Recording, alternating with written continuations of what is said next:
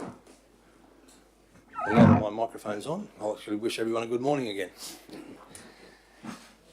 As is customary when we open our meetings, councillors, we acknowledge the traditional owners of the land on which we gather, the Darumba people, and pay respects to elders past, present and emerging. We have a full attendance today, so no leave of absences or apologies. Item 4, confirmation of minutes. Oh, beg your pardon. One thing I was almost remiss, Councillor Rees, would you mind leading us in the opening prayer, please? Oh, yes, thank you. Yes, Father, thank you for this. Another wonderful day on the Capricorn Coast and Livingstone Shire, Lord. And Father, we just pray that you bless this day. Help us, Lord, to make good decisions today. We pray, Lord God, that you give us wisdom and understanding. And Father, we thank you for the privilege of serving you and your people. In Jesus' name, amen. Amen. Thank you very much, Councillor Eastwood. Item 4 is the confirmation of minutes of the previous meetings. Madam CEO, Acting CEO, how did you want to deal with these? Lump sum or individually? Do them individually? Okay, all right. So we have the meeting minutes from the ordinary meeting of the 15th of August 2023. Can I get those confirmed, please? Moved Councillor Friend, seconded Councillor Mather. Thank you. All in favour? Carried unanimously.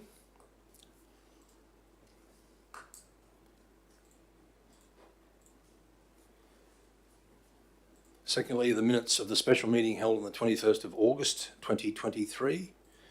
Can I get a mover and a second? Moved Councillor Swadling, seconded Councillor Mather. Thank you. All in favour? Carried unanimously. And the minutes of the special meeting held on the 5th of September 2023. Moved Councillor Watson, seconded Councillor Friend. All in favour? Carried unanimously. Thank you, councillors. Are there any declarations of interest in matters on the agenda, councillors? Councillor Watson and I are waiting on the Condon Drive matter to find out whether it's actually coming through in a company name, but we just want to make sure it's not close personal friends of ours who are the directors. So we'll receive advice in relation to that from the officers in the course of the day before the matter's dealt with by council. Any other declarations, councillors? So just to clarify that, Mr Mayor, which one are you referring to that could be conflict? That's item number 11, sorry? 1110. Okay. Councillor Mather. Thank you. Sometimes a bit tricky when it comes through in a corporate name and you don't really know who the directors are. I'll just some clarification here, Mr Mayor, if anybody else has one ahead of me.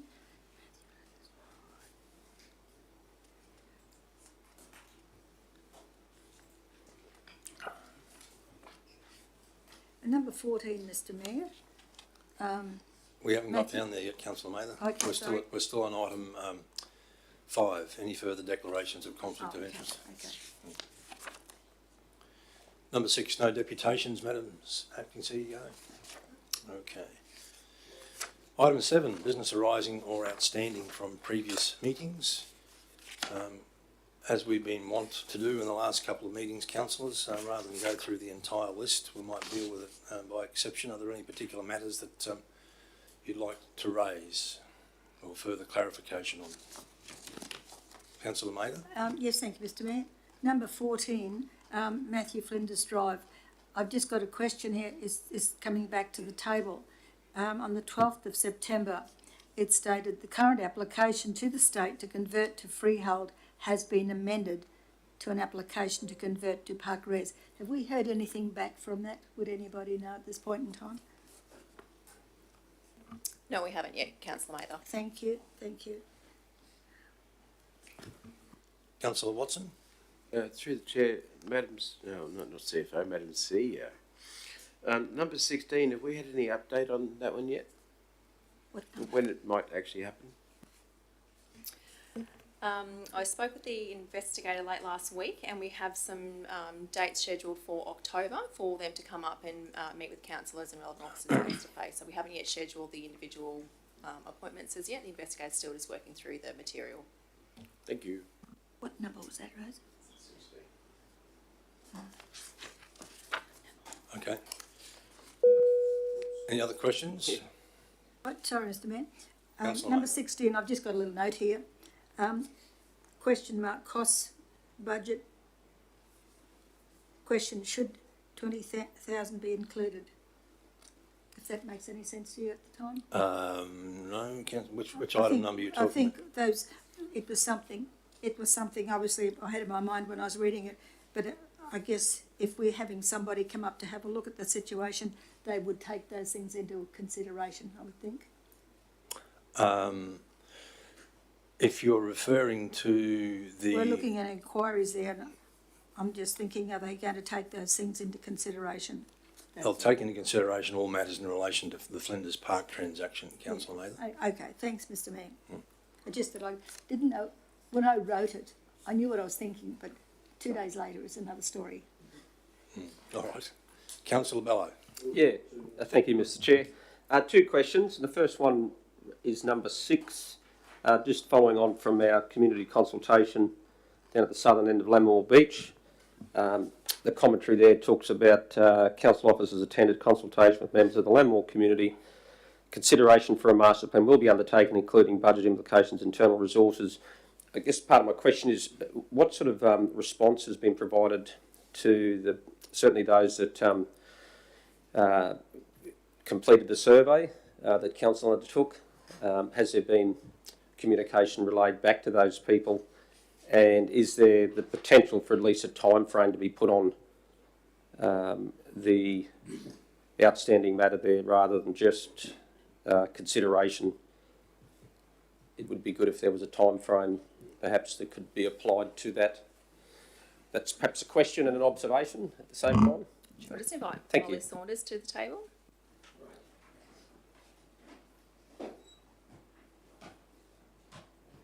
Good morning. A briefing report is coming to the 3rd of October briefing session, which details the results of that survey.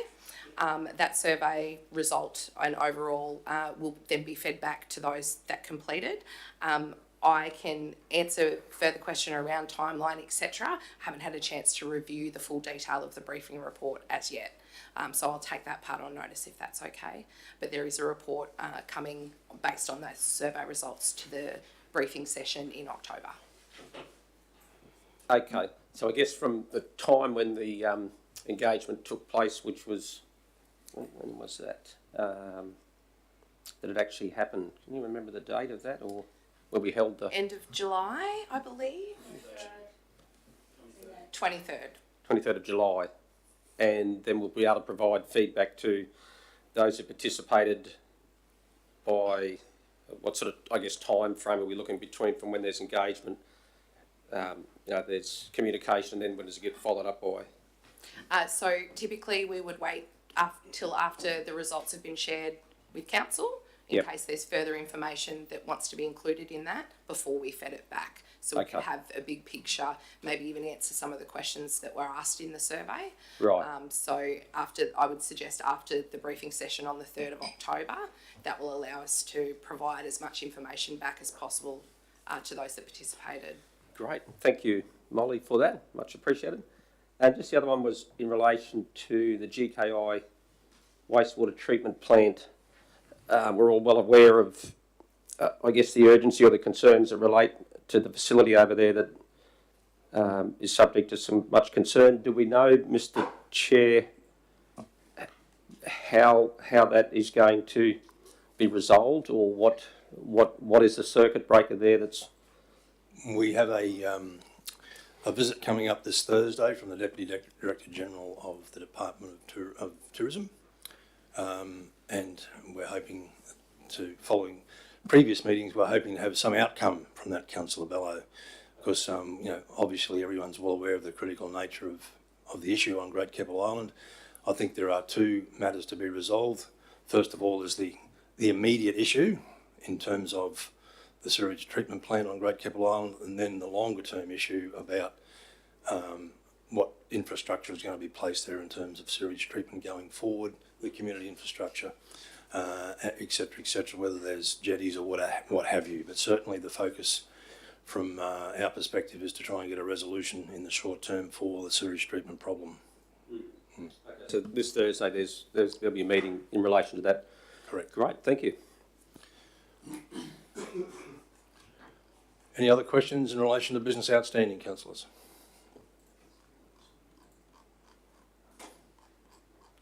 All right, can I get a mover and a seconder, please, that they be received? Moved Councillor Watson, seconded Councillor Mather. All in favour? Carried unanimously. Thank you, councillors. Item 8 is presentation of petitions. No petitions, Madam CEO. All right. Item 9, councillor delegate reports. There is one matter here, council, that is actually from me, and I have a statement to read, so please bear with me. Under section 150W1B of the Local Government Act 2009, the Office of the Independent Assessor, or the OIA, may refer complaints made to it in relation to inappropriate councillor conduct back to council for determination on the complaint. We all know that. Under councillor complaints investigation policy, the Chief Executive Officer is obliged, pursuant to section 5.4, to provide a confidential copy of the Office of the Independent Assessor's referral notice to councillors and offer the opportunity for any councillor to request that the Office of the Independent Assessor's recommended approach to management of the investigation be referred to a council meeting for consideration of an alternative. Complaints against 3 councillors in 2021 were referred back to council to process the complaints. At the February 2022 ordinary meeting of council, it was determined that the treatment of these complaints had been handled incorrectly, in that they were referred to me as Investigation Manager, section 5.5 of the Councillor Complaints Investigation Policy, by the Office of the CEO in error and without reference to councillors. Incorrectly, I determined at the time that a reprimand was in order and the Councillor Conduct Register was noted accordingly. It is now known that this approach to achieve early resolution was invalid and that any sanction purported to be imposed was unlawful without reference to council. The handling of this matter was referred to the Office of the Independent Assessor for assessment of the breaches of the Councillor Conduct Complaints Policy. The Office of the Independent Assessor referred the matter to the Councillor Conduct Tribunal as an allegation of misconduct on my part. The Councillor Conduct Tribunal has recently ordered that my behaviour in this matter was misconduct. The Councillor Conduct Tribunal has ordered me to, and I make, this public admission to this council meeting that my actions in this matter constituted misconduct. Needless to say, many lessons have been learned throughout this matter, and there will be no repeat of it. A summary of the review will be published on the Department of Infrastructure, Local Government and Planning website, as well as on council's. Those seeking further detail are referred to these platforms. Councillors, I'd like to move that my statement of admission be noted and recorded in the meeting minutes. I move. I move. Councillor Watson is seconding. All right. And if there's any questions, councillors, I'll endeavour to answer them within the legal framework that we have. Yeah. Is there any ability to make a statement, Mr Mayor, without asking a question? Well, I've just made a statement, Councillor Mather. I'm not sure what the legalities around it are, so I would probably caution you not to. Oh, that's a shame, Mr Mayor. Before you, in case you end up in hot water. Oh, Mr Mayor, nobody can be in more hot water than me. Well, more hot water, Councillor Mather.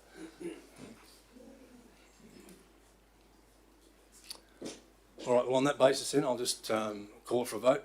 All in favour?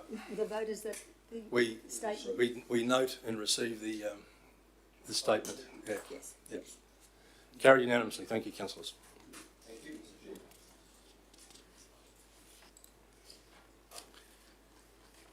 All right, questions on notice? Statements or motions on notice from councillors?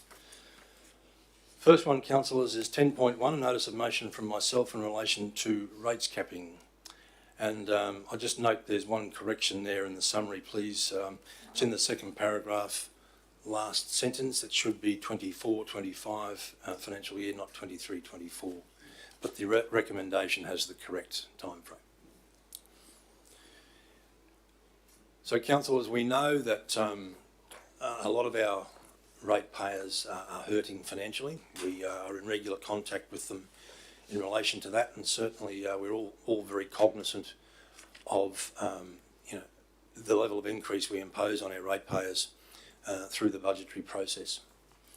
We have a number of tools available to us, particularly given that there are have been very significant land valuation increases in the Shire in recent years.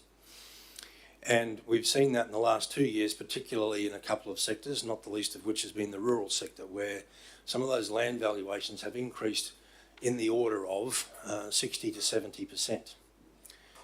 Now, as you know, when we get the land valuation, we multiply that by a rate in the dollar that council charges for its general rate. When you get a 60 or 70% increase in land valuations, it doesn't matter whether you leave the rate in the dollar as it is, or whether you increase it slightly or significantly. But if you leave it as it is, it's still going to be a major impact on those ratepayers because of that valuation increase. So what I'm seeking here, councillors, is your support that we look at capping going forward in the 24-25 financial year, and we ask the officers to bring a discussion paper to the budgetary sessions that we have going forward in relation to what the impact of rate capping over, and I think it's fair to say all of the categories within council. We shouldn't just single out one or two, because I think for equity we need to have a look at the impact of capping on all rating categories. So at the moment we're just looking at a report coming forward. Yes. Yep, so as the recommendation says, councillor, is we consider capping in 24-25, investigate capping across all different categories, and officers conduct a workshop on the methodology relating to rate capping, including but not limited to the budget implications, risk assessment, operational implications, and staffing considerations. Okay. So I'm moving that, obviously. Councillor Bello is seconding. So anyone speaking against? Yes, I am, Mr Mayor, thank you. Mr Mayor, because the budget, the framing of the budget and the categories and all of the things that consists of debate, this is one option at our disposal to be able to, shall we use the word solve, a short-term problem, and that's valuation, because let's face it, it's a moving target. I would like to see us have a workshop separate to the budget, in advance of the budget, just dedicated to the implications that this could cause. Because I remember over the years, no, I'm not looking at just capping, because every time it's been raised in a previous council I've been involved with, it always comes up. It's got to come up sometime. Now, the sometime is when is determined by the table, no doubt. But my thoughts would be, let's get something bedded down well in advance of the budget. This isn't the only answer. If we have to introduce new bans in some or all of the land categories, that's what we have to look at. And I personally think that's the answer. It may not be the only answer, but I don't think capping at this early stage, concentrating that's going to be the be-all, end-all of our headaches, because it's not. And that's done in good faith, Mr Mayor. I just would like to think that we'd have a separate workshop that's all these things here we're talking about, the risk assessment, the staffing implications, the budget implications. I mean, we probably had a windfall by overcharging some of these people accidentally. It certainly wasn't intended. But if you take away those big windfalls, as we've had it, where does that leave us budget-wise? So there are lots of things that we need to consider, and I don't think capping is the answer, but I'm willing to look at anything. But certainly we need to have something in advance specifically tailored for this whole topic of budget. All right, thank you. Anyone speaking for? I'll speak for it, Mr Mayor. I guess we're only looking at how capping will work and if it'll work. And I'm sure during the budget exploration, we're going to look at all other forms of rating. We're going to look at what's going to best work for the Shire and for our people. So I'm actually quite confident in supporting this one, Mr Mayor, and I thank you for bringing it to the table. Thank you, Councillor Ashford. Anyone else speaking against? For, Councillor Friend? I have a friend. Oh, I have a friend. I am a friend. Mr. Mayor, Mr. Mayor, I have a question. So my question is, how many other councils, perhaps rural councils and remote councils, actually undertake this capping, and have they found it successful? I know of two local councils, Banana Shire and Central Highlands, that use it, but the acting CEO might be able to throw some more light on that than I can. I wouldn't say that it's used across all local governments. It's a tool that is available. It is available to all local governments, but not everyone uses it. It's probably not widely across all rating categories, just from the quick research that we've done in the past couple of weeks on this. Within our area, it's predominantly for rural landholders, and the capping rates range from 10% up to 30%. So it just depends on individual council circumstances, budgetary requirements and all those sorts of things. So it's a tool available for council consideration. Thank you. I do believe that the CEO said that, not this CEO, the other CEO, that Gladstone has it. Yes, I think you're right, Councillor Watson. Yeah. Yeah. Councillor Friend? Yeah. Thank you very much. I'll speak for it myself. A lot of rural and grazing properties are doing it quite tough, especially with the high valuations. We've heard a tremendous amount of complaints come forward. This is a step in the right direction to actually set the boundaries and set the forward works for our next budget into the forwarding years. And it's one tool that we can use, and we will discuss it in a workshop. So I'm quite pleased that something's being done as opposed to nothing being done. Thank you very much, Mr. Mayor. Thank you, Councillor Friend. I might just open the floor, councillors. I don't think anyone's going to speak against. I'm hoping not anyway. But just essentially open the floor for any further comments. Councillor Swally? Yeah. Through the chair, yes, Mr. Mayor. Thank you. I'm once again also having some consideration. I'm fully supportive of this motion. I certainly live up in a rural area, and from that perspective, I get a lot of information, a lot of calls in regards to the how tough we're doing out in the countryside. So certainly something that we need to look at, and all options when it comes to the table to discuss through a briefing.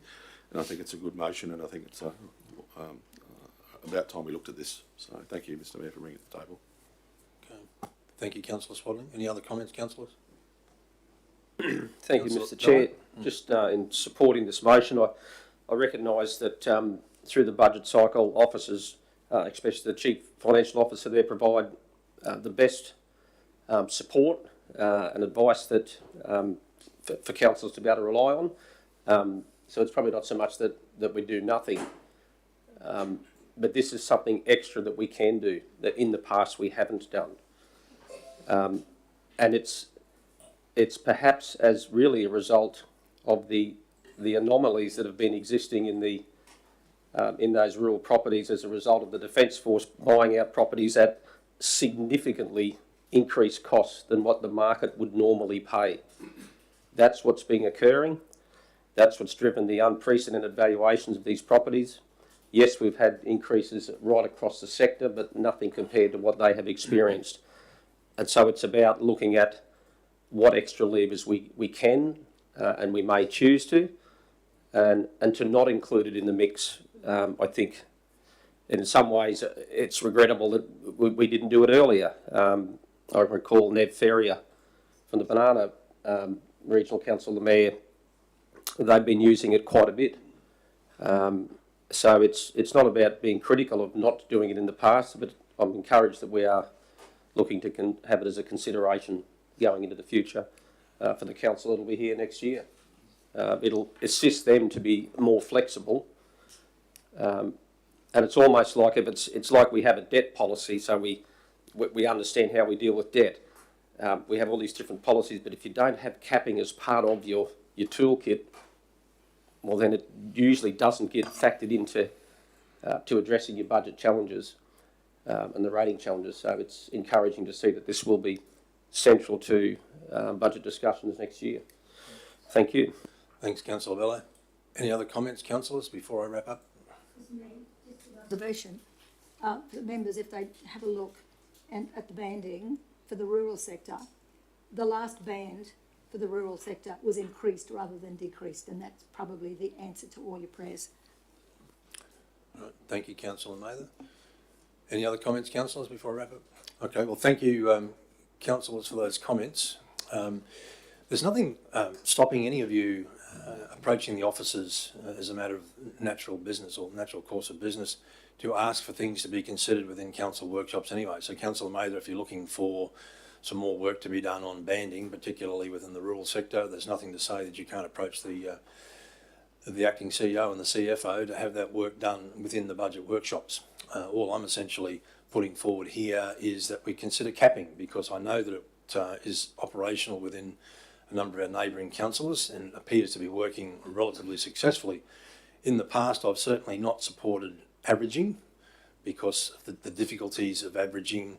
I mean, it's great when they apply averaging, but if you ever make a decision to move away from averaging as a methodology for rating, the impact of that is quite significant in a negative way. So ultimately, I've never supported averaging, but certainly capping, I think, is something we're looking for. And Councillor Mather, you said you're prepared to look at all sorts of tools as part of the process. In our Act, we have all those tools in our kit. As is capping, Councillor Mather. That's capping. And so all I'm doing is seeking your support to have a look at capping. But as I'm saying to you, there's nothing stopping any of the councillors approaching the officers offline and saying, well, can we have a look at this or that or something else? Okay. So moving myself, seconded Councillor Bello. All in favour? Those against? Carried. Thank you, councillors. 10.2, Councillor Friend, Byfield Footpath Forward Works. The floor is yours. Thank you, Mr Mayor. The Byfield Reference Group was formed to liaise and instigate the master plan for the footpaths of Byfield. Members, residents, councillors and council staff have been meeting every 3 months, with one exception of 6 months. Our latest meeting was on the 6th of September.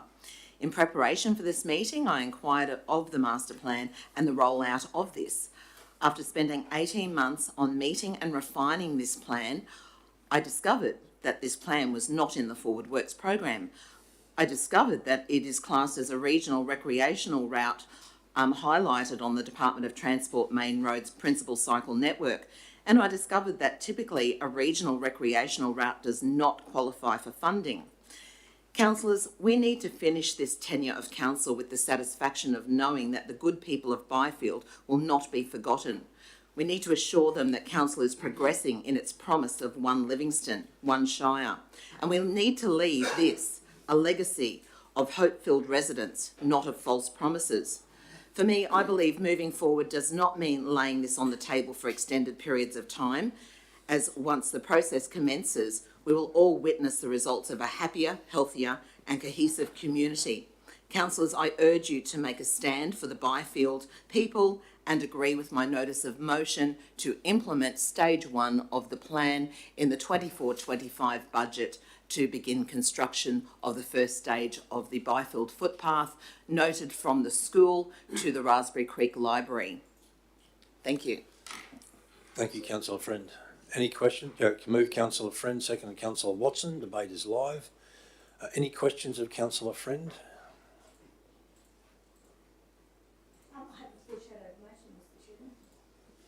Have you given that to Justine yet, Councillor Mather? No. Okay. Right.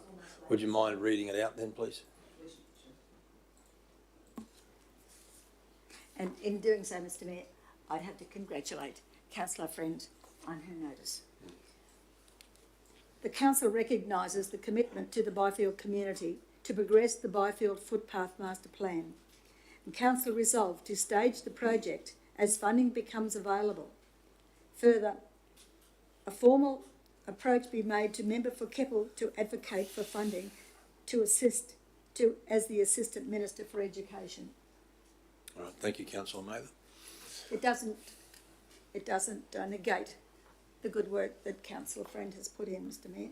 No. But councillor Friend, I think, is seeking specific budgetary allocation in particular years. That is correct, Mr Mayor. Absolutely I am, because there is absolutely no funding at this time under the bicycle network pathways. So therefore, I am seeking that specific allocation. I'm seeking that the table approve my particular notice of motion to get the works underway for the Byfield people who've been waiting a tremendous amount of years for this. Thank you. Okay. Councillor Bello. Yeah, question actually, Mr Chair, if I may, and perhaps it's to the officers from infrastructure, or perhaps could provide some greater detail on the methodology of how footpaths are prioritised, how that forward works and capital works are prioritised. That sort of information would be most helpful. Yeah, morning, Thank you. councillors. You need to put your microphone on, Sean. Yeah, morning, councillors. Is it possible to get the commentary up on that, please? We provided Michael some commentary just to give it some context. We have approximately, at the moment, we get requests for footpaths all the time, and at the moment we've got about 115 on a list. And if you added the value of all these up, it'd be millions and millions of dollars. Now, this particular, the officers who receive these customer requests, they have a little system of scoring them. It comes into population, location, safety risks, and there's another criteria. There's 4 criteria. I just can't remember the other one. I'm not sure if it's in there. But anyway, yeah, there's a lot of competing priorities, and at the moment, this one, I think it came in at about, it says 114th out of 115th. I don't think it was that low, but it is at the lower end. As you could understand, you've got a low population, it's out in the bush. The stages go from Waterpark Creek Road right down to Yaxley's Road, which, yeah, is, you know, quite remote. So if we put that on into the Forward Works program based on the priority, it comes out at about 2040 or 50, and we didn't want to say that to the people because that I think that would be a bit embarrassing and a bit of a joke to say, oh yeah, you're not going to get a footpath till 2050. So we just said we didn't have any plans at this point in time to do that work. Now, you know, that can be brought forward, it can be put into a program, into the Forward Works program, but it will push something out and potentially push out one of the higher priority footpaths. But that's just putting a bit of context around it, I guess. All right, thank you, Sean. Does that answer your question, Councillor Bello? Yeah, it'd be interesting to see a list of the footpaths, you know, so you can actually read where the footpaths that have been approved. Yep. You know, the top 20, for example, that have been waiting for 1 year, 5 year, 10 years, and then even others below that are not yet been able to get into that list, so we can get some context about other communities that are also waiting. That's to try and balance the priorities, I guess. Is there the ability to provide that? Yeah, we can bring a report to the next information briefing session or something. So do you want to lay this on the table, Councillor Bello? Well, I guess the reason for the question, like even the Olive Estate have been also querying on footpath network within that estate, which we had a meeting out there with the group as well, and they were going to be 20 years out from when it was going to be conducted. So taking into consideration the priorities that you guys have to try and work to, based on your methodology, I'd like that list provided until I'm prepared to make a decision, I guess. So, Mr Chair, I guess to answer that question in a very long way, yes, I'd like to lay it on the table until we've got that additional information, whether it's later in the meeting or not, or if today's possible. Yeah, it can be today. I don't want to defer it longer than we need to, but that would be my preference, Mr Chair. Moving a procedural motion to lay it on the table to later in the meeting, pursuant to further advice on prioritised footpaths. Yes, please, Mr Chair. Thank you. All right, all in favour? Okay, those against? Happy?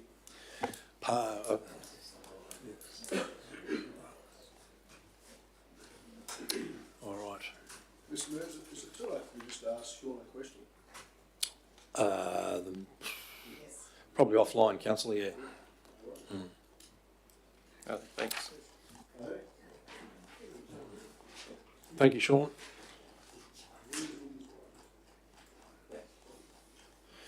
Ten point three is a notice of motion from myself in relation to Cooey Bay Gardens fence. As you would have read in the report, councillors, I was approached by the body corporate of the Cooey Bay Gardens.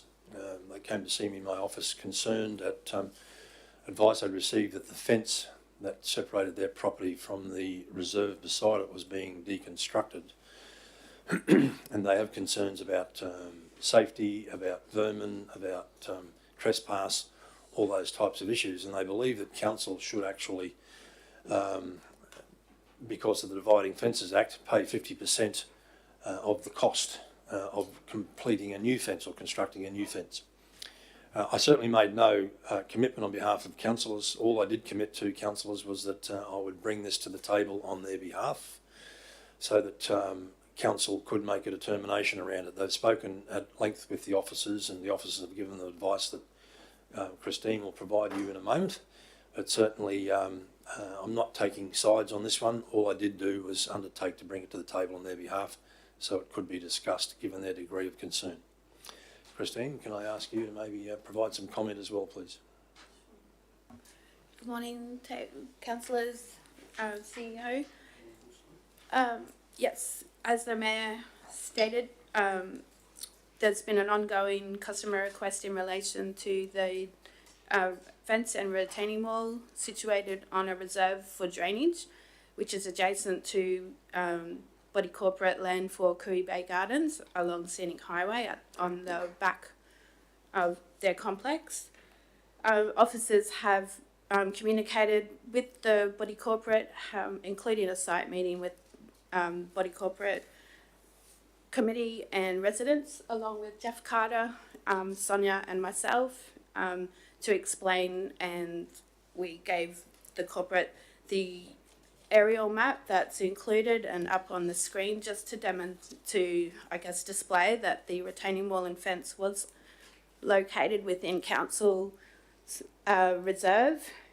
Generally, council does not contribute to dividing fences on council or land dividing between freehold land owned by someone else and council reserve land. So we followed our legislative and policy position that we would not contribute to the cost of any fence adjoining that land. The options for the body corporate, of course, were to install a fence on their own boundary, apply to the state to purchase part of or some of that reserve land, noting that council would be consulted by the state as to whether we consented to that reserve not being needed for its purpose and being able to be sold to the body corporate. So that is also an option, but our correspondence to the community of the body corporate was that council would not contribute, but that does not stop council making an alternative decision. I guess the matter is here at the table for that consideration. Thank you, Christine. Any questions of the officer? Councillor Friend. Thank you, Mr. Mayor, through you to Christine. Thanks, Christine, for that information. Just a couple of questions. The current fence was erected totally within the land that's within the council trust. Who erected the original fence? Myself and the development assessment team trawled through many archives. We could not establish who erected that fence. Okay, and the drainage area in question to my left here, does that pose a potential danger or hazard in any way? So when it's raining, is that there's drainage there? Is there an open drain, an open pit? Is there any? There's no hazard there. I think it's more a case of its proximity to the tidal area. Certainly. We haven't had any experience of open channel flow through there that's caused issues. Okay. Certainly. So we don't know if children actually reside in the area of that freehold land. No. Okay. In answer to the question before, it appears that when the development was approved, there was a requirement to build the fence. same reason, and planning can't work it out, instead of it being built on the boundary of the body corporate's land and the drainage reserve, it was built on the boundary of the drainage reserve and the road reserve. Sure, I've been unable to determine why. sure. But what that basically meant is it's demolition being solely council's issue. It hasn't been body corporate's issue to demolish that. Certainly. And there's no way, as you said, you've tried and looked and can't find who actually erected the original fence. Okay, It was a development condition, wasn't it? So one would assume that the development is, that possibly on right, but I know why. okay, thank you. Councillor Watson, question? Just a question, Christine. Just say we went ahead and built this fence.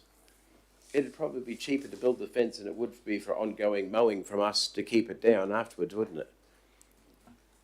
'Cause no one's going. They're not. The body corporate's not going to be interested in maintaining it afterwards, are they? Whereas they're maintaining it I currently. couldn't speak for the body corporate in terms of what their maintenance obligations might be. They have maintained that area to date. If a fence was installed on the adjoining boundary between the reserve and the body corporate land, so then council would have to commence maintaining that area, which is the drainage reserve. Cost for maintenance is not something that property is aware of. That would be, you have to take that question on notice for open spaces. Manager of parks, etc. too. Yeah. Is that something maybe the general manager could answer? Sorry? Category C. What's that mean?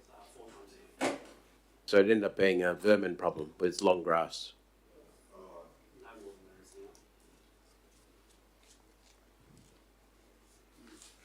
now. I'm sure they'd maintain it more than that, though. The current people that are looking after it. There are adjoining landowners that have, in the past, maintained road reserve and drainage reserves. But I'm talking about this particular one, though. They're obviously looking after it. These guys had done that, thinking that It was there, that's right, yeah. Yeah, we're accepting that it's council's responsibility to maintain the mowing and slashing, and that's what would happen. The other question is, just say there was a fence to be built again, would you replace it where it is now, or where it was, or you'd have to go back to the other spot, to the new, where the new alignment is? There's no plan to replace the fence with demolished. It's between a drainage reserve and a road reserve, which is not required. As I said, it appears that the developer put it on the wrong boundary, and we don't know why. So either way, council's still going to have to maintain that area.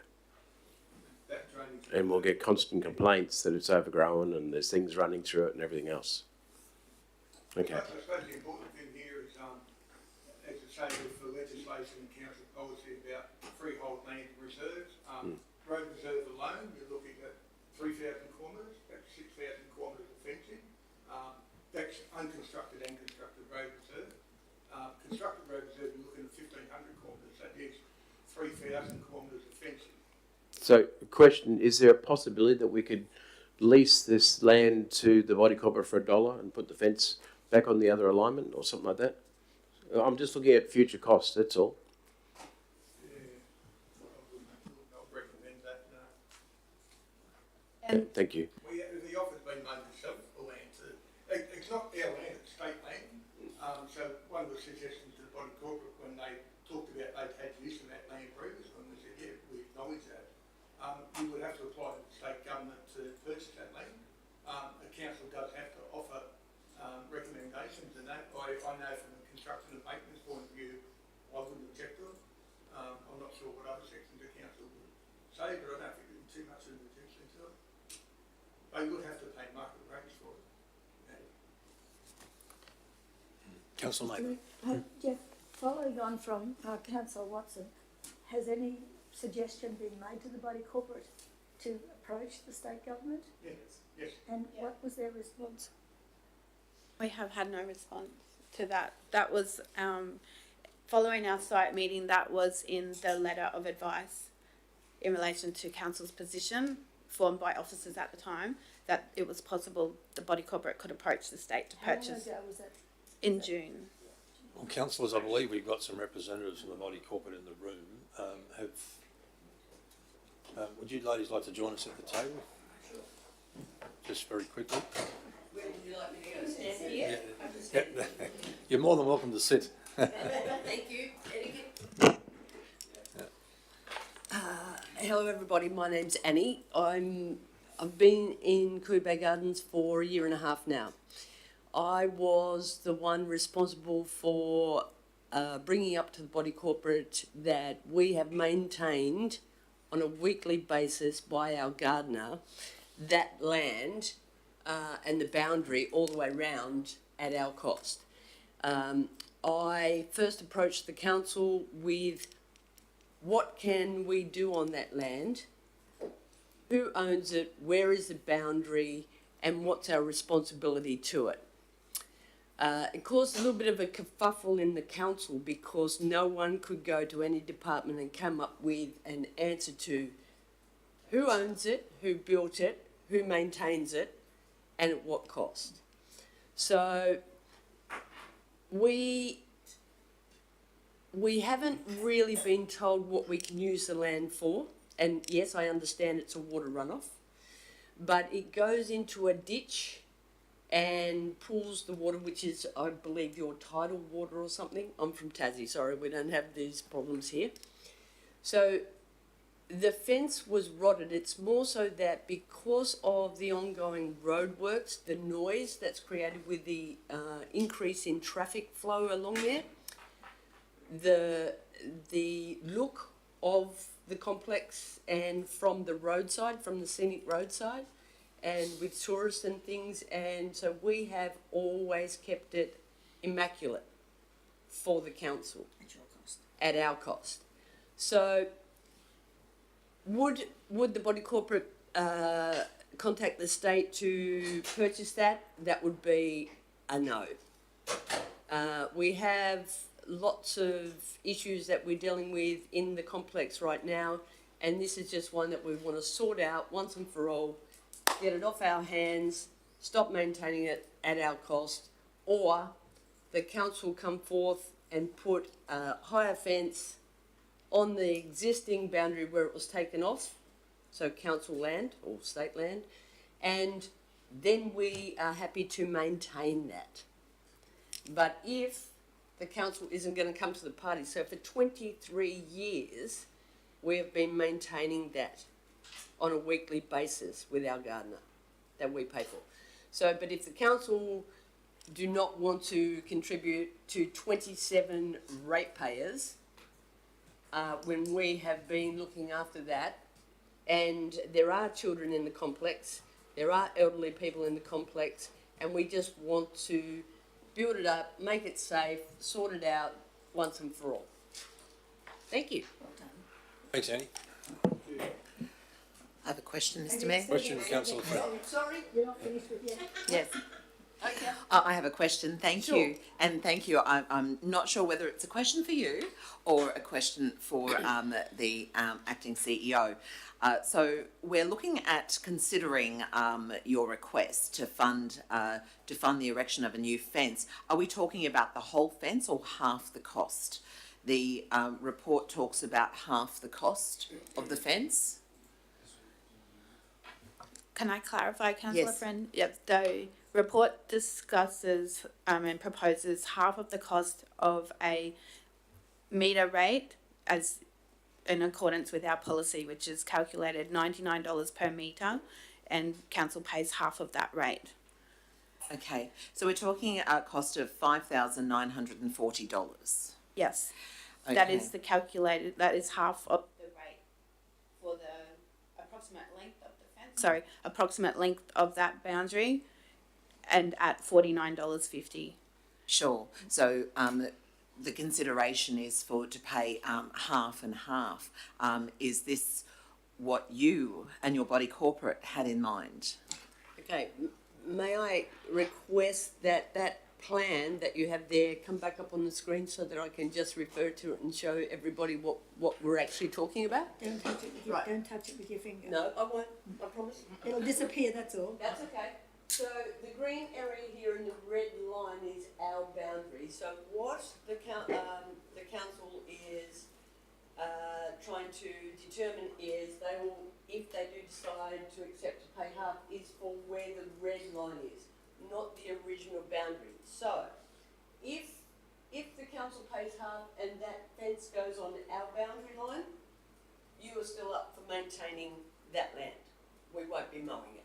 But, here's a little kicker. If you'd like to reinstate a new soundproof fence from the scenic highway, then we won't be paying half of that. That will be council's full cost, but then we will maintain that with our gardener. Thank you for clarifying. Not a problem. Question to Annie, Mr Mayor.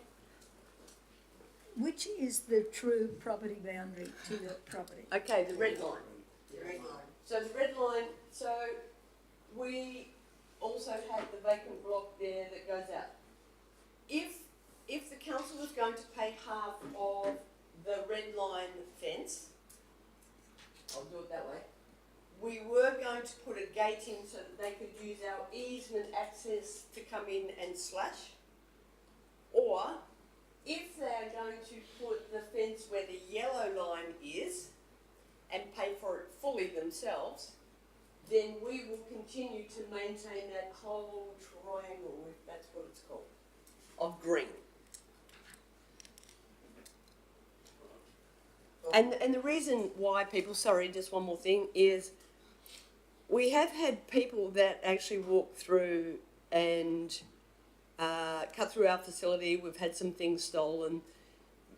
But I think a lot of the elderly residents in there are concerned that with the juvenile stealing of cars, etc., and burning it out, they can actually access through that dip now with no fence at all, because it's graded now to try to keep the runoff, etc., that they will probably start hooning around on council land, as well as put a risk to the elderly. That's the green area. Yes, the green area. But the red area is the proper boundary. How tall's the fence? Apparently so. It's a bit tricky, isn't it? It is very. It's not the only tricky thing. Councillor Watson, is there a question for the officer? Yes, sorry. I just didn't want to. I'm just wondering if the fence was built on the red alignment, how tall would this fence be? How high? I don't know what sort of a fence. That's the Yeah. I expect The, a fine paling fence. The Like Act, yours? the Neighbourhood Disputes and Dividing Fences and Trees Act refers to sufficient dividing fences, and depending on the situation and locations, what is considered a sufficient dividing fence may differ. What your version of a sufficient dividing fence is may differ than the body corporate's version. The old fence, how high was that then? It was 1.8. 1.8, was it? No. No, it wasn't. No. No, I'm sure it's only about 1.2 or something. It would have been, yeah, maybe 1.2 maximum, could have been as low as 9.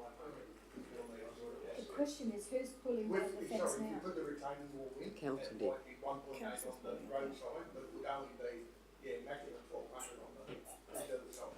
Mr Mayor, it would appear that council's pulling the fence. Council is pulling the current fence down at the moment. Yes, It's done. It's all done. it's all down. So, was there consultation with the body corp? Yes, it was. So, That's my understanding. It wasn't. with that being pulled down, has there been any instruction to those who pulled it down as to what goes back up? Yeah, the fence was on the wrong alignment, as I understand it, council made, so. The fence was on the alignment between the drainage reserve and the road reserve. It was in pretty poor shape. It did require But it was demolition. in reserve land entirely, not. Yeah, it's basically dividing two areas of reserve land. The thought is there's no need to put a fence back up. If I could just add, We don't think that drainage reserves generally. yeah, and it may be completely irrelevant of no help at all, but my understanding historically, because it was retained, was there a sleeper retaining wall built there that the fence was on? Yeah, 600 mil high. So Which I think from legacy, It's not engineered. no, but from legacy, the developer did it to provide some more recreational land.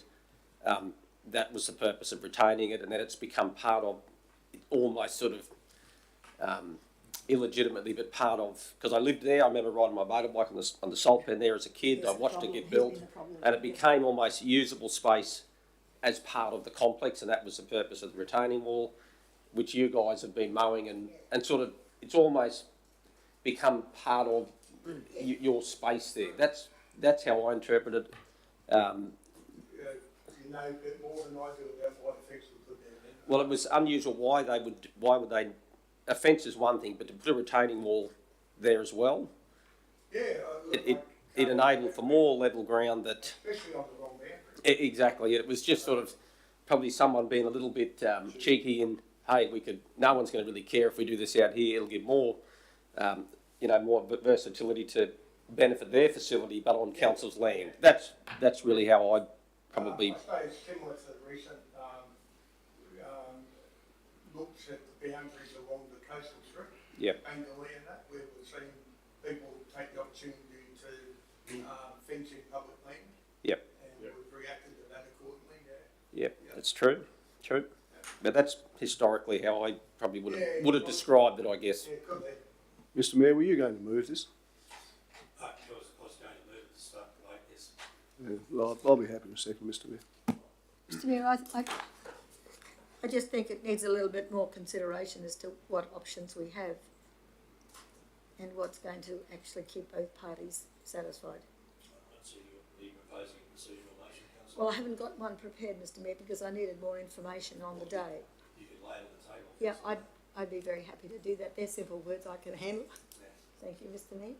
So council has more discussion in relation to Future workshop. cost. Yes, I think that's better than Councillor Mayor, I might need to answer that question.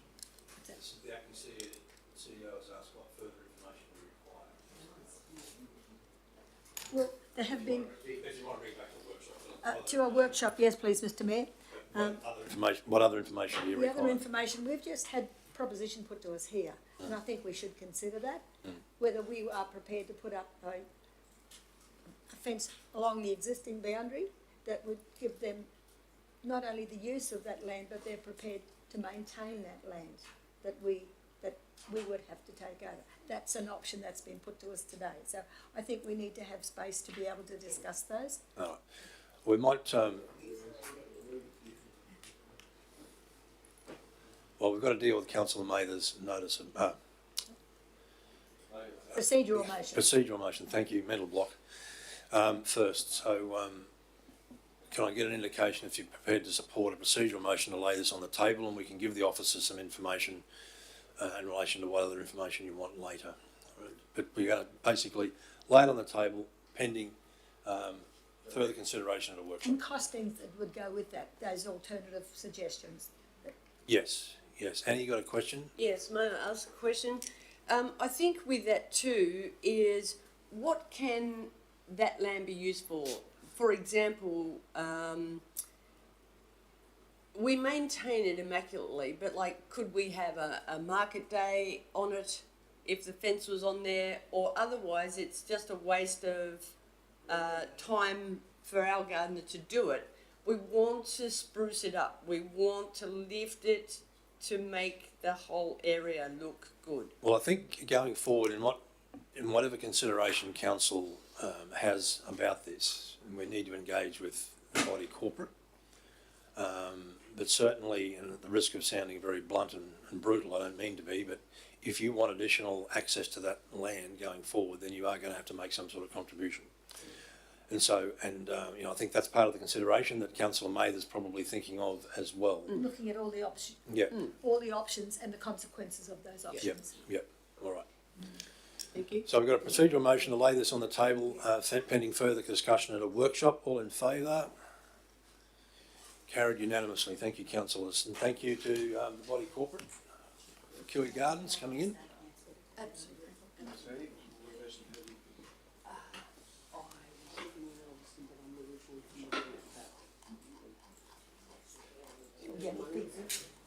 Where are you? There we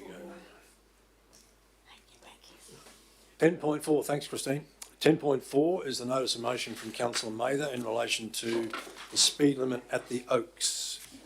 And for those viewing online who aren't familiar with our geography here, the Oaks is the area around the service station between Yeppoon and Rockhampton. Thank you, Mr. Mayor. Councillor Mather? Thank you, Mr. Mayor. And for the for those viewers who don't have the agenda in front of them, I'll just read this 3 lines. The council lodged an official request to the appropriate officers within Queensland Transport in Rockhampton, seeking a reduction in the speed limit from 100 to 80 kilometres an hour in the vicinity of the Oaks on the Rockhampton-Yeppoon Road. Okay, so some background on that, Councillor Mather, please. If I had a seconder, I think we need a seconder. Thank you very much All for right. that. A mover, Councillor Mather, seconded Councillor Eastwood. Thank you, Councillor. Mr. Mayor, we know that the traffic on that road is very, very busy, and it's improved. It's increasing, and anybody who uses that road, and I'm sure we all have, some more than others, it's quite dangerous if you're there at the wrong time and you're trying to get into a line to move on with your journey. I've seen some people, and I've almost been skittled there, trying to make an informed decision, giving it a break in the traffic, which is rare on occasions. But what we have is a risk factor that has been identified and that can be alleviated with signage to say slow down at this juncture, because there are people coming in off the highway to get fuel or whatever from the servo, and there are people leaving the site. And all of these people don't live in the area. Some of them are visitors, many of them are visitors.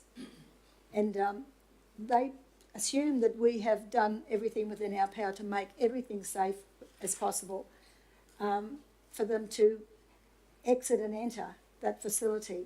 So observing the hazards that are around the Oaks, on a busy day especially, I think it's important that we recognise what we can do and can't do to alleviate that situation.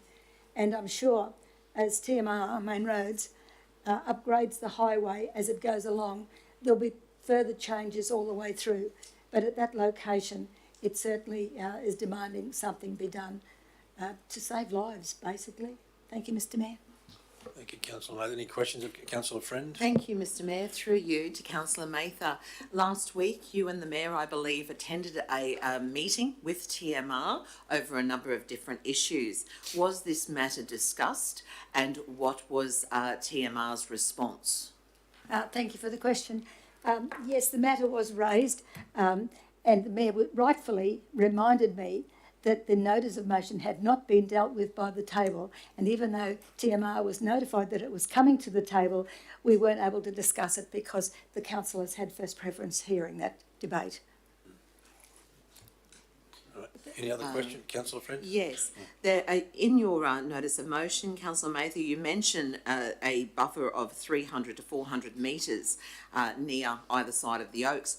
The overtaking lanes on the western side of the Oaks, so to speak, towards Rockhampton, that's not 300 to 400 metres.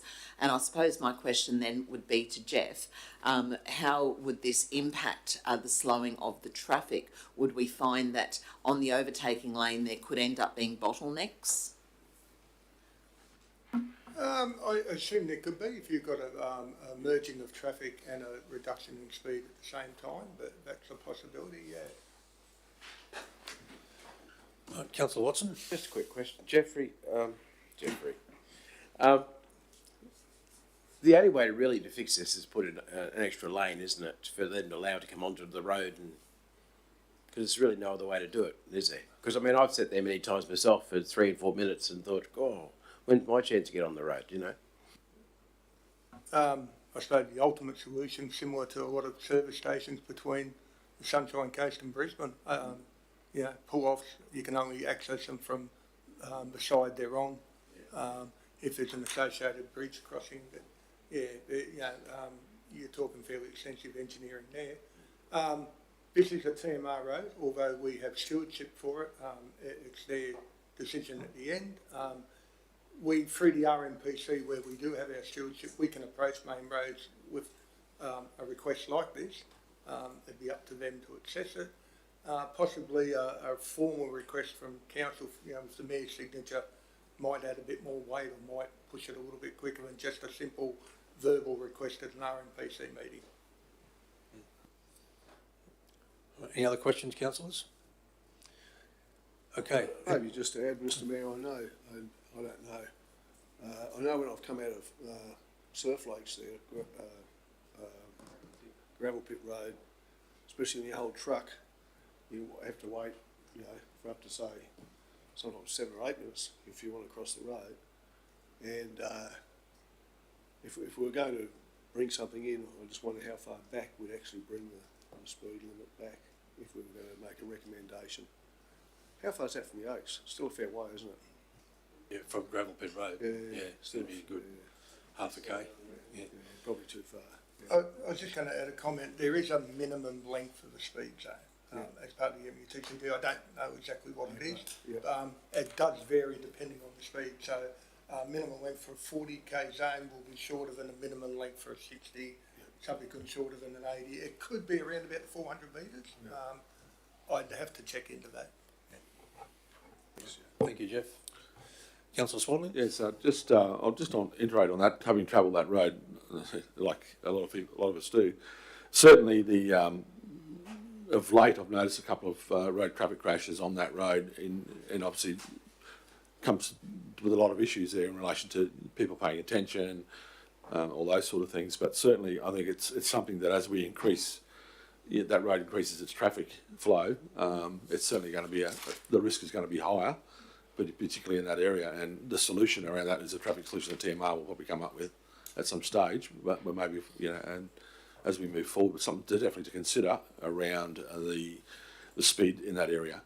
Certainly, because I mean it is dangerous. The buses that come off, people come off the main road at a rate of speed as they turn off the road into an area which could see multiple car accidents happen or go into the shop. So I think there's certainly something that needs to be done, and some consideration needs to be done around the speed, certainly, or some sort of calming device. Thank you. Right, Jeff? In the past, I think in the last 5 years, I have seen preliminary plans for the duplication of Yeppoon Road all the way through to Old Rockhampton Road, I think, or maybe even down to the roundabout where the BP is. So long term, I suppose Main Road's answer is to separate the two traffic flows. So you typically be left in, left out at facilities and roads, and there possibly will be U-turn facilities further up, similar to what they're talking about at Tui Darien Road at the moment. Probably a fair way off. So is a reduced speed limit a temporary solution until that happens? It would be for Main Roads to decide that, I'd say. We could certainly ask them the question. And also ask the question, what is their expectation for the time frame? Because at the end of the day, with their arguments, I mean, a simple U-turn still can cause some issues. But I think they need to be looking at how long they're forecasting that duplication. Do we know at all? That's some of the questions we could ask, simply just because it's going to continue to add more flow. You've got double duplication coming down that road. They're all going to come into a bottleneck at that point doing 100 kilometres an hour. That's going to be an issue. Thanks. Well, we know for a fact now that the duplication down to the Yeppoon side of our Tui Road Darien started. Probably got about an 18-month, I think they've quoted 12, but I would think about 18-month construction period. Further down the track, I would have to ask Main Roads their timing for the continuation of that duplication. I'm just not quite sure at the moment. It probably depends on budgets and governments and a lot of things. One would probably suggest it be after the Olympics. Thank you. Perhaps just to feed in support of the motion, but Main Roads have made it clear that they want to achieve a continuum of 100 km/h speed limit through there. That's been their commitment and their priority, which that's for them to determine. I guess for me then it'd be to add the additional commentary that given that that's your priority, the observations from the council has been at the Oaks intersection there is severely concerning in terms of safety. How do you guys continue to achieve your 100 kilometre hour priority with the current state of that intersection.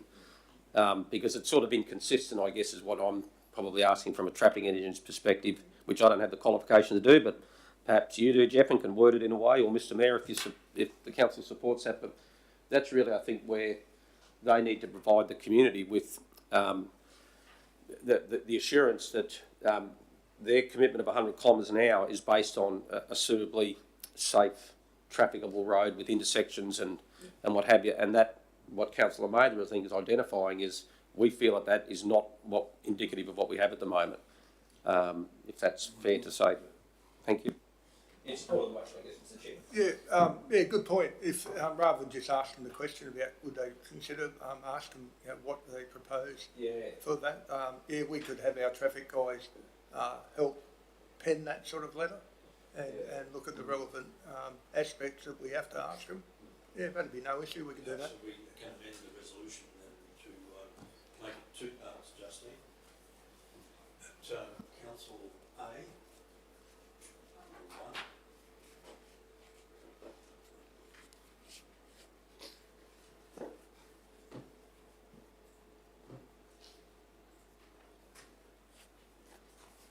Lodges an official request to the appropriate officer seeking reduction of speed limit from 100 to 80 kilometres an hour in the vicinity of the Oaks. And two, requests, what would be the appropriate word, whether it's explanatory comments or is it going to be some sort of document? I would, how would we word it? Request, is it details or confirmation of, I'd have to think about it. I'm just struggling at the moment. Request details of, requests details in relation to Or standards applicable to the lowering of the speed limit in this area. Yeah, in relation to standards appropriate to the current speed limit within this area. Sorry, there we are. Councillor May, are you happy with that? I think we know what we're talking about, and I think that could be explained in a letter. Yes. In more detail. I'm happy with that, Mr. Mayor. Yeah, that's very true. We'll null it out and whatever. Councillor Russell, you happy? Yeah, that's good, Mr Mayor. Yep, no problems. So, any further discussion or debate, councillors? Councillor May, you want to wrap up? Yeah, just very quickly, Mr. Mayor. Sorry, You haven't given anyone a chance to speak, Mr Mayor. Oh, heaven forbid. Councillor Friend, comments? Yes, Mr Mayor, I'm going to vote against this today only because I believe that, as TMR have already noted, that it is a 100 kilometre zone. I do understand there's always a risk to motorists who actually enter and exit the Oaks. This is upon their own risk in doing so and their own choice of using a privately owned business.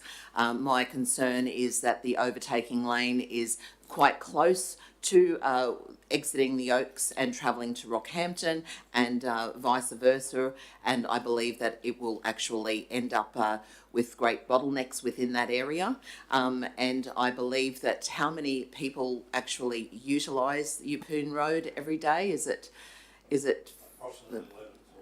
11 to 12,000 people, so I think for the amount of people that actually utilise the Oaks as opposed to those that travel the road daily would be an impost to those travelling past the Oaks. In the busy times, I know that people have to wait quite a few minutes to get onto the Yeppoon Road from the Oaks, but in the lesser busier times and not peak hour traffic, it's quite easy to access and exit, and I've done it many times myself because there's always breaks in the traffic quite regularly. So it's that bottleneck that does concern me, and I believe that this is purely for TMR and that council should not even approach TMR in this regard because it really is up to them, especially with all the roadworks that they're undertaking at the moment on the Yeppoon Road. So this is why I'm voting against it today. Else before? I'll speak for it, Mr Mayor. I'd like Councillor Friend to take my truck for a drive one day. She might find it a little bit more difficult to get out. No, thank you. Look, I guess we're just posing the question, is it possible? If it is, great. If it's not, they're certainly going to come back with their engineering reasons why, and I'd be quite happy with that. So it's just putting it out there. If it can work for them, it'll work for us. If it doesn't, then we're just going to have to live with it. Thanks, Mr Mayor.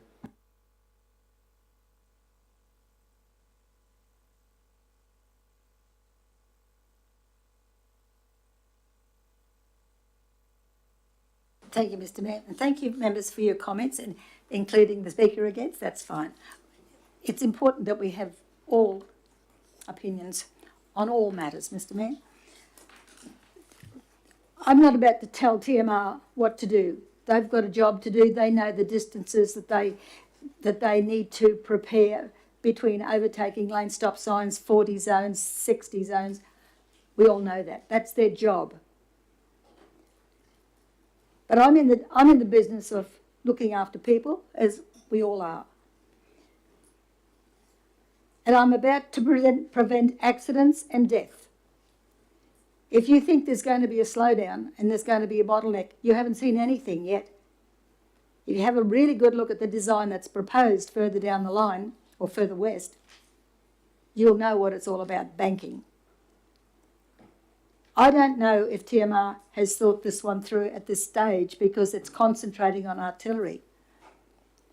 But I certainly recognise it, as others do, coming along that road. And to get a regular break in the traffic, that's off-peak times. If you haven't experienced peak hour traffic, you haven't travelled the road at the right time. Mr Mayor, I won't harbour on this one any longer. We're on the right track. TMR has its work cut out on the artillery end of that construction. Yes, the deputy's right in saying that the TMR's intention is to have a 100k zone all the way through. No interruption to traffic. Unless there's going to be upgrades regularly and soon, there are going to be stops and starts for a very long time. And all I'm doing is identifying an area that has been the subject of accidents in the past, a number of accidents. And as the traffic grows, so will the accidents. And it's our job to prevent it where we can. And that's really all we're doing, Mr Mayor. Thank you.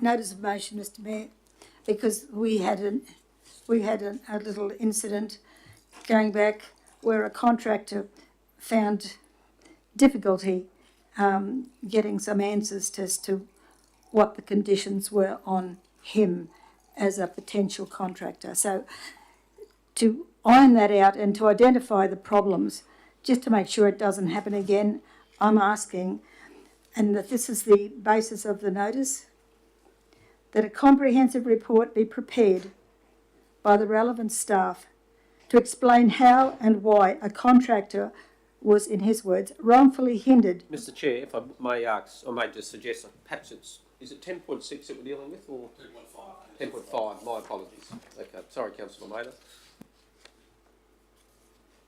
Do you want me to start again? Or wherever you like. That a comprehensive report be prepared by the relevant staff to explain how and why a contractor was, in his words, wrongfully hindered at a procurement stage, unquote, when advised of a limitation on his cartage on a council road. Further explanation be provided as to why it took so long for the complaint to be recognised and clarified, and a response given to the contractor. That's the end of the motion. Questions? Thank you, Mr Mayor. Through you to Councillor Mather. The wording states, your wording states wrongfully hindered at the procurement stage, wrongfully hindered. What was the context of him being wrongfully hindered? Well, that's what we're going to ask, because they were his words in correspondence to our council. And I'm using his words to get an explanation as to what that was meant. Sure. Sorry, Councillor Friend, can I perhaps suggest an alteration to the wording? Before wrongfully, I mean, it's not necessarily been determined yet, of course the investigation hasn't occurred. Yes. Why is this thing falling out all the time? It hasn't been determined, we haven't had an investigation yet as to whether they were wrongfully hindered or not. So can I suggest hindered? was apparently wrongfully hindered or something along those lines? I'm happy with that, Mr Mayor. I'm happy with that. I was just using his words. My next question, Mr Mayor, through you, I suppose, I just want some clarification because the notice of motion in the report, it states officer commentary and associated implications. Is this the officer's wording? I don't see any great background from Councillor Mather. Is any of her background included in the officer commentary? Councillor Mather? No, there's none there. But the officers, obviously it's been dealt with by not only the contractor, but by the council infrastructure team and by TMR. All parties were involved. And I think a number of councillors were called upon to understand what they were going through, and they were waiting on answers. And I'm saying, well, why did it take so long to get answers? I mean, the outcome was okay from the contractor's point of view, but at the same time, you couldn't get answers, so you couldn't move forward with the contract or a procurement process. So that certainly concerned me, and I just hope that we don't have a repeat of that. So if we can identify what the problem was, we'll know how to stem it in the future. Okay, well, I guess, Councillor Mather, my question to you is, could this not have been resolved between yourself and the officers, through the office of the CEO? I don't think so, Mr Mayor. I don't think so. Can I ask why? I think there's been somewhat of a breakdown in communications from time to time. I won't say any more than that.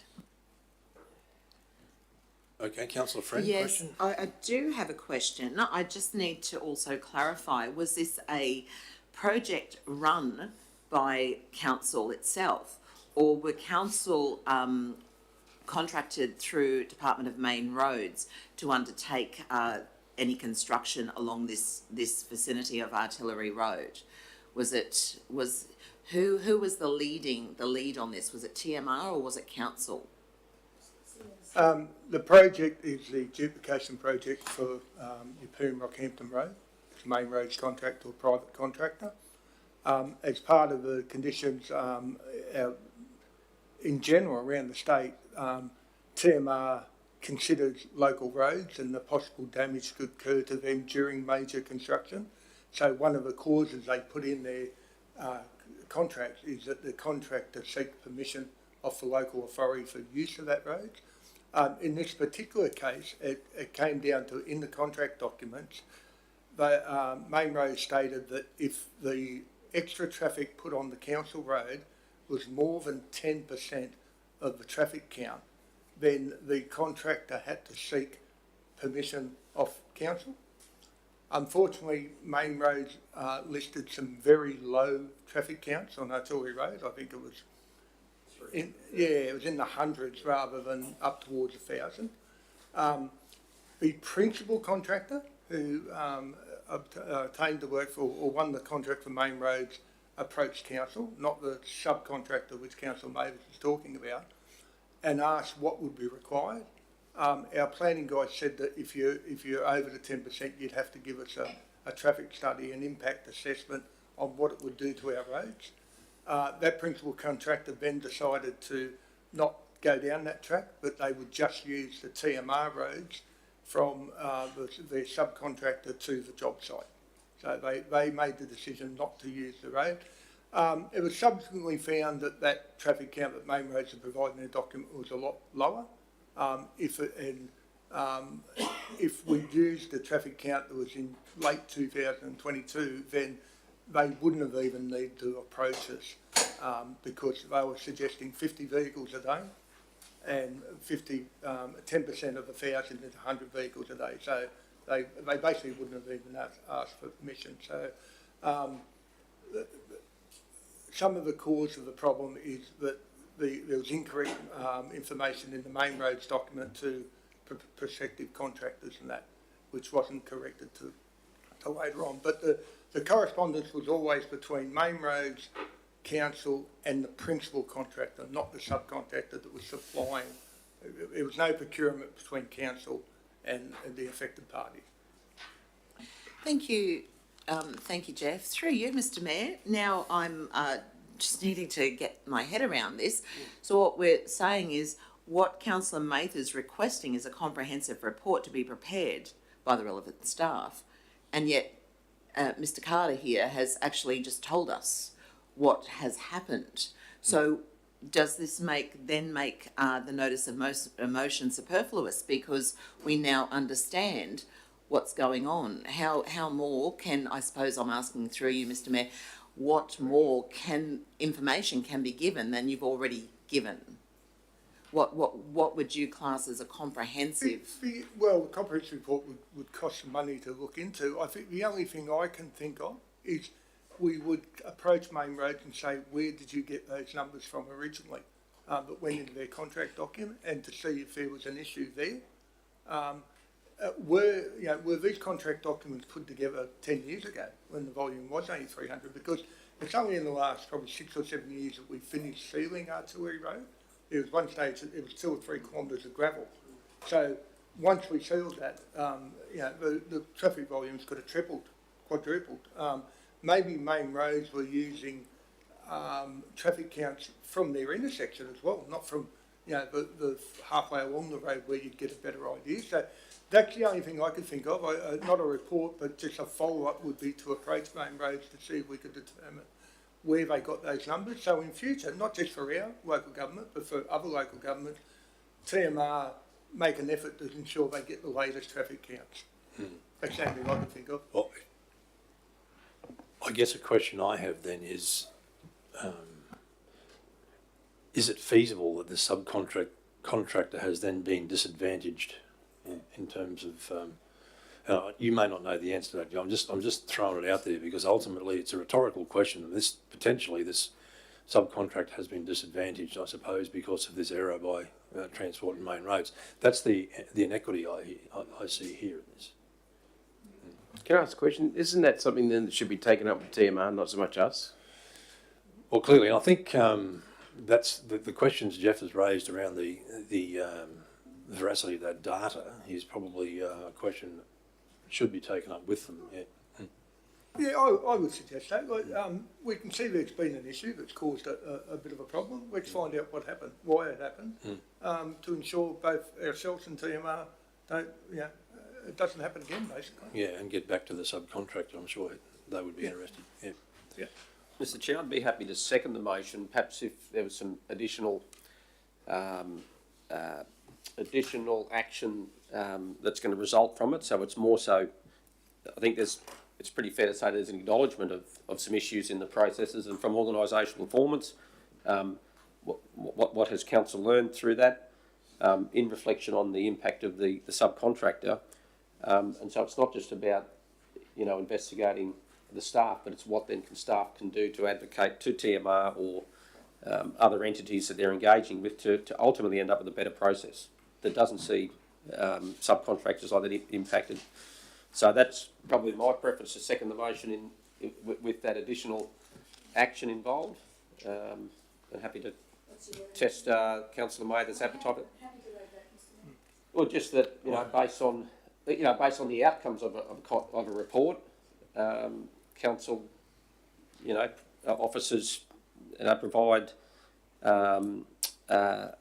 what would you say, Jeff, council officers approach TMR and all parties involved to? Yeah, look, as I said, my recommendation would just ask TMR where the data came from and try and sort out if there was a time lapse or incorrect data. Yep. There's nothing in this thing that says why the main contractor chose to go down a different track. They may have approached a subcontractor who wanted to use Artillery Road and all that for a price, and at the same time approached another supplier, and during that process decided to choose the other supplier. I guess the There's question, nothing, if I may, Mr. Chair, though, sorry to interrupt there, Jeff. The question is, I guess that's why an investigation helps ultimately, rather than trying to do it here and now, ultimately, is to ascertain, you know, to the best of those people's involved's ability, is the answers to those whys. I don't know if the principal contractor will be under any obligation to divulge why they chose particular subcontractor. They're a private contracting company. They're not subject to the same restrictions we are in procurement. Yep. They build relationships. They have networks, and that that may be the problem. If we don't know why they did that, it may not solve anything. The only thing, as I said, try and work out why the wrong information was in there. Sure. Councillors, can I go to the Sure. CEO? She has acting CEO. She's got a question. So, my reading of the notice of motion is that a comprehensive report be prepared, but I'm also reading the officer commentary that is quite detailed in terms of stepping out the events that took place and the time frame. So my question is similar to one that I had earlier today, is what additional information will be required in a comprehensive report, considering it's not council's project, it wasn't council's budget, not council's procurement activity. So my question is, does the information contained within the officer commentary in response to the notice of motion adequately address the comprehensive report component of it? And the second part is just liaising with TMR around the accuracy of their road data information for their procurement activities. So that's different to the original notice of motion. So I just need some clarity for officers as to whether, in response to the original notice of motion, that the information contained provided by the officers is sufficient to address that notice of motion, and then there was that subsequent issue that has been identified through the discussion.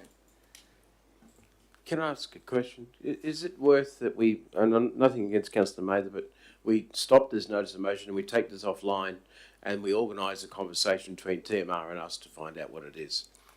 No, we need to have. It's not live, so. It's not live yet, Councillor, so if you don't vote, you don't move and second it, it's not live at all. Councillor Mather, you got a question? Just in response to the CEO's comments, Mr. Mayor.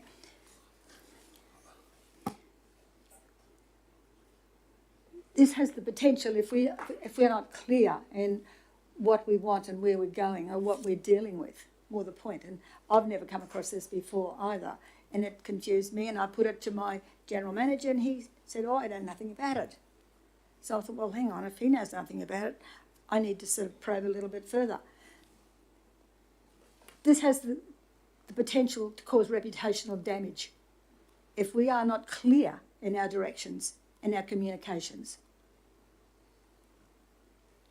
Because we are dealing with somebody who made an inquiry, who knows a lot of people in town, and he's worked with us and for us over a very long period of time, amicably. And when he asks the question and he says something's not right here, we've got to make sure it is right. Or if there's a hitch in it somewhere, as there seemed to be, we need to identify where that hitch is. And we need to be sure that we clearly show that council is not at fault. That's important because it has reputational potential. And that's why I think that we need to still go down this line so that we see it through to the end and clarify it once and for all. All right, thank you, Councillor Mather. So look, councillors, can I get, there's an amended motion, points 1 and 2. I don't think so, unless there's from the proposer. So just read it through carefully, councillors, that 1, a comprehensive report be prepared by the relevant staff to explain how and why a contractor was allegedly wrongfully hindered at a procurement stage when advised of a limitation on his cartage on a council road And 2, further explanation be provided as to why it took so long for the complaint to be recognised and clarified and a response be given to the contractor. Councillor Mather, you happy with that? Yes, not got through, Mr Mayor. Yep, righto. So that's the original motion. Yeah. Voting TMR.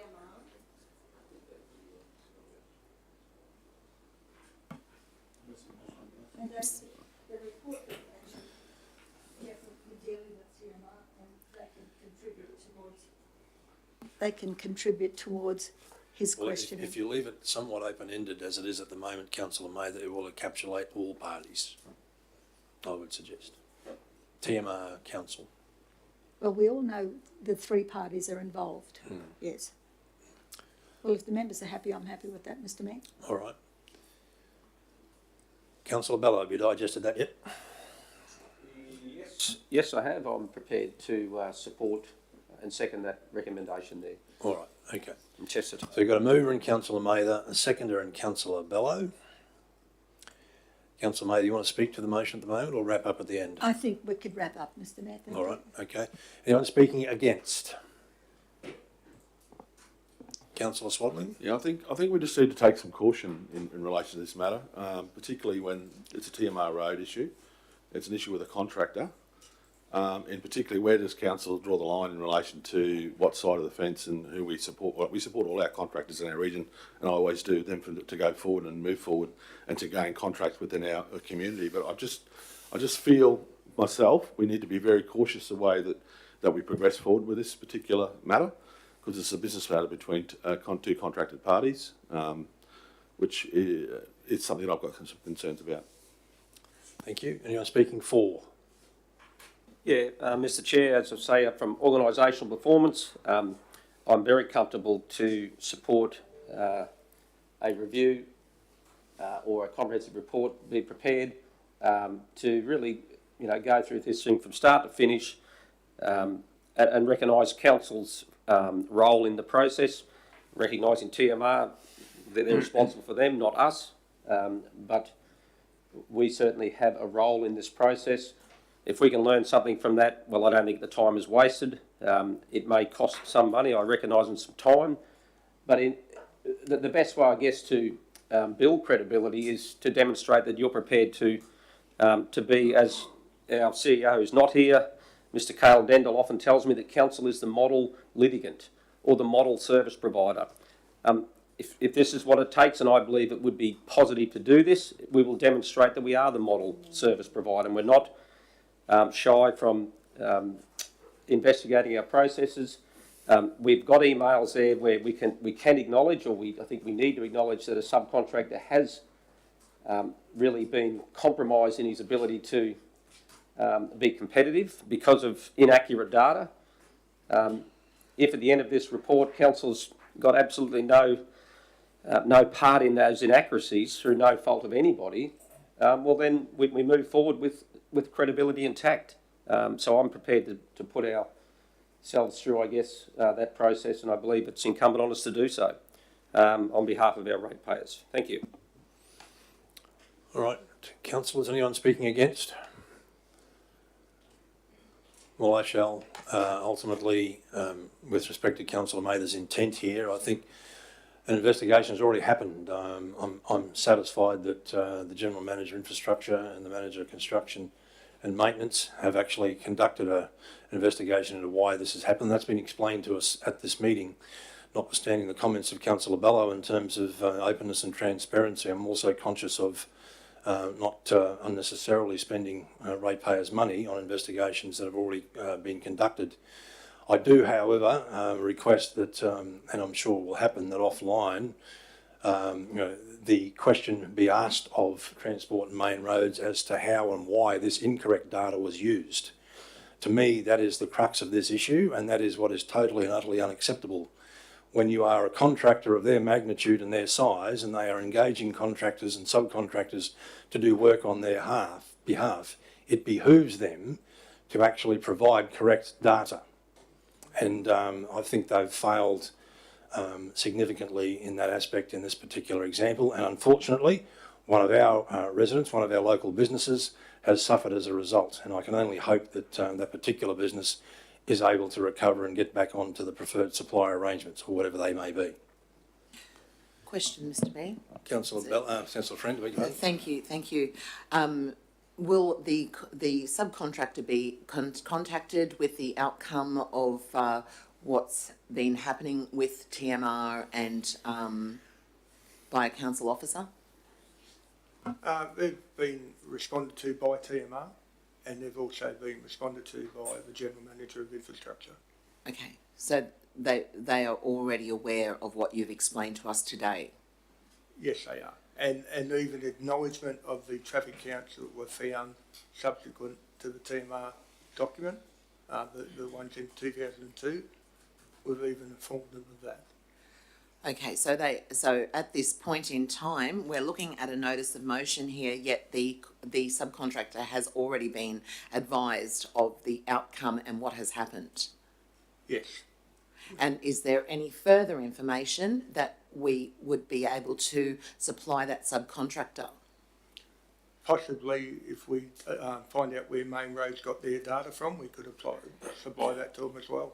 But Yeah. At the end of the day, it was the principal contractor's choice not to pursue a traffic investigation into Artillery Road, and their choice to procure their supply from someone else. And just to confirm, another question, the principal contractor was contracted through TMR and not council? Yes. Okay. Right, thank you. Okay. Anyone speaking against? Oh, sorry, beg your pardon, for? We happy to wrap up, councillors? Councillor May, do you want to wrap up Just yourself? wrap up quickly, Mr Mayor. Yep. I go along with Councillor Swadling's comments. We must be cautious how we progress this. That's exactly why I do what I do, because I'm cautious. How we get answers for our people. We need to understand what goes on out there. If they've got a query, it's in our interest to know what it is so that we can be satisfied that everything is above order.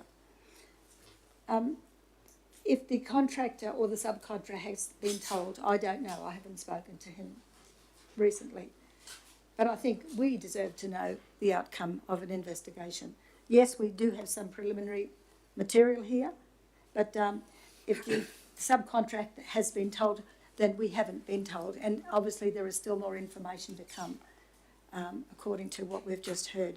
So I think once that comes back, Mr Mayor, and the subcontractor has been advised of what we have been advised, I think the matter would be clearly over at that point. Thank you. All right. So we'll go to the vote, councillors. We've got a mover, Councillor Mather, seconded Councillor Bello. All in favour? Those against? Motion is lost. And I'll move a procedural motion. We break for morning tea, councillors. All in favour?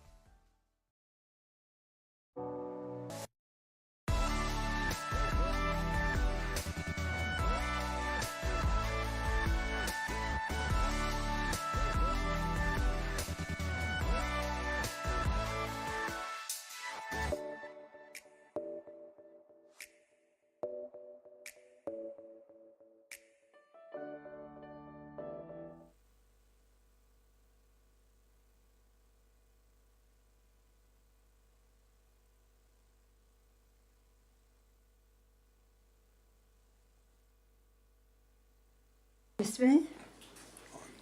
Mayor, for those people on live streaming, the motion is proposed that Milroy Drive on the Yeppoon Road intersection be brought to the attention of TMR for early upgrade due to the bottleneck it currently presents due to the inability of vehicles to turn left into the highway from Milroy Drive.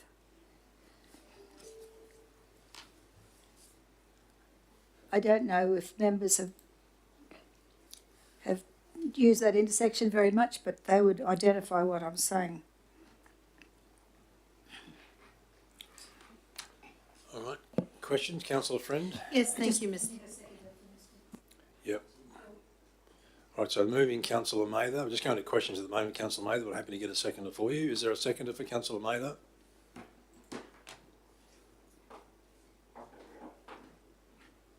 Sorry, Mr. Chair, just a little bit clarified some news on it. So you're asking for a second before. This motion. If I could get a map up on the board. If I could explain it, Mr Mayor. Yeah, well, I'm just chasing a seconder for you at the moment, councillor Mather. There won't be a second unless they understand what I'm talking about. Yeah, I'm probably happy to second. Thank you, Mr Mayor. Chair, All right. you just a debate. The motion is live. All right. So councillor Mather, the floor is yours. I'm just looking for a map on the board, please, Justine. She's very good. Okay.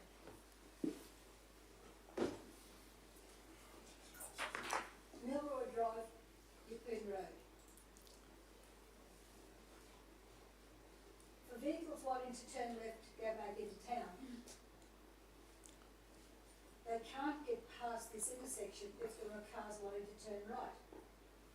Simply because even though there's a laneway there, they can't get to it because the traffic's banked up. What they need is a smooth curve round the corner to get away from that lane of traffic. They can't do it because there's a light pole there. The light pole needs to be moved back so that actually left-hand traffic can turn left and merge in with the other traffic. But you can't because the vehicles turning right are banked up and the ones turning left can't get out of that line. All right. Questions, councillors? Yeah. Councillor Watson? I'm just wondering, is there any future designs to allow for the showgrounds moving out there and everything else? Because it'll be incredible traffic when it all gets moving. And I'm just thinking, if they're going to be turning left, it's going to be hundreds of cars trying to turn left and turn right and everything else. And I'm just wondering if there's any future planning for there, because surely the Jabiru Drive wouldn't be able to cope with all that traffic of a show and race days and things like that. Well, that's why we're building connection to the travellers. Okay. On event days, maybe there'll be some congestion, there always is on event days, be it here, be it the SCG, be it the MCG. In this particular case, as I referred to before, main roads have got plans to upgrade the whole road down to BP, basically, to Main Street or whatever it is. And that has Milroy as left in, left out only. There'll be no right turn at Milroy. In the interim, we've just started this week on the Jabiru Drive extension. So Jabiru Drive will extend through to the traffic signals at the landfill and opposite Geordie Avenue going into the Pines? Anyway, the Pines. So effectively, between Milroy Drive and those traffic signals, there's no private entrances to any properties or roads that require a vehicle to turn off Rockhampton Yeppoon Road between Milroy Drive and Jabiru. So anyone turning right at Milroy Drive now are either going to the Pines or going to Rockhampton. So they would turn into Jabiru Drive and come to the set of traffic lights and then either go straight across or make the right-hand turn. This would generally mean that whilst we're not looking at restricting Milroy Drive for a right-hand turn, it's generally acknowledged that yes, there is a wait there because you're looking at two lines of traffic. What we perceive to happen once Jabiru Drive's open in about 6 to 8 months' time, that's where vehicles will go to turn right to head towards Rockhampton. those, giving room for all those to turn left on what is about 100 metre, might even be more, 150 metre acceleration lane heading east towards Yeppoon. So don't perceive there being an issue in about 6 months' time. The existing street light pole is behind curb, so it's not just simply moving the street light, it would be moving the curb, extending the pavement and all the rest of it, which would have to be up the main road. And I suggest if they've got plans for a duplication in the future, they wouldn't really want to be putting too much effort into just a small alteration in the meantime. I'm confident once Jabiru Drive's open, that's going to free up the left-hand turn. All right, thank you. Councillor Friend. Oh, yes, thank you. So you said in about 6 months' time the Jabiru should be completed, is that correct? Yeah, look, it started this week. Yes. I think it's been what a plan. We've done some preliminary work. I just can't remember what my construction program says, but it's definitely this financial year. It's a fairly bulk earthwork thing, which we're aiming at trying to get into really quick because we've got the wet season to worry about through there. That's very wet. So, look, it could be even as early as January, February. Yeah, Okay. I can check and let you know. Moving, another question through you, Mr Mayor. Moving a street light of that magnitude along the Yeppoon Road, what would that take? Would it be quite expensive through Ergon? Yeah, relocation of the street light could be $10,000 or $20,000, but you've not only got the street light. The street light's currently behind the stick-on curb. So to create more room, you've got to create more roadway as well. Move the pole and create the roadway. Could be 5 figures, not quite sure, maybe 6. So Yeah. just saying, if this particular councillor recommendation does get approval today, if it does, what would be the change? Would there be any change? So I suppose I should make myself clear.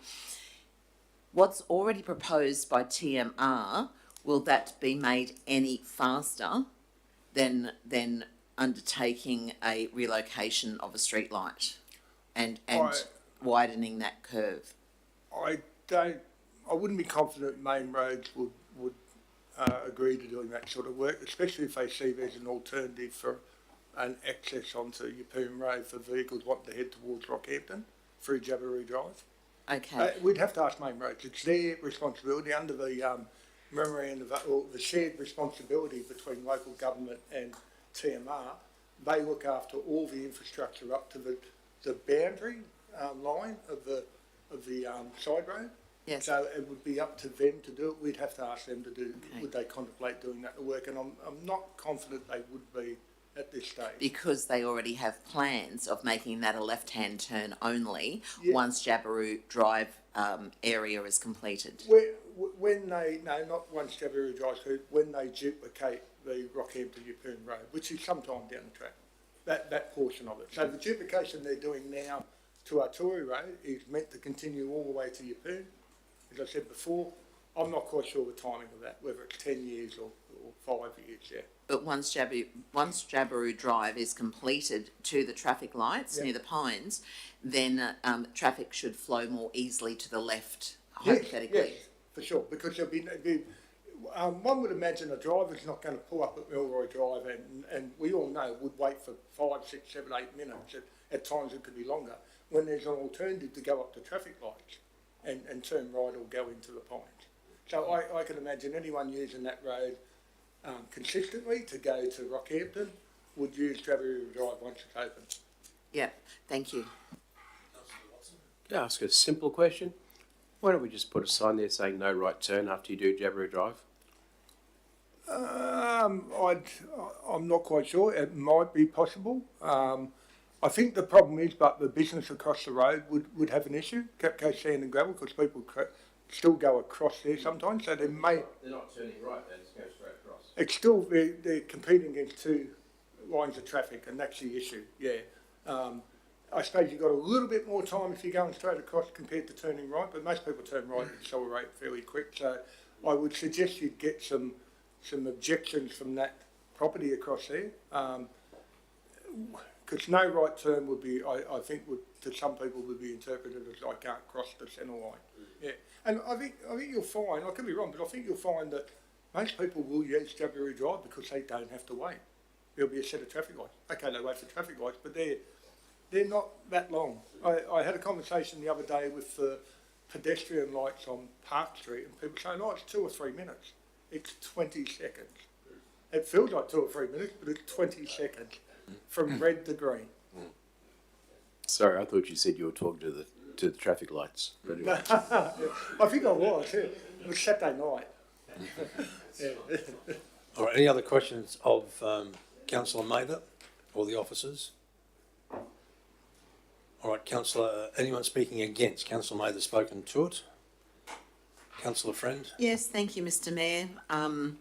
I'm speaking against this because the work has clearly been commenced on Jabiru Drive, approximately 6 months or so for the completion. That will free up the left-hand lane. I'm speaking against it because of the time, the cost, the money that it would take to actually remove that street light and pull the curb back, and that whole process may also take more time than the 6 months already allocated to complete the Jabiru Drive. So that's why I'm speaking against it today. Although the intentions were absolutely wonderful on behalf of Councillor Mather associated with this, it does seem, and my favourite word today at the table is superfluous. Thank you. Thank you. Anyone speaking for? Yeah, I'd be happy to support this motion primarily on the basis that the intent of the motion is to request of TMR to reconsider this intersection here to improve its functionality. Yes, Jabiru Drive will be a positive, most definitely. However, I'm perhaps not as optimistic that the dual lanes will come all the way into Yeppoon perhaps in the next 5 or 10 years. But it's an opinion. I recognise Jeff's just providing what he can, but given that they basically acknowledge that the road, the numbers didn't deserve even what's getting done currently. So that's I think we may be a lot further. So any time we can get the state to spend money on improving that road for our road users, not the ratepayer, but the state, any time we can ask them to take money diverted away from Brisbane and spending on regional Queensland and Yeppoon and a growing area, I think it'd be a fantastic outcome if it improves it somewhat. So I'm quite happy to support it on its purely on the basis that it's a request to consider it. And it won't cost council a penny other than a little bit of time, which I do value the time of the officers, but I think it's something we can do on behalf of our ratepayers. Thank you. All right. Anyone speaking against? Maybe me, Mr. Mayor. Yeah, okay.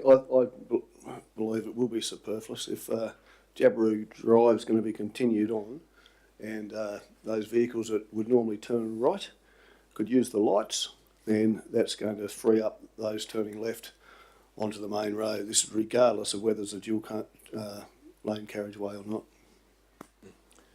Thank you. Anyone speaking for the motion?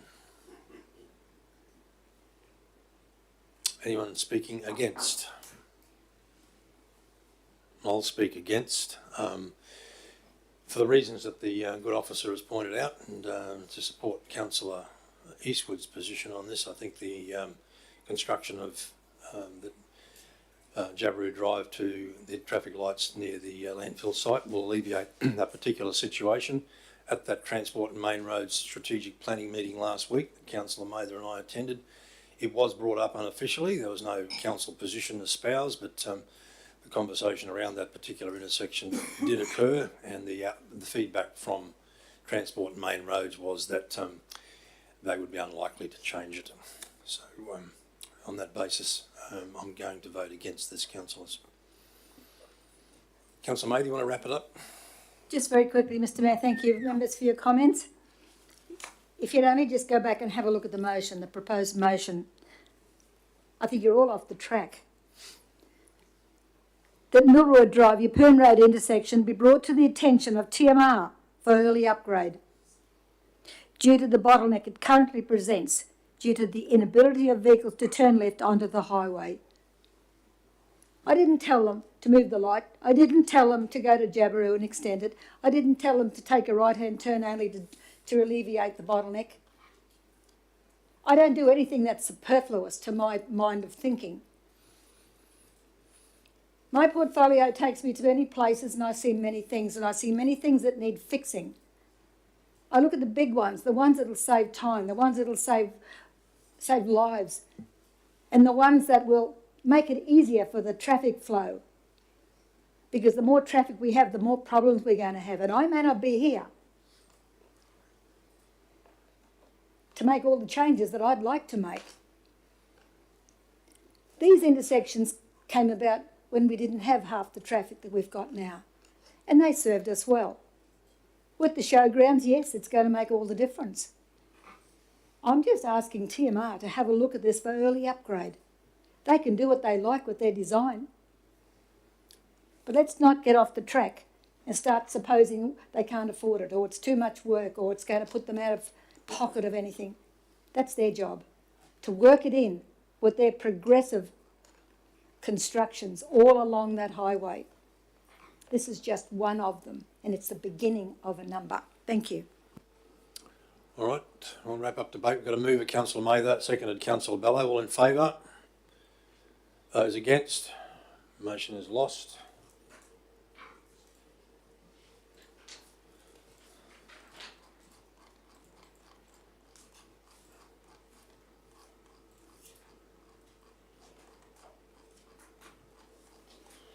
(10.7) is another notice of motion from Councillor Mather in relation to upgrading the rural road status of Zamia Hills Road. Councillor Mather. 10.7, I'm on page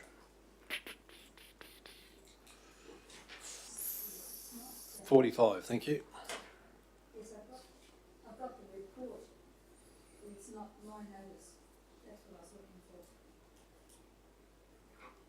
Thank you, Mr. Mayor. And I'll just read it from the report.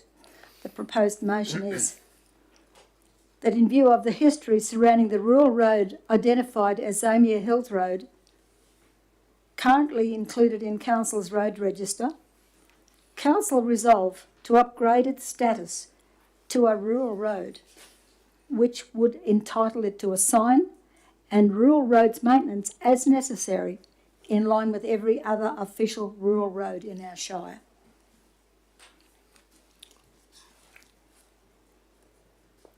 Yes, further over. Yeah, thank you. All right, thank you. Thank Any you, Mr. questions Mayor. of Councillor Mather? Councillor Friend? Yes, thank you, Mr. Mayor. Couple of questions, perhaps not necessarily to Councillor Mather, but are there dwellings on the four properties associated with this unconstructed road? Aerial photography indicates there's two structures on one property and another structure that's only been built, looks like it's been built in the last 12 months on a second property. They're the only ones I looked at. Do these properties, Jeff, have they always used this unconstructed road as access and egress? Well, I assume so. By looking at the aerial photography, it appears that one structure was built in 2016, late 2016, early 2017, somewhere around there. Or it might have been 15, 16. A second structure on that property was built 16, 17, around the end of 16, 17. And then, as I said, on the second property, only in the last 12 months. So, and what confirms that, possibly that evidence that they have used that road, is since 2017 we have had 4 requests to maintain the road, and on each occasion they've been referred to the Open and Unconstructed Road Policy to apply through that process for the road to be considered, and we haven't heard from them. Okay, so I've just got a couple more questions. Thanks, Councillor. So in this particular, in regulations, is there a particular amount of numbers of people who live along a particular road before they actually get the road noted as rural? Is there regulation saying certain amount of people have to utilise the road and live there before a road is then noted as a rural road? Our current policy is that the council will attempt to service every block of land with a habitable dwelling, and the open and unconstructed road provides for a person who's recently built a house on especially a rural property where there was no house before and we did not maintain a road to that property, to apply for us to maintain a road. It requires them to do some initial work to start with, and then once that's done, we would take over the maintenance and fulfil our obligation of supplying a maintained road to a property with a habitable dwelling. We typically won't maintain a road to a property that's just got cattle yards or pens or something like that, or a shed, a non-habitable shed. It's supposed to be a legal habitable dwelling. Right. Yeah. And are these legal habitable that you're aware of? There's no approvals of any structures on those lots. Okay. No official approvals. All right. My last question was a bit confusing to me when I read the report. The report notes that this is called Zamia Hills Road, Yeah. yet the letter noted that it was a letter about Spinifex Hill Road. And are they one and the same? I don't understand what's going on. I think they've been referred to under them names previously, or that road reserve has. Its history from a council point of view is it went over a few hills, the road reserve, and we were able to extract gravel from it. So that's what we did. We had it open as a track purely to extract gravel. A long time before any of these structures were built on the properties at the end of it. We would have stopped that gravel extraction prior to those properties being built. So we probably stopped it during the amalgamated council time, I think. I'd have to check for sure. When we've gone in on occasions to grab a little bit of material, not crush any of that, but just grab something that's there and that, we typically might have done a little bit of work on the track. I believe it looks like at some stage in the last 7 years, someone did some work on it, but it wasn't council. We don't know who. At one stage, we even looked at the adjoining property owner to buy some land off him so we could continue our quarry into his land, because back then, and that was when Arturi Road still had unsealed gravel, the 4 kilometres of Green Lake Road was unsealed. We had a need for gravel in that area, but now that all those roads are sealed, we've got no real need for gravel in that area. Sure. And just to confirm again that there's no approvals for dwellings on those properties. I checked with our building people today, and there's no official approvals. I suppose that doesn't mean that the applicants can't apply for one. Sure. Yeah, Sure. and have it assessed. Okay. Yeah. Thank you. Just quickly, Councillor Watson? sometimes though, on rural blocks like that, they don't have to get council approval anyway, do they? Because they're so far off the beaten track or whatever it is. Or I've just heard that in the past, so I wasn't sure. I wouldn't have thought so. I would have thought. Yeah, I don't know. Yeah, something like that. Yeah. I would have thought there'd be a public health issue there that required. It's only for non-habitable. If you want to build a machinery shed, Ah. more than 200 metres from the road reserve, you don't need an approval. Okay. Thanks, But Sean. if it's a habitable structures. Thank you. Yeah, that's where public health and all that come in. That you've got to build a house that's suitable for human habitation. Yeah. Yeah. Any other questions, councillors? Can I just add one thing? The open and unconstructed road policy considered the road we're going to maintain. Now, if the road we're going to maintain is accessing 1 or 2 properties, it's going to be a class 10 or a class 30 road. So it's going to be 3 or 4 metres wide. It's only going to have somewhere between 10 and 25% imported gravel. So that's all taken into account when someone applies. There's been cases in the past where people have had to build a road, start from scratch because there was nothing. There's been other cases where the track that's there required very minimal work to bring it up to standard of a class 10, class 30 road. Acknowledging those roads are fairly low standard. They're providing access for 1 or 2 properties. Through the chair, just the road that's there now sounds like it's it's been constructed in some way to be able to get Ergon on there and us. So is it something we can just flip and say, hey, it's something we need to look after from now on? We'd have to inspect it, and I think we still should go through the process of the policy and that. There may be slight amounts of work to do.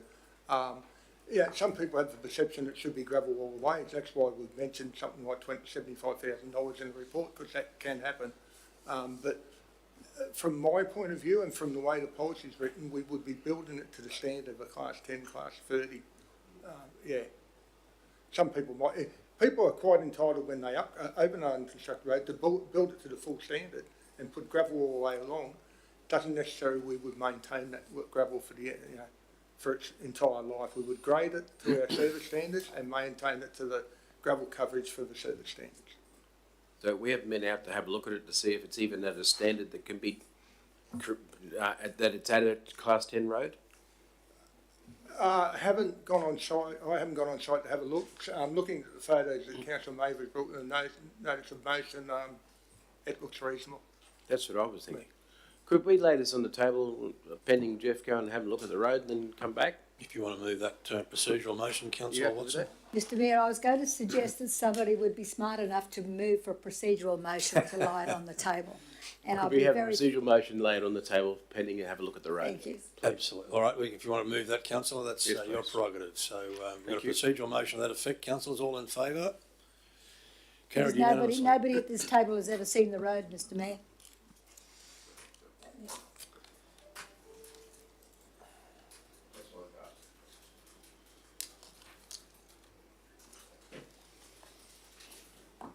In fact, it's better than any other road in the Shire.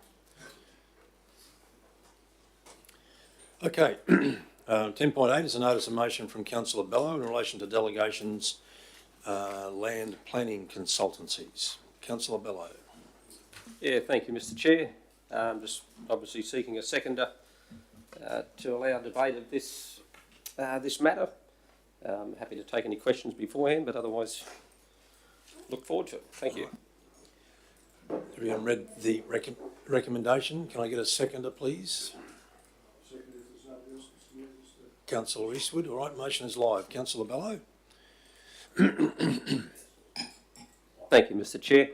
And look, it may be a little bit confusing, so I apologise, councillors, and hope that I can clarify. But primarily, it's really for me about, I guess, just creating unified and positive and efficient processes, really. I very much encourage our council staff to be able to have a delegation to spend, I think in this case it's a financial delegation of up to $200,000 in that particular unit, if I use the Kirby Bay Precinct Master Plan as an example. And I would welcome officers spending amounts of money in, I guess, in direction with what has been established or what has been flagged or what has been community involved and community supported. The concerns I have is, or where I don't support the delegation extending, is when that money starts to get spent away or in conflict with that established position. That's where I don't support the delegation. I believe it's not a great use of our ratepayers' money. So that's really it in a nutshell. And it's not that I am anti-delegations at all. I think it's absolutely fundamental that we empower our officers to be able to operate under those delegations freely and fluently, but within the goals and aspirations of what the council has already spent significant amount of time and effort with the community to establish. That delegation to then go and spend money outside of that and to be contrary of that, I just think it creates, instability. I think it creates a certain level of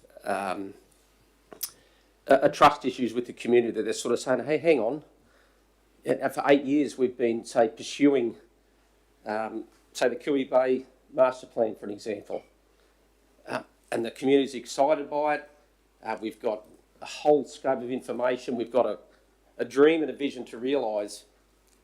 To then go and spend money outside of that and away from that, and almost opposite to that, I just think it's not a great direction to go. So I'm looking to see that delegation taken back to councillors so that they can ultimately be the determinant. If there's an idea that comes through from the officers, which we would welcome ideas, because ideas are cheap. Ideas are cheap. And I would welcome ideas forever and a day And if those ideas have merit and they are something that we would think, yeah, actually, we really need to reconsider that position, then we'll approve, say, $20,000 to explore that particular avenue. But let's do that first, not do it secondary. That's what this motion's about. Thank you. All right. Councillor Watson, question? Through the chair, Madam CEO, this master plan for Cooey Bay, is it actually a master plan if we've never voted for it? Is it actually official? It's my understanding that whilst it has been an attachment to a number of reports that have been presented at a council meeting, it's never been adopted separately on its own. So we don't officially have a master plan for Cooey Bay? I believe there is a master plan for Cooey Bay, but it has not been officially adopted by council. That doesn't make sense, I'm sorry. Can you clarify that? How can it be if we haven't voted for it? There is a document that states that it is a master plan for Cooey Bay. That's factually correct, but that document hasn't had its own separate resolution adopted by council. Question through you, Mr. Mayor. Councillor Friend. Thank you very much. So just segueing from what Councillor Watson has said in relation to the adoption of a master plan, is it in usual imperative that we have to adopt a master plan, or would you call this a concept master plan? It's not my understanding that there is a legislative requirement to adopt master plans. They are useful tools to help guide deliberations in terms of investments and plan and decisions. Sure. So would we call this a concept master plan or not? I think all master plans are concepts. Yes, yeah. Okay, all from right. a CFO's perspective, to be honest. And one last question. Any previous, I want to say draft, not draft, concept plans that have been made for the Cooey Bay itself, were they in the operational budget? Did we actually have the money for them? I believe that recently there has been some plans done up by a draftsperson, and I believe that those plans were about $20,000. Were they actually, could they be used elsewhere, and also was the money already in the budget for it? So generally speaking, our design team would create some master plans. There might be some exceptions where we would need external resources to help draw some of the design or master plans. So is there a particular example you're referring to, or? So we're just talking, are we talking, sorry, I need to clarify, please forgive me, I have read the report and the notice of motion. So I suppose, Councillor Bello, are we talking about the plans for the actual Cooey Bay master plan itself, or we're talking about concept plans for housing developments within the Cooey Bay master plan? What are you talking about? Excellent question. And I'll try and answer it like this.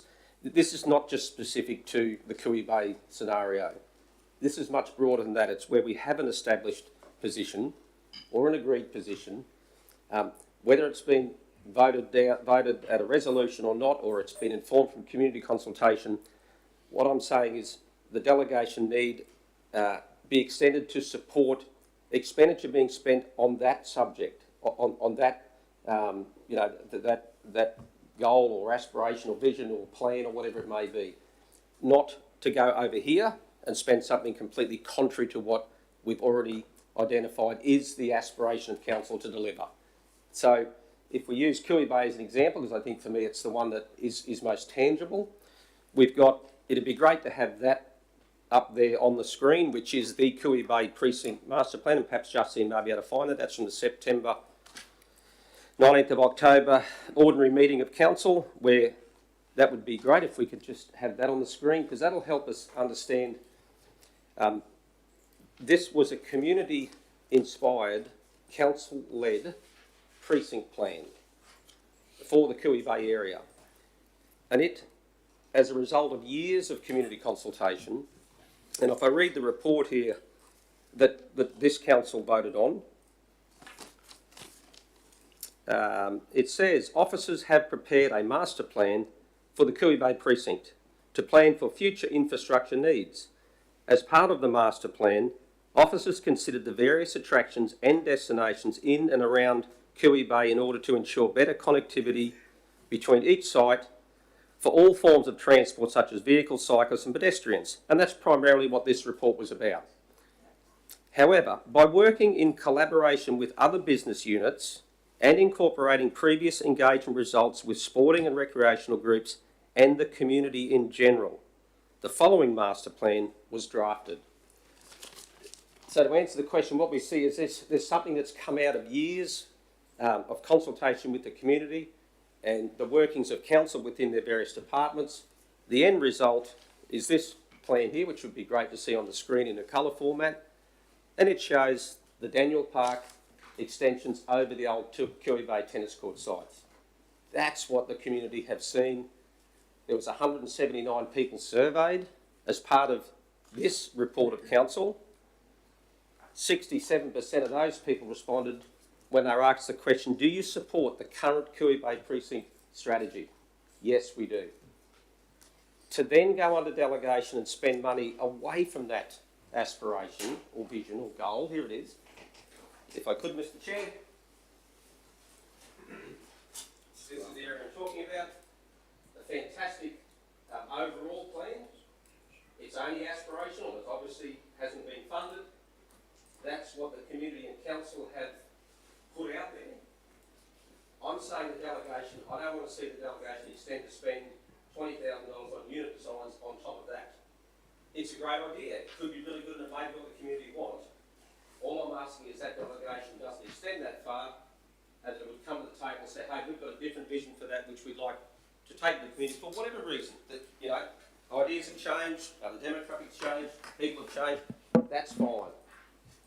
But let's stick with the you know, the pathway that we've chosen.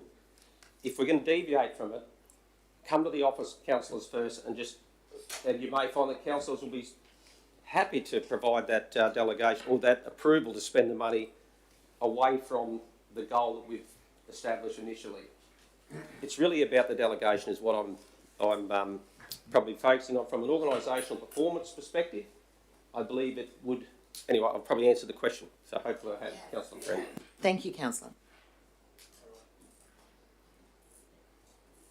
So we've got a mover in Councillor Bellow, second Councillor Eastwood, I believe. Okay, Councillor Bellow, I'm assuming you would like to wrap up, but I'm going to ask if anyone voting against this. I'll speak for it, Mr Mayor. Let's check if anyone's voting against first, Councillor Eastwood. Okay, the floor is yours, Councillor Eastwood. I think one of the things that I guess concerns me a little bit in council is that, and I've only been, I think I did 4 years before this term at council, and one thing that was quite, 4 years? No, is it? Yeah, is that right? 2 years before this term, yes, you're right, yes. And in that 2 years, the Cooey Bay master plan and the concept designs and going to Cooey Bay, meeting with the constituents was something that was fairly high on the list. And we've just got to make sure that we don't, I guess, when we come into a new council, nearly forget about this stuff, because it was a really big thing. And it was, and one of those things was what Councillor Bellows just had put up on the screen, the master plan. And so what concerns me is that if we move in a direction away from that, whether the master plan's been endorsed by council or not, it's what the people have said they've wanted. And if we go and make decisions or even go down a different track to that, I think we tread on really dangerous ground. And so I'm happy to endorse this, and just to make sure that this isn't particularly to do with that, as Councillor Bellows made quite clear, but it's about the delegated authority. And we need to make sure that any delegation is within the guidelines of what the people want, but more importantly, when there's reasonable amounts of money being spent, that it actually comes back to council and we can actually discuss it ourselves and then make those decisions. So I just hope that you'd support this. I think it's quite important for the future of the whole council. Anyone speaking against? Councillor Friend, you lights on, you got a question? No, I was going to speak. Okay. Speak for. Thank you, Mr. Mayor. I'm going to read the first paragraph of councillor background, which will give context to what then I'm about to say. I am speaking for this today. Recently, council spent $20,000 on concept plans for a 4-storey unit development on council-owned land adjacent to Daniel Park. The decision was carried out under delegated authority, whereby officers are authorised to expend funds according to their nominated category and within budget limits. I do agree that the future request for concept plans should be brought to the table for resolution. However, I must note that moving forward, this council, both councillors and officers, must look to ways to revenue raise, both in development and rates revenue. We as a council cannot singularly rely on increasing rates and fees and charges to gain revenue for general operations and maintenance. This is there is an acronym that I've heard a lot lately, NIMBY, not in my backyard. Council will need to promote the acronym YIMBY, yes in my backyard. We all want the best for our community and residents, and we have competing priorities for money to increase Livingstone's livability. And we need to start by saying yes in my backyard. In saying this, I find that this council recommendation is acceptable to me. Thank you. Thank you, Councillor Friend. Anyone speaking against? No. Would anyone else like to speak for before I go back to Councillor Bello? All right, Councillor Bello, you want to wrap up? Yeah, thank you, Mr. Chair. When Livingstone amalgamated with Rockhampton, one of the first things they did was sold one of these blocks of land. So it's got a long history. And then when we de-amalgamated, hopefully I've said that. When we de-amalgamated, one of the first things the council did then was take the balance of these blocks of land off the market. And then a whole scope of work was done, influenced heavily by the community, which I guess is really a positive interaction between council and their community. This motion, however, I guess you could on the surface take it that I'm not supportive of officers coming up with lots of ideas that may even be better than what we see on this side currently reflected in the unofficial master plan. And I really want to make it clear that I welcome that at this table. The amount of times that one of our officers, Russell Klaus, has presented placemaking examples with a whole myriad of different designs and images and pictures and what have you, is a great way for councils to be able to see way beyond what we're even ourselves able to imagine or dream. And that helps us to make those better decisions. So I really hope that to the officers, I just want to convey that I welcome that type of exchange. And I hope that this is seen in good faith, that for me, it's just about channeling that money in a way that is not going away from the original vision. And if it is, just bring it to us first. And on its merits, council will make a decision. So that's really I guess the catalyst for why I put this forward. And I look forward, hopefully, to the support of the table and to the many ideas that officers will be able to continue to bring to us, because we certainly need those ideas. I think, as Councillor Friend has pointed out, if that is about economic development, well, certainly welcome them coming to the table. And then we'll make decisions based on the merits for and against. So I think I'll leave it at that, Mr. Chair. Thank you. All right, I'm going to move it. Councillor Bello, seconded Councillor Eastwood. All in favour? Carried unanimously. Thank you, councillors.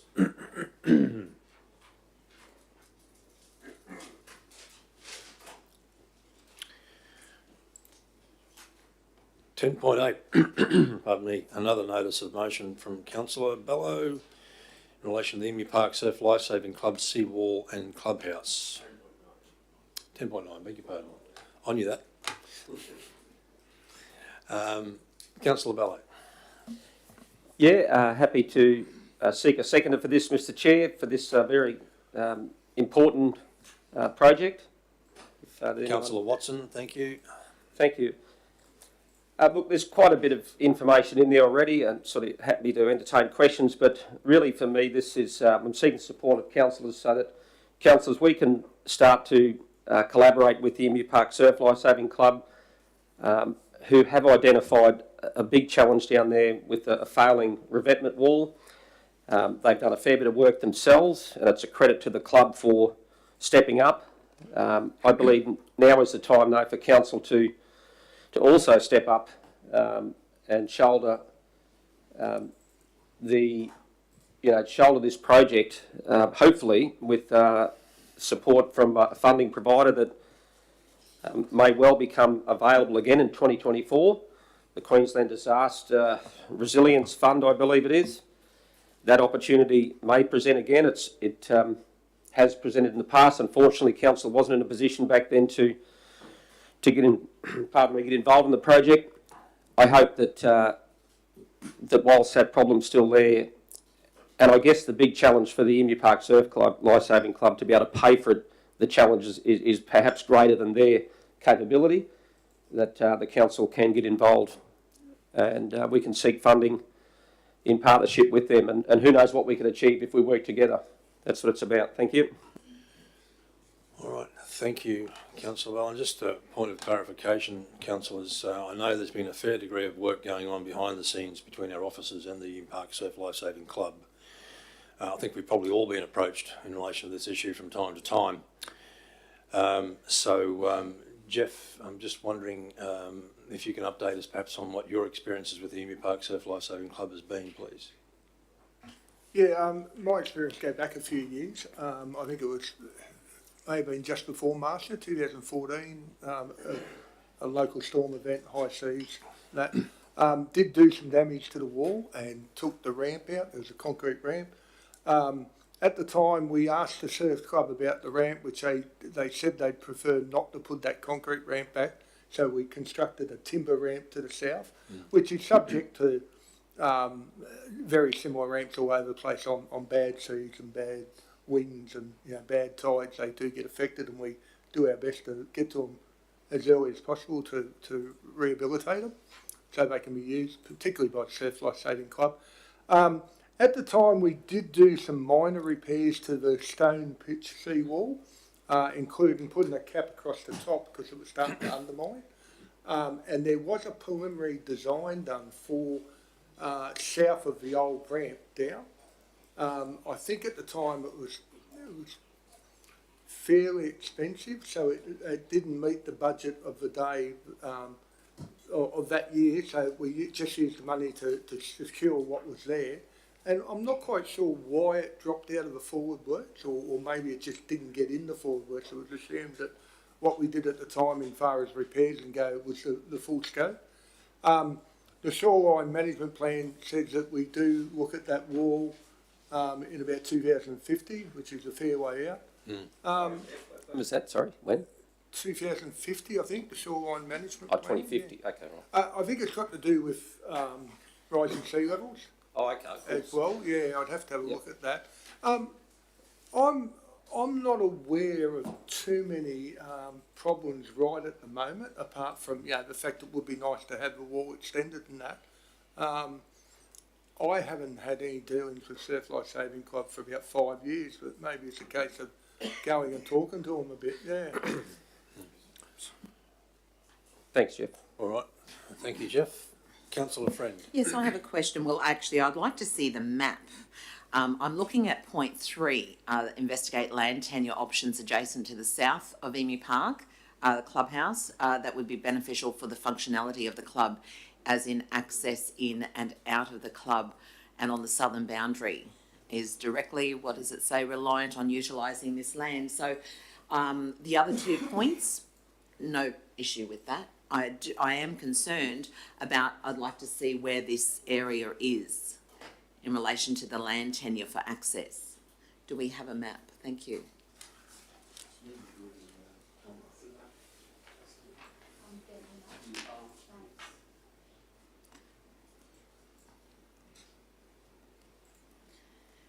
So while we're just waiting for that map, Councillor Eastwood has said that Durrumbul have their Durrumbul Tumra Day on this particular area of parkland. And I do know that other people do use this as parkland.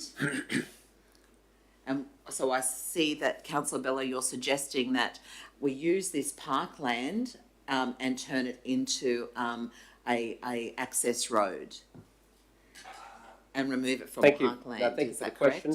correct? No, not so much use it as an access road. It's more the request has come through from the Emu Park Surf Life Saving Club that the land that's adjacent to there, that's basically road reserve or esplanade.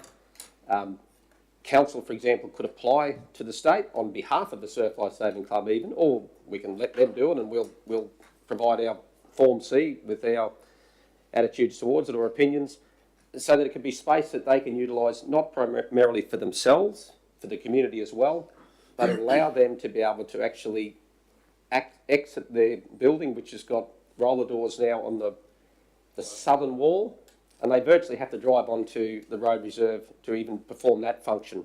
They relatively, well, they sort of look after it in some way, shape or form, but it would be very, very positive for them to be able to have that as part of their facility. And it'd be interesting to see what the community thought about that, which would be part of Council's community consultation in informing that Part C, but that's what this motion is also about.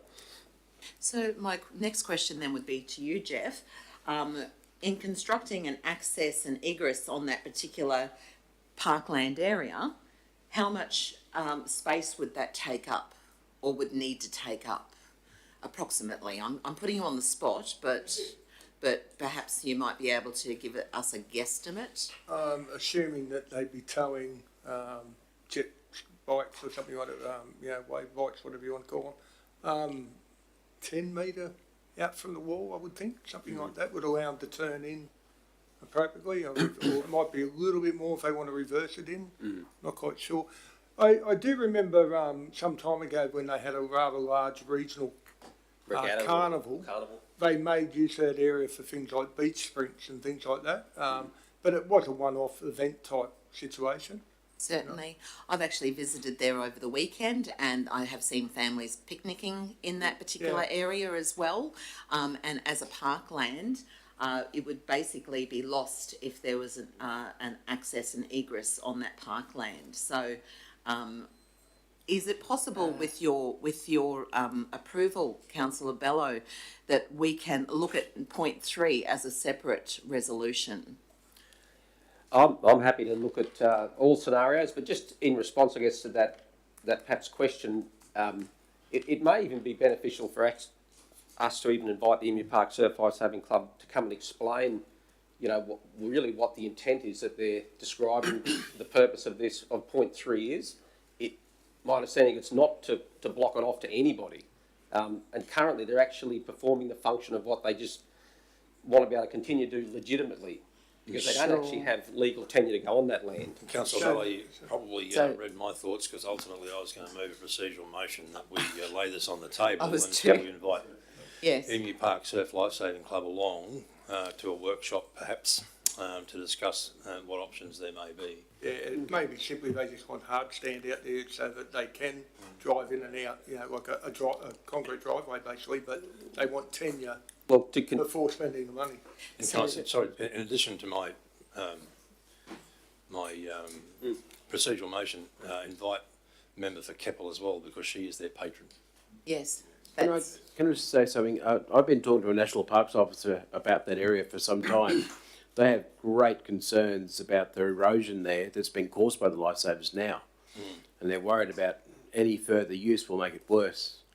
I just wanted to bring that to our attention because that's the environmental side of it, looking at it. They really are worried about it. So, Mr Mayor, it's only going to be point 3 we're going to hold over, or we're going to hold the whole lot? That'd be good. Point 3 only. I would have thought it would just be point 3. Yeah. Yep, I've got no problem with that, Mr Chair. Mr Mayor, sorry, I just need to clarify. Taking point 3 out, Councillor. And you're moving a procedural motion. Procedural motion To lay it on the table, to lay it on the awaiting a deputation. Yes. Sorry? Awaiting a Awaiting deputation workshop. Yeah.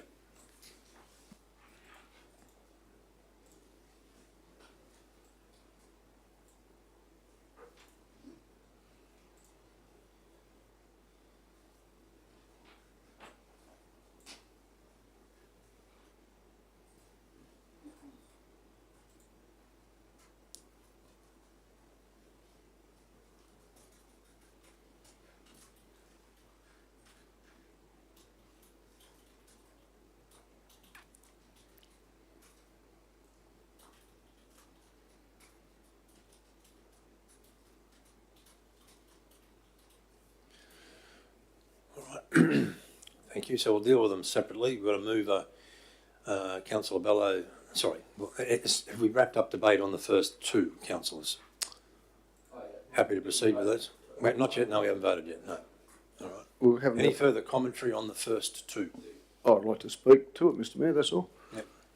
Yeah, look, I had a really good look at this area yesterday, Mr Mayor, again, after being called by Craig, the Surf Lifesaving President, a few weeks ago.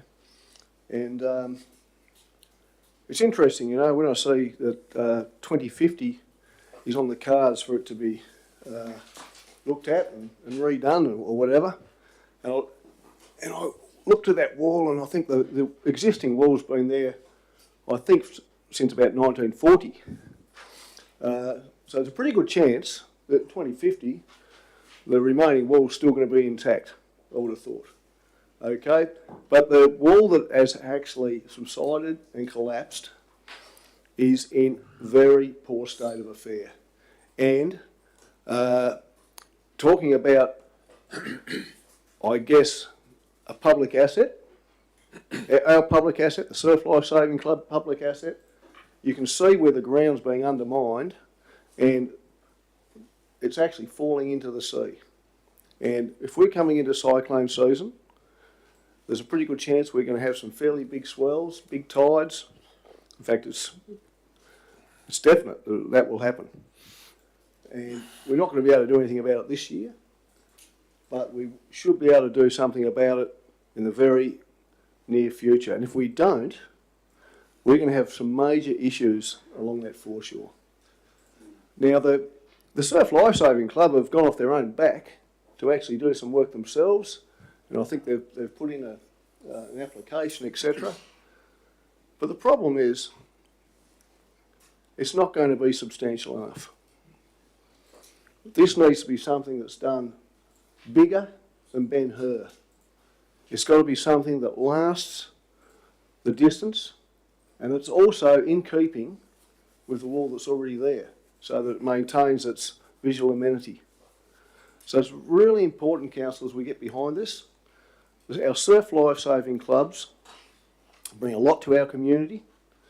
They teach our kids numerous skills. They look after other people's kids when they're out there swimming and playing around in the sea. But not only that, they create community. And this club isn't a small club. I think it's got 500 members. That's quite huge for a small community. And many of those people come from Rockhampton as well. I think it's bigger than the Appoon Club, I believe. It is. It's the largest club in the branch. It's the largest club in central Queensland. Is that right? Yeah, most of them are right. So we need to make sure that we not only look after them and their asset, but we look after our asset and the beachfront. So I just implore you guys to back this one up. All right. Anyone speaking against? Anyone else like to speak for? I'll go back to Councillor Bello. Do you want to wrap up?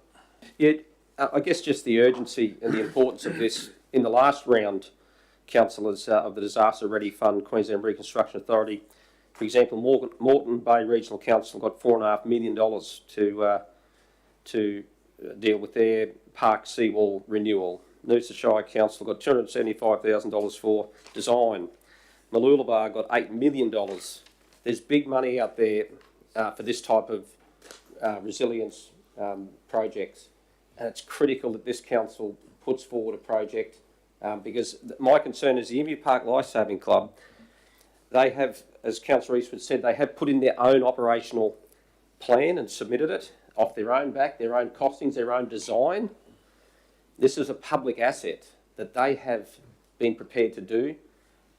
I can't help but think that council need to virtually step in there now and say, guys, well done, we're going to virtually take over this now, but we're still going to partner with you, you're still part of this project.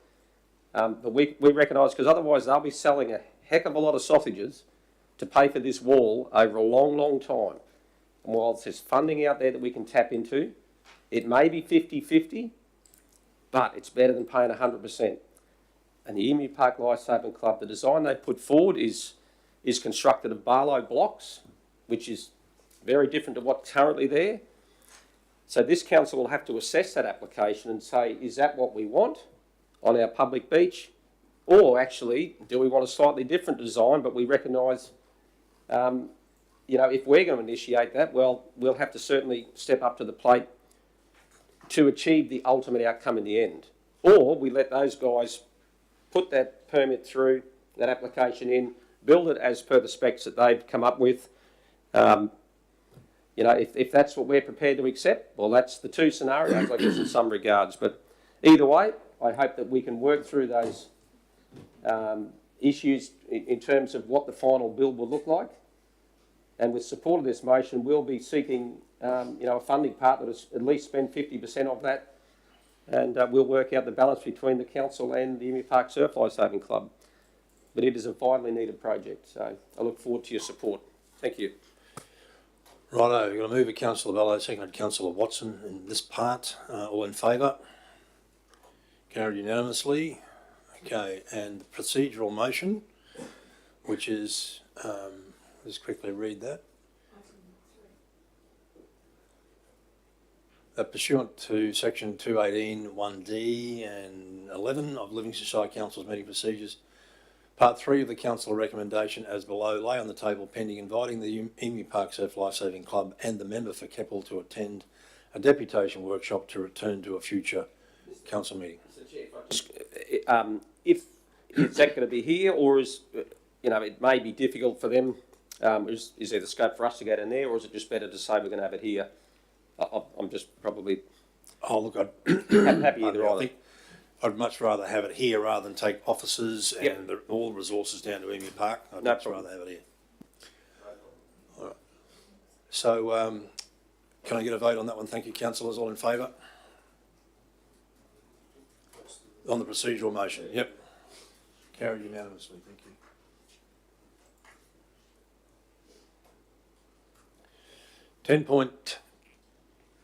.10 is the notice of motion from Councillor Bello regarding the Farnborough Beach draft master plan. Can I get a second for this one, please? I'm assuming Councillor Bello is moving it. I was planning to, Mr. Chair. Thank you. I figured as much. This is the last one too, councillors. Thank you. Hallelujah. Thank you, Councillor Mather.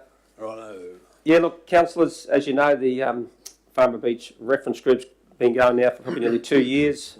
I'm excited to have been involved in that group, and I really commend the volunteers that were involved and all of the staff and the stakeholders, but especially those community members that have spent a significant amount of time there. This really is about the culmination of that reference group's efforts and their findings and their recommendations and what they believe aspirationally would be a great outcome. There's no costings attached to this. It's just purely about releasing it to the community for consultation as well, so that we can take to the community what the reference group has been doing behind the scenes, and we make it part of you know, the community conversation. And as I say, there's no commitment to funding this thing at any stage. It's just purely to get feedback from the community. And I think it would be very positive to do that, given the amount of time and effort that that group's put in. Picking up on Councillor Friend's point earlier on with the Byfield reference group, it's important to nurture those relationships, and I believe this would be a big positive step forward. And I look forward to a report coming back to the table of what the community felt about the aspirations of the master plan. Thank you. Councillor Friend, question? A couple of questions, Mr. Mayor, if I may, through you to Molly. So On the 1st of August, we had a briefing session here with all councillors present. We were presented with the minutes of the Farnborough Beach Reference Group, they met on the 31st of May. One of the actions in the action register under the Farnborough Beach Master Plan was follow up with a major stakeholder and neighbouring property owner as to when the master plan can be made public. That particular stakeholder was not present at the meeting at that time, and no updates had been given. Have we heard from that stakeholder, and if they wish for this master plan to be made public? And then I have a second question after. Thank you for your question. We have heard, we asked directly that stakeholder whether they would give permission for that to be released publicly, as it identifies some of their privately owned land. They were quite emphatic on the fact that they were not comfortable with it being made public at this time. Thank you. And we talk about this master plan. This is my last question. We talk about this master plan. I have not seen it as a councillor, and I don't know unless you're a member of the reference group, and I believe it's Councillor Bello and Councillor Eastwood are the representatives. Is there a master plan, full stop? Or is it a concept plan or an ideas plan? What type of plan is it? I would suggest it's a concept plan, which could also be called a master plan. And the reason it hasn't been shared outside of the group is for a similar reason, that stakeholder has asked for it to remain confidential at this time. Goodness me. And this may just... So, Mr Mayor, upon the basis of those answered questions, I make a procedural motion to lay this on the table until such time that the major stakeholder is willing to release any type of plan. So that's my procedural motion to lay it on the table. All right, any questions in relation to the procedural motion? Yeah. Just one, Mr Mayor. We don't know when that might be, so we're actually resolving something that we don't have a finite response to by the other stakeholder. This is true. This is true, and thank you for bringing that up, Councillor. I would also still continue with my procedural motion until we receive a workshop or a meeting or a briefing in relation to looking at the master plan ourselves before it is sent to community consultation. Thank you. Well, question to Molly. So, Molly, does that mean that this particular stakeholder is holding us to ransom? I don't have an answer to that question. I don't feel comfortable answering that question. Yeah, that's probably an unfair question, Councillor Eastwood. Just a question, Mr Mayor.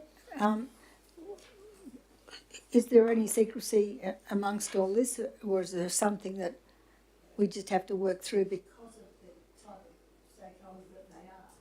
Big landowners? I mean, we're trying to do something as a community, and yet I don't know whether they've actually attended the meetings, but our plans sort of work in a 4-year term, and you know, you come to your end of your term and you need to be able to close off on a lot of these items, and this would not augur very well with public if it were to sort of linger indefinitely. Well, without knowing what that's the what future you'll be is. voting on, Councillor, because my understanding is that without the willing participation of this particular stakeholder, the aspirations within the master plan, if that's what you want to call it, may well not be achieved. I'll just ask a question, perhaps it's to the CFO, CEO, sorry. My understanding is that landholders, they may request for councils to not disclose things that council may be planning that encompasses their property. It could be for a road, it could be for any sort of development, but ultimately, legally, there's no grounds to preclude a council or a state or local federal government identifying this is our aspiration. So on what grounds would, I respect if the table chooses to accede to the procedural motion, but legally it would be inaccurate to suggest that it's because a landholder has said that they don't want it disclosed, so we can't disclose it. That's probably the position I'm trying to understand. I'm probably not as across the depth and detail of this as Molly, but if the master plan identifies some infrastructure to be built on a private owner's land holdings, I would just encourage council to think about how that private land owner might feel about council making plans that are public on about their property, and if that was council doing it to your own land, how that might make you feel as a private landowner. So, And thank you, Mr. Mayor. Just through you, just to reiterate, the procedural motion was changed based on the fact that the master plan should come back to a briefing, a meeting to councillors, so that we can also see what's going on as well. All right. Thank you. Justine, just got some wording. Proposed master plan being presented to a future workshop of council.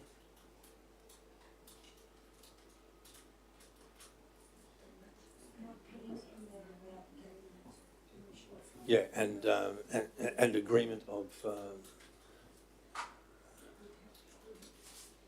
a major stakeholder, the adjoining landowner. That's it, adjoining landowner.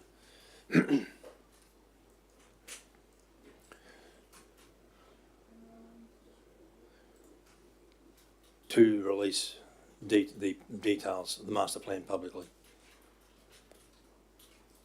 Mr. Chair, am I able to extrapolate on that and also have to seek advice, whether it be legal or departmental, whether that's actually, or what weighting does that have in terms of a landowner may object, but it would be very, very unworkable for a landholder to be able to preclude or prevent any level of government from putting out to their community engagement over a particular project that may, like the Rockhampton-Yeppoon Road, which went straight through a lot of rural land that was privately owned. Those people didn't have the luxury of saying to the state government, please don't put that plan out, we don't want it to be there yet. Point of order, Mr. Mayor. Point of order, Mr. Mayor. My point of order is I've put forward a procedural motion, and then if it falls over, then I believe that Councillor Bello and any other councillor has the opportunity to speak to the actual councillor's notice of motion. Well, I guess my comment to that councillor friend would be that's fine as long as the motion isn't in some way illegal or ultra vires. But if you're happy with that wording, we'll put it to the table. Just a point of order, the procedural motions take precedence. Yes, indeed.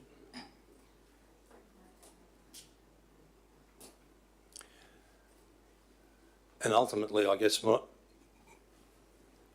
are we voting on the legalities of this? Because if that's the procedural motion, councillors, and so ultimately, if that's what you want to vote for and support, then ultimately that's what happens.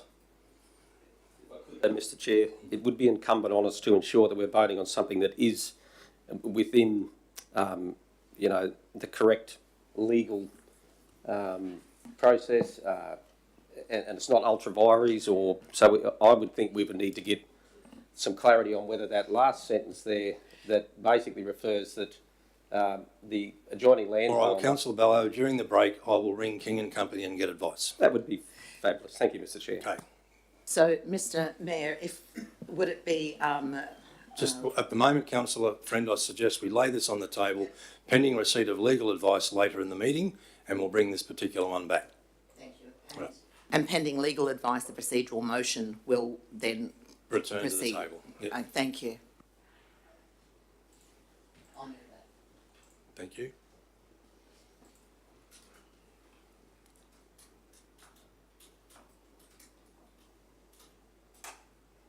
Pending receipt of legal advice. And I'll just leave it at that, Justine.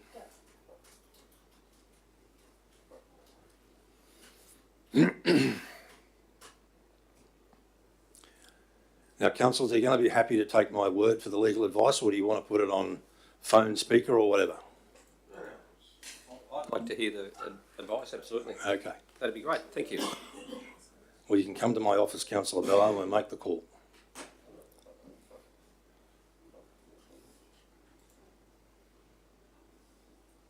and Councillor Friend as well. All right. What's the time, folks? What, is lunch ready yet? Yeah, well, all in favour of the procedural motion lay on the table? Carried unanimously.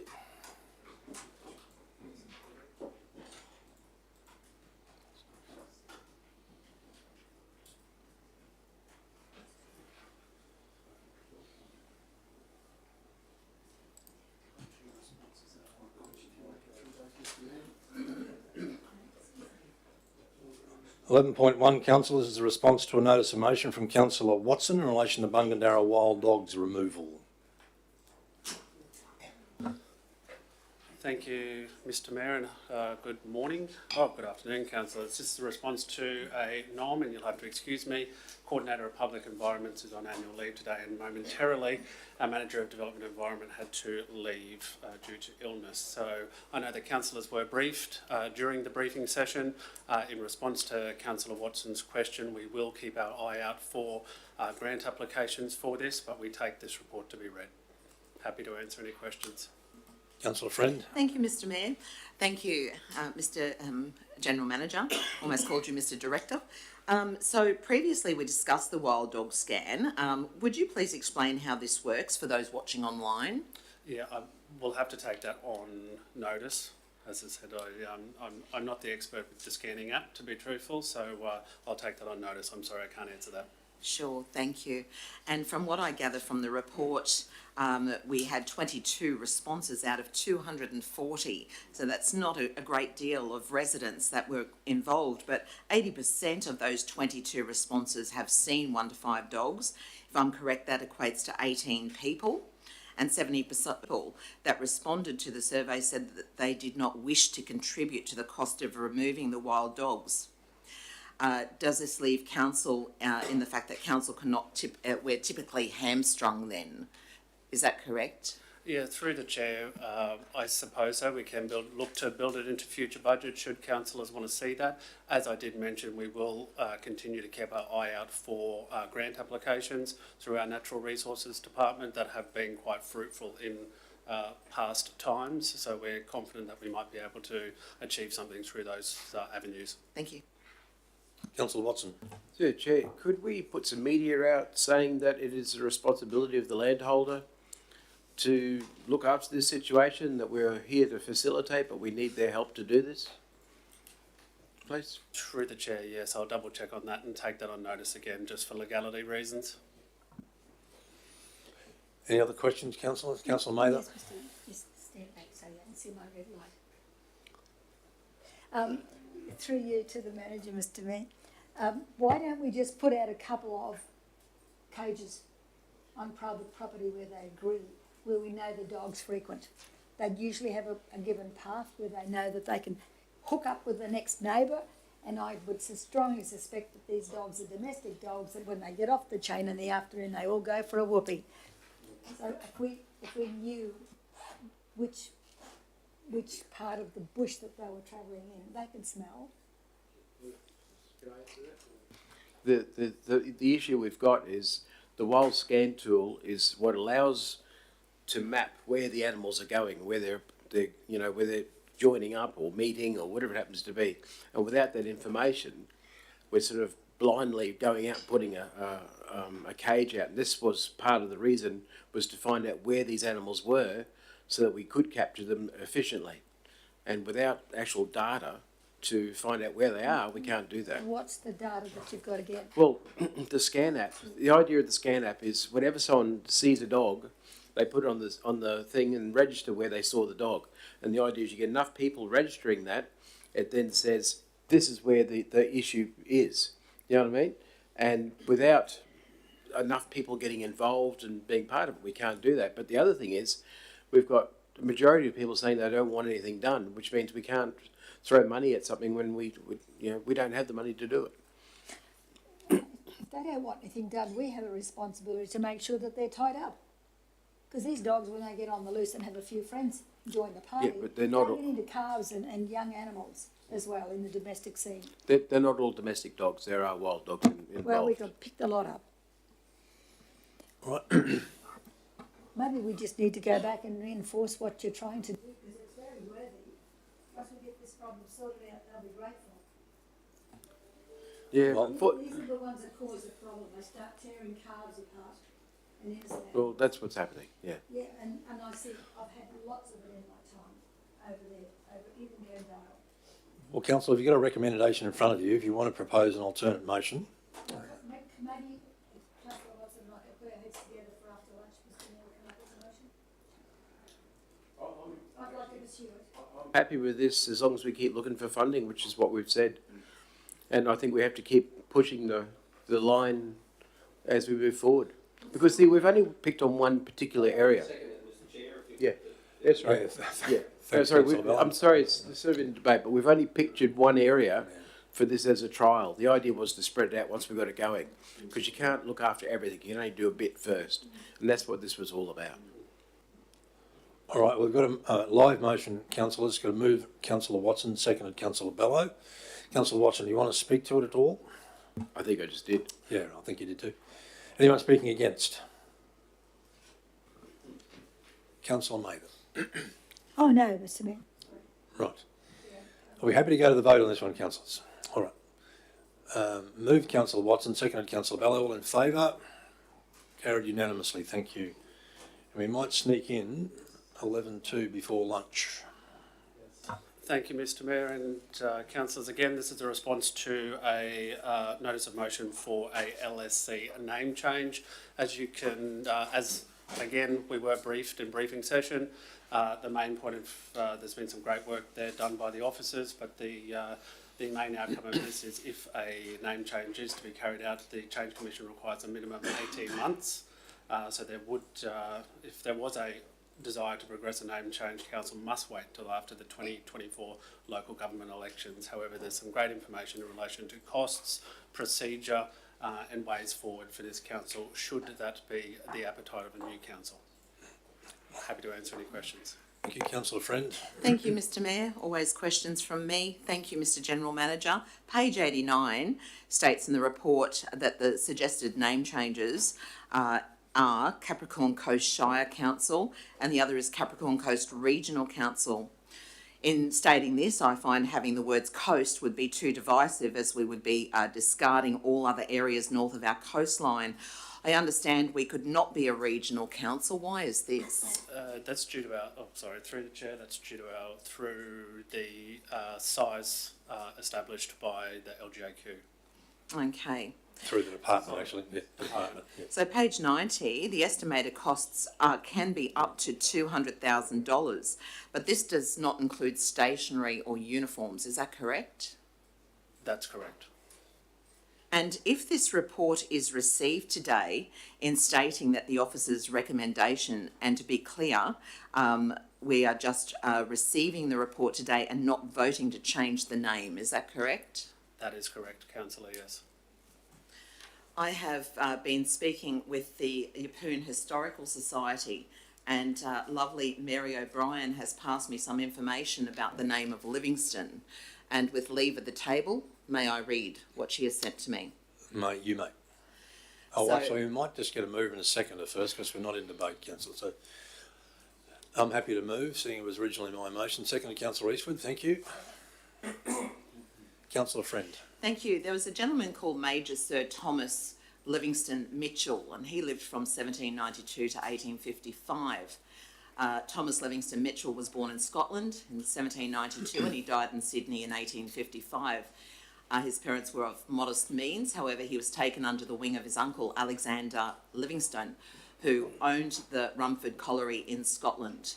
It is presumed his uncle paid for a commission into the army at the age of 16, and here he trained as a surveyor. In 1814 he was chosen to produce plans of the major peninsular battlefields, a task which continued after the war. He arrived in the colony of New South Wales in 1828 and in 1829 succeeded John Oxley in the position which was eventually to become the Surveyor General of New South Wales. The proclamation of the County of Livingstone, for which we are,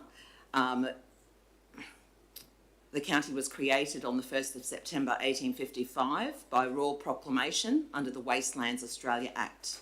in 1846. On March the 7th in 1901, the Governor issued a proclamation legally dividing Queensland into counties under the Land Act. Had Thomas Mitchell already named these areas before his death? There's a question mark here. It is probable, because many of these items were settled well before they are gazetted. The separation of Queensland had been planned some years before 1859. From these early days, Australia has always been very popular. Australia has always been very particular about preferring to name counties and parishes within the Australian connection. There are few exceptions. So was our parishes and counties named by Mitchell out of respect for his uncle Alexander Livingstone, or were they named after Thomas Livingstone Mitchell as a permanent reminder of his undoubtedly brilliance? The Historical Society wish for us to celebrate the name Livingstone. So I thought I'd just mention that. Thank you for allowing me to read that and the history of why we are called Livingstone. All right, thank you, Councillor Friend. Not sure this needs a lot of discussion, councillors, so we're just receiving the report. Happy to go to the vote on this one. Moved Councillor on myself, seconded Councillor Eastwood. All in favour? Those against? Carried. And can I get a procedural motion from someone to adjourn for lunch? Thank you, Councillor Mather. All in favour? Carried.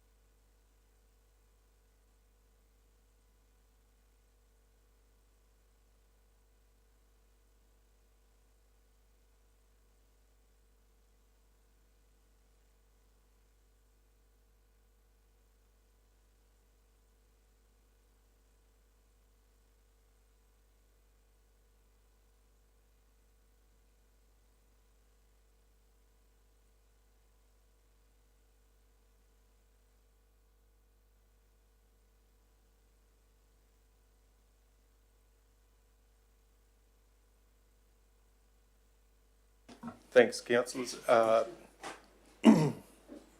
did get the priority list. It's it's a working list. I'm not sure if it's appropriate to go through it at this time or whether you would like us to bring back a more summarised version just with some of the main points. But I can quickly show you sort of what it looks like in its raw form. So it's just an Excel spreadsheet. If you go to sheet 2, please, Justine, this shows the criteria. So we've got location, safety, population, cost and lifestyle. So we get a lot of these. And yeah, like I said, there's 115 on the list. And it's similar to other requests that we get. But we probably, we get a lot of requests from the disability group as well. And it'd be great to do all these things, but we just haven't got the budget. And so we've tried to put a bit of science into this through this method. And if we go back to sheet 1, please. So at the moment, it's sort of a download of what's on the Forward Works program. Some of these things have been done, some haven't. Some are a big paragraph explaining everything.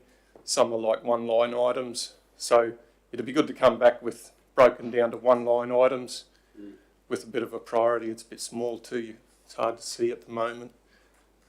We just zoom in a bit, please, Justine. So yeah, so this is an example. Adelaide Park Road to Spring Street. 2.5 metres. There's some. This is just design only. So that's the other thing. There's design only. Some have got the full construction cost. We've got external funding and council funding.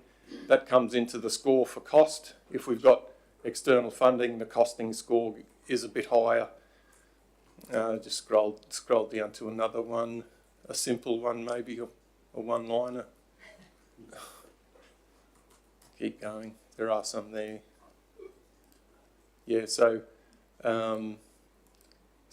there's some also for just a program to repair existing broken footpaths, just an allocation to repair existing existing ones that need maintenance. Yeah, it might be better to bring back a more there's some there, just the one-liners. Concrete shared pathway from Whitman Street to Charles Street, that's Arthur Street. That's, for example, that one there, you often see an old fella on his mobility scooter on the road. It's quite dangerous. So that's sort of higher up the list. Sean, through the chair, so how do we know, for example, how far off that is, say, being done, that one in particular? At the moment, they're just rated in priority. Is it 1 year, 5 years, 7 years? We haven't got that at the total value of these, the council funding component of this list is $23 million. Yep. And we've just released onto the website last week the Yeppoon CBD walking network plan, and that's proposing $850,000 per year over 6 years, which is another $5 million. And the Emu Park CBD walking network plan, and they aren't included in these ones. So,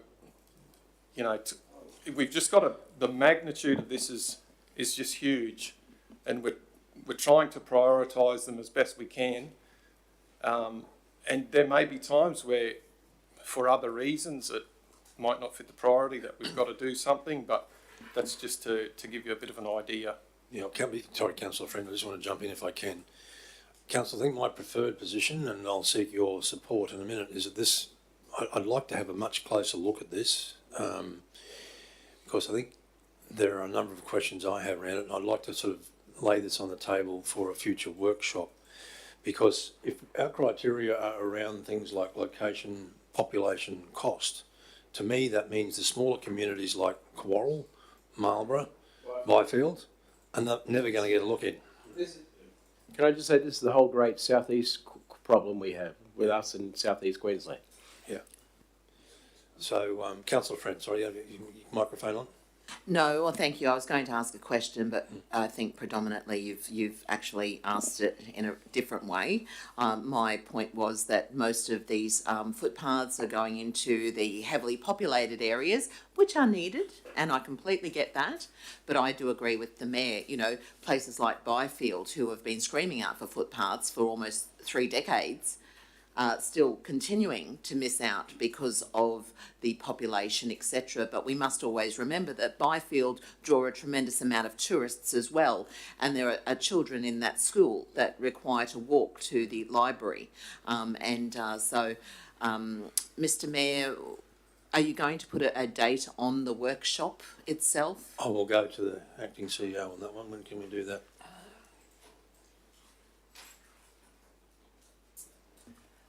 I'll work with exec support to define an appropriate date for that, and I'll work with Sean and his team so they can do the appropriate work that they need to, just to make sure that the list that they do have, the prioritised list, has been reviewed and it contains all the information required. Thank you, Madam CEO. I ask only, Mr. Mayor, because our next meeting would be December, I believe, for the Byfield Reference Group, and we need to take something to them that's more definitive than not. Well, we'll have two rounds of meetings before then, councillor, so hopefully we can get something in for one of those. Okay, and on that basis, I will definitely support your laying it on the table. Okay, thank you. Sorry? As soon as possible. Yeah, yeah.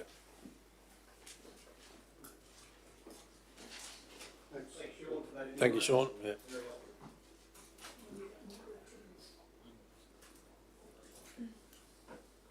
All right, so Justine's just adjusting that one, councillors.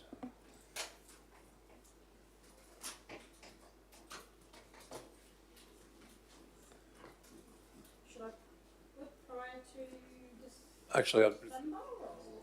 Do you want it to go to a workshop first, councillors, or are you happy for it to come back to a council meeting? I'm happy with a briefing, Mr. Mayor. All right. Okay, so for a future briefing session. Thanks, Justine. I guess too, Mr. Chair, talk about the methodology of it, which is what you were hinting at, that may... Yeah, it'll bog us down in a meeting, yeah. All right, so we've got that recommendation, councillors. I think it's fairly self-explanatory. I'll go to the vote on that one. All in favour? Carried unanimously, thank you. And we'll go back down to 1010, Farnborough Beach Draft Master Plan. Councillor Friend, you had a procedural motion drafted. Thank you. Do we need to bring this from laying on the table? Yes, we do. So we'll raise that one from the table. All in favour? Carried, thank you. I'll move that. Mr. Mayor, after some legal advice that we sought on behalf of Councillor Bello requesting it at lunchtime, I would like to continue with this procedural motion. I would just like to amend the wording as such. Okay. So, I might just, before you do that, councillor, so that all of the councillors are aware, ask the acting CEO to update us on the legal advice, please. Thank you, Chair. So councillors, as there are no previous council decisions that have deemed the concept plan as a confidential document, nor are there any existing contractual commercial arrangements in place that would also prevent the concept plan being shared. So apart from the proposed infrastructure, readers could essentially obtain the same property information from the online mapping tools that are available, such as Google Maps. So ultimately, it is a decision for council on how it considers the key stakeholder feedback as part of the overall engagement and consultation strategy for the precinct and the release of the concept plan.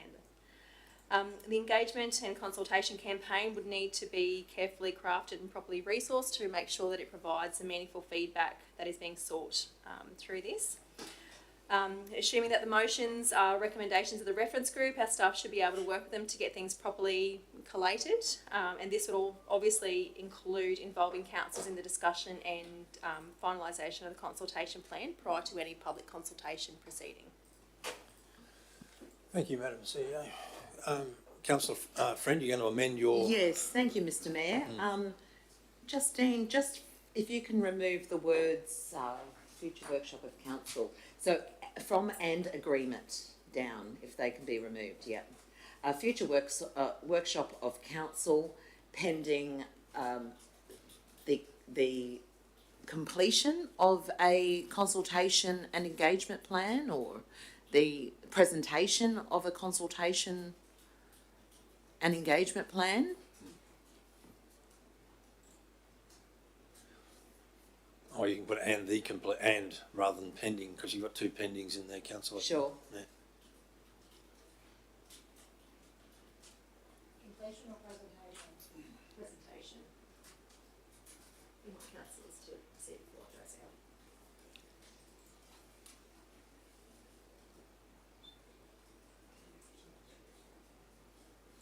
Happy with that, Mr. Mayor? All right, thank you. Yes, Madam CFO, that the landholder wouldn't be able to request of council or deem that council couldn't release it. Ultimately, that would be not within the authority of the landholder. That was the legal advice. Yep. Okay. All right, councillor, so you've got that procedural motion from councillor Friend. Let's go to the debate on that one. Is everyone clear on it? Any questions? Well, the only thing, Mr. Chair, have we got a date on when that will come to the table, to a briefing session, or like is it for? We don't have that many briefing sessions. Do that in left. October or November, Madam Senior? So, once again, I'll need to liaise with the community council, with the engagement team, to see what work would need to be deferred in order to bring this forward. I understand that they have a pretty full engagement calendar as it is, so Right. that would form part of the conversation with the councillors as to the timing and the effort and the appropriate resources for this. If I may ask another question then, and perhaps even to the move to procedural, the element within it that's really taking the time would be the consultation and engagement plan. If that was removed, for councillors to at least be across the master plan, which I totally respect, you may not be across, that in itself wouldn't take really much resources. It's just really the information's already there to be able to be provided. So I guess I'm maybe even asking whether that procedural could be amended. No. There we go.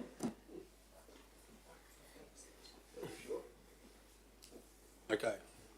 Well, you've got a motion in front of you, councillor, so we'll go to the vote on that one. All in favour? Councillor Mather, your hand up or not? Yes. Yep, thank you. Those against? Carried.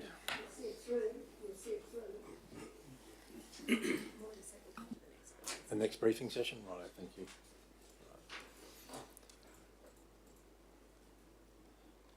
So that wraps up outstanding stuff, I think, councillors. We're down to 11.3, which is the Farnborough Beach Reference Group update and recommendations re night closure. Welcome back to the table, Molly.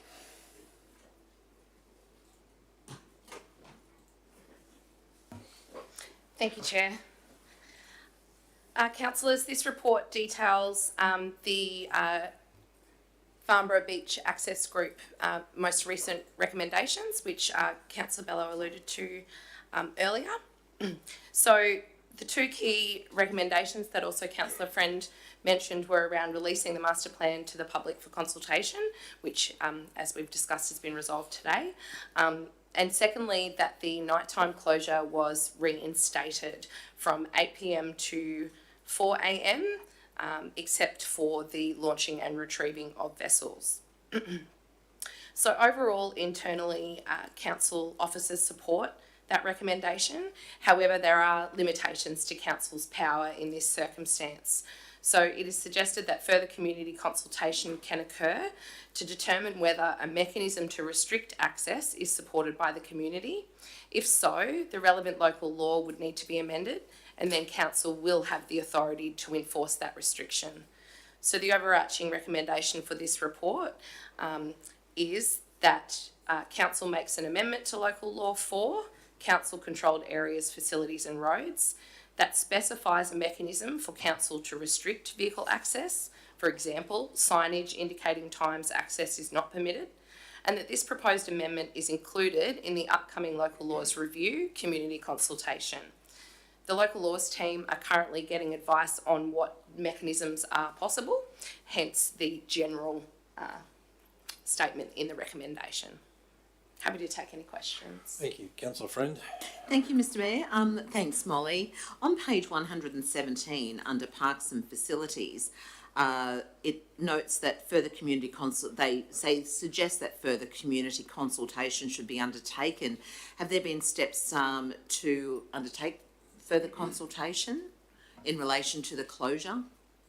No, not as yet. Officers suggest that as the local laws review is upcoming and will provide an opportunity for community feedback, and that the mechanism available to council to restrict is via local laws.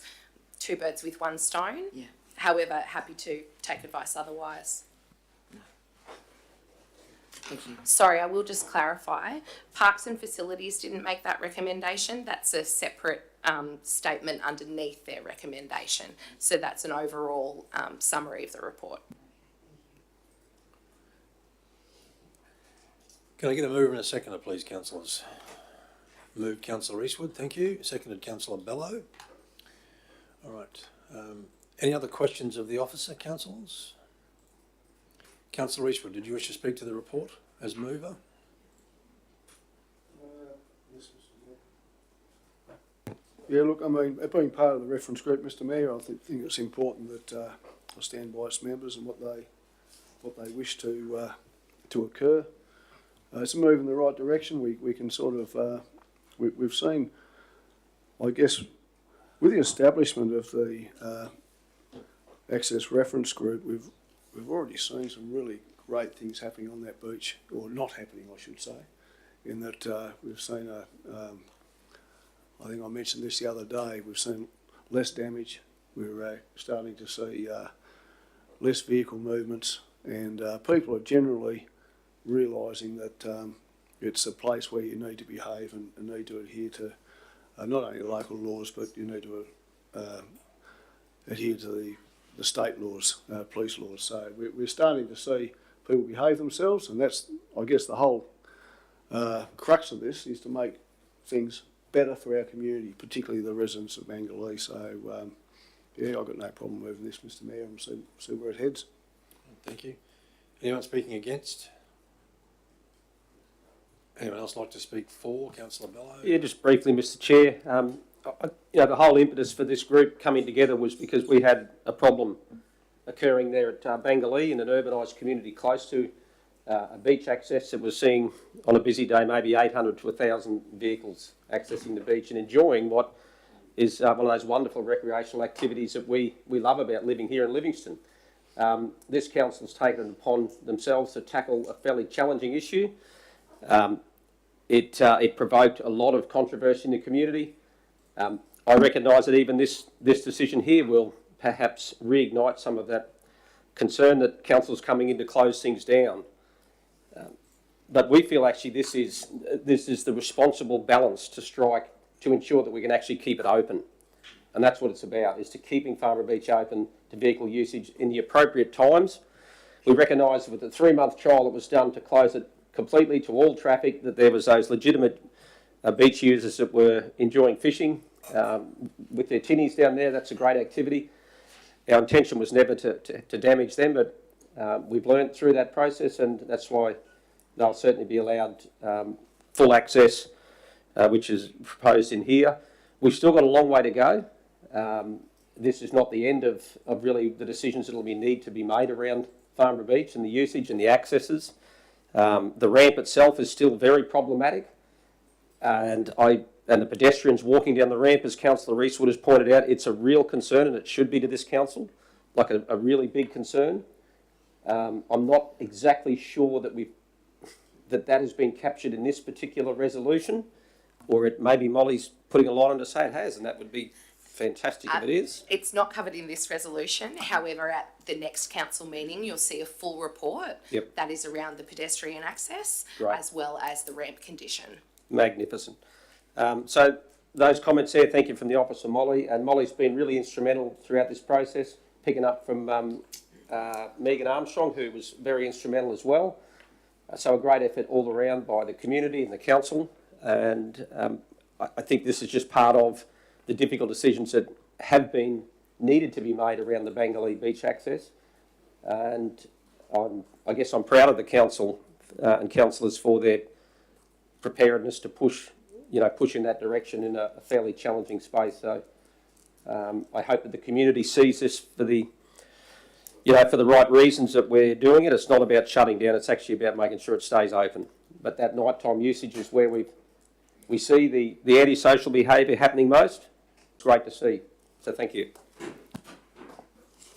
Anyone speaking against? Just a question, please, Mr. Councillor Mather. Maybe through to you. I don't think the deputy can answer this one. Molly, the pedestrian pathway to the beach is on private land. No. No. Well, I read that in the report. I don't know if it's this report or another one, but it made reference to the Farmera Beach. Maybe a non-official track might have been formed over private land, but there is a pedestrian track on reserve land.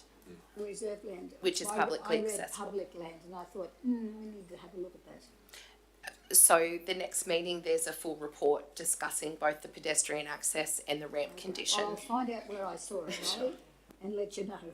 Thanks, Mayor. Right, thank you. Anyone speaking against? All right, just quickly, I'll speak in support of this as well, councillors, because I think this is a good outcome. As we've seen, a lot of the miscreant behaviour on that beach has been occurring at night time, and we do know that our turtles come in and nest at night time, and certainly from the anecdotal evidence I'm hearing from talking to different people who are driving on that beach regularly, the poor driver behaviour has been significantly reduced, and clearly we need to protect our native species and our wildlife and our migratory birds. And I think, certainly that combined with the road safety aspect and the fact that the Queensland Police Service have been increasing their patrols up there has brought that behaviour back into what's probably an acceptable level, although we seem to still have those small percentage of people who are intent on doing the wrong thing. But I support this one, Councillor, so thanks very much. Councillor Eastwood, do you want to wrap up? I think we've said enough, Mr. Mayor. I'm pretty sure we're going to get the full support of the table. Pretty sure. Most of them. So you got a mover in Councillor Eastwood, seconded Councillor Bello, all in favour? Carried unanimously, thank you. 11.4 is the Yeppoon Show Society tenure renewals. Laurie, welcome to the table.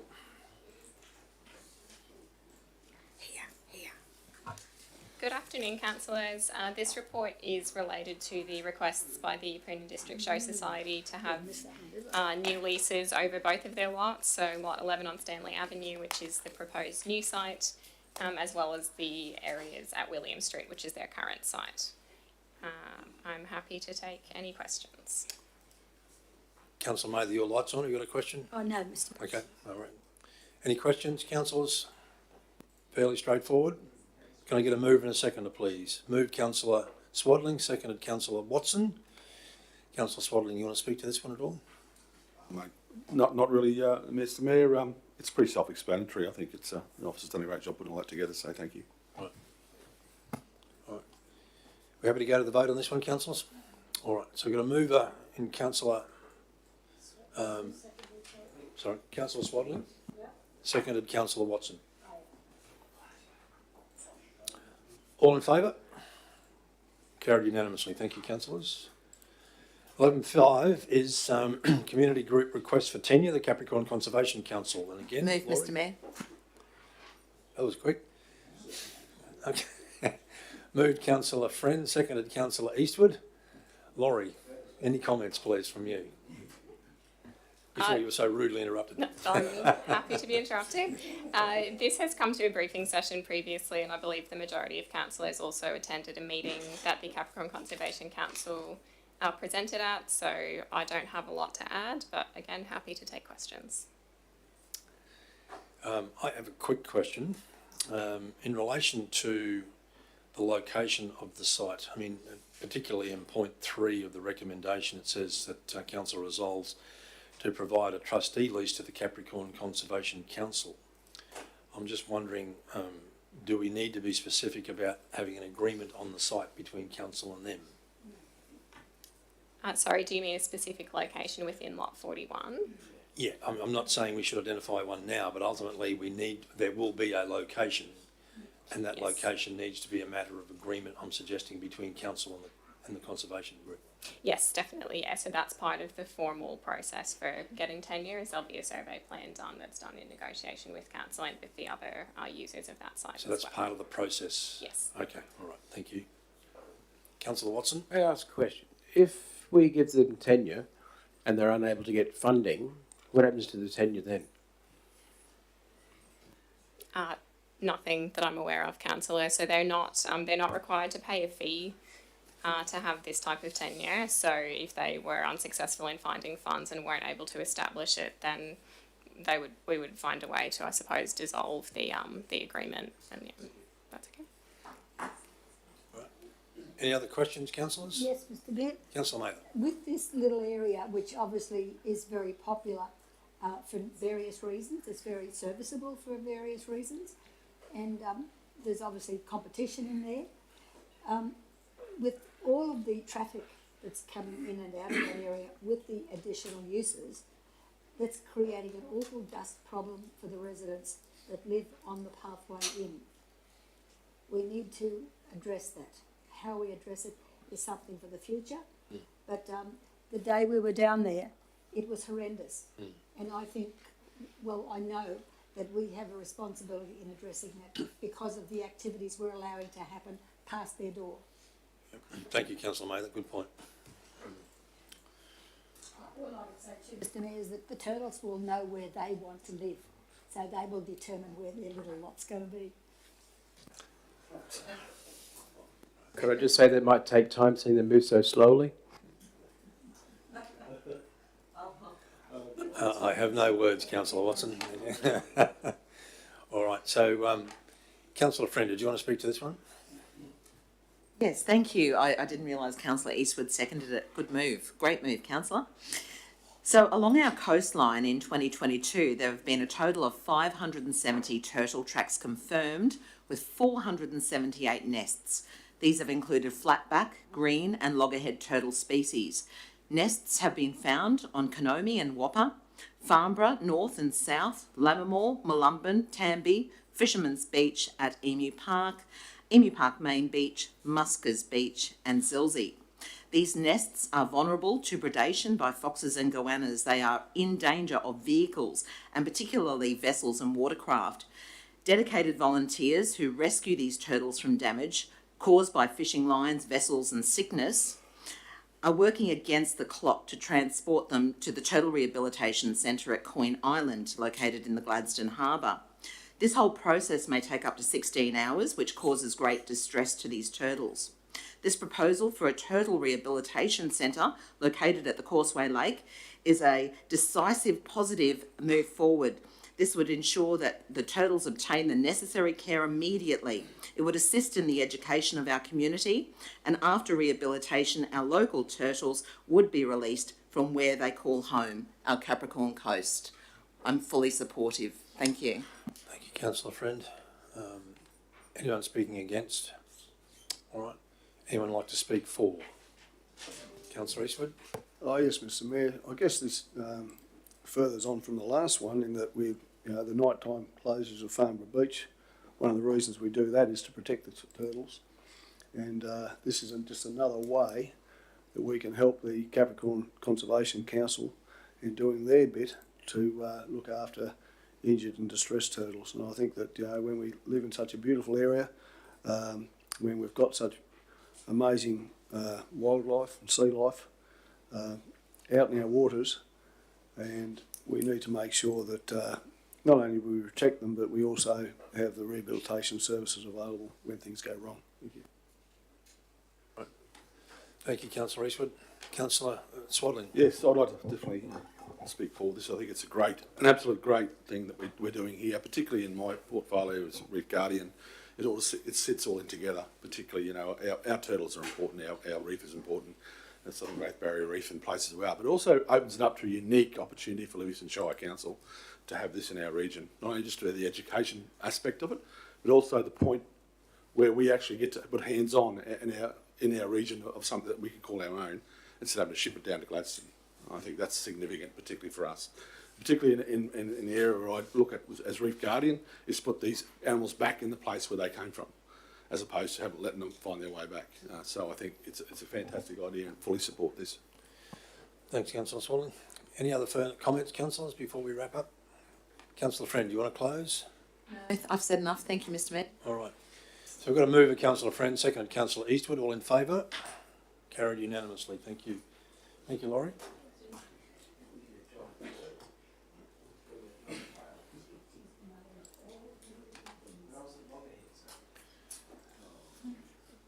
Oh, yeah, right. Just had to go there.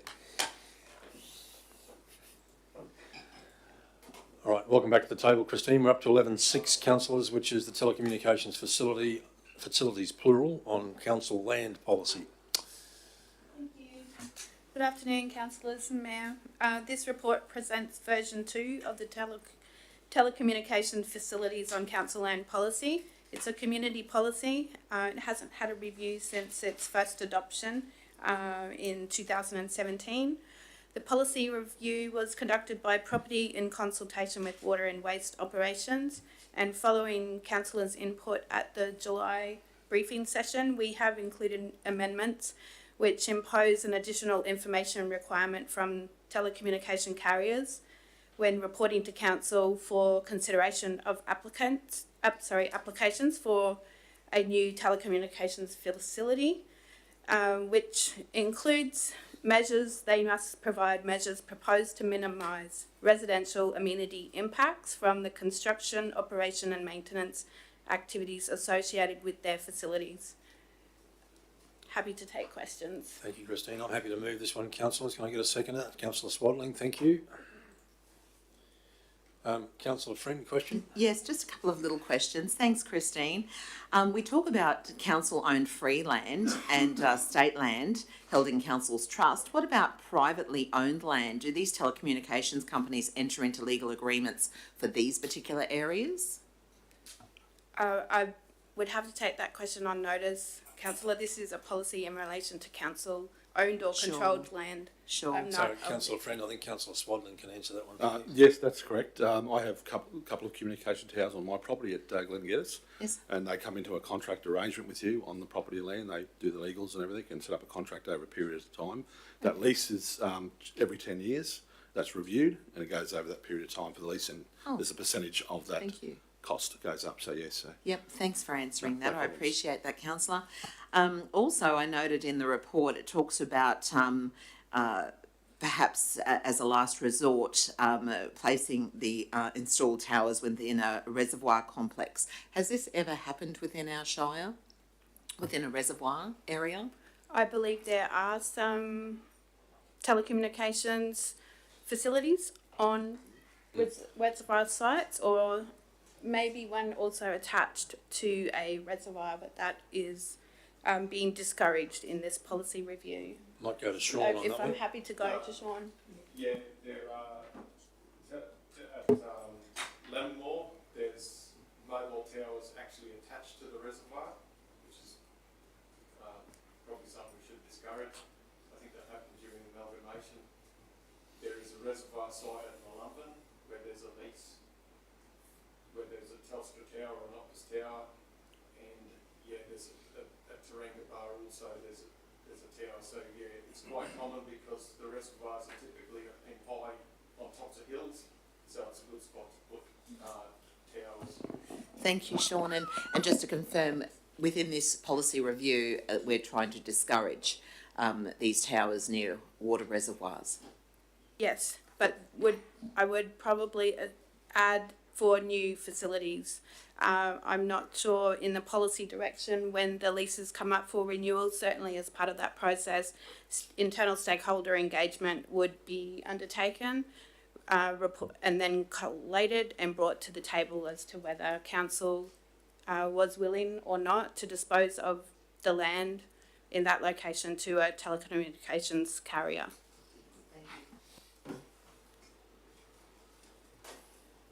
Okay. Any other questions, Councillor Mayor? Yes, Mr. Mayor. I think maybe Sean or Chris could answer this one. Is there any evidence of interference with the telemetry on those towers? No, Councillor Mather, not that I'm aware of. Even though it's discouraged, there's always the suspicions that it could interfere with telemetry. The thing that's to be discouraged is actually attaching the tower onto our concrete reservoir, because if we get a big cyclone or something, that could tear it off and damage the reservoir and make it leak. The risk to us. Yeah. Yes. But there's a mixture of towers up on Mount Barmoya as well. There's everyone, Ergon, the Coast Guard, the police, NBN, us, and there's no signs of interference. Okay, that's good. And I think, Chris, you're right. If the 10-year term was up and we needed to review our policy and location, we'd need to go through a public consultation process to put it in somewhere else.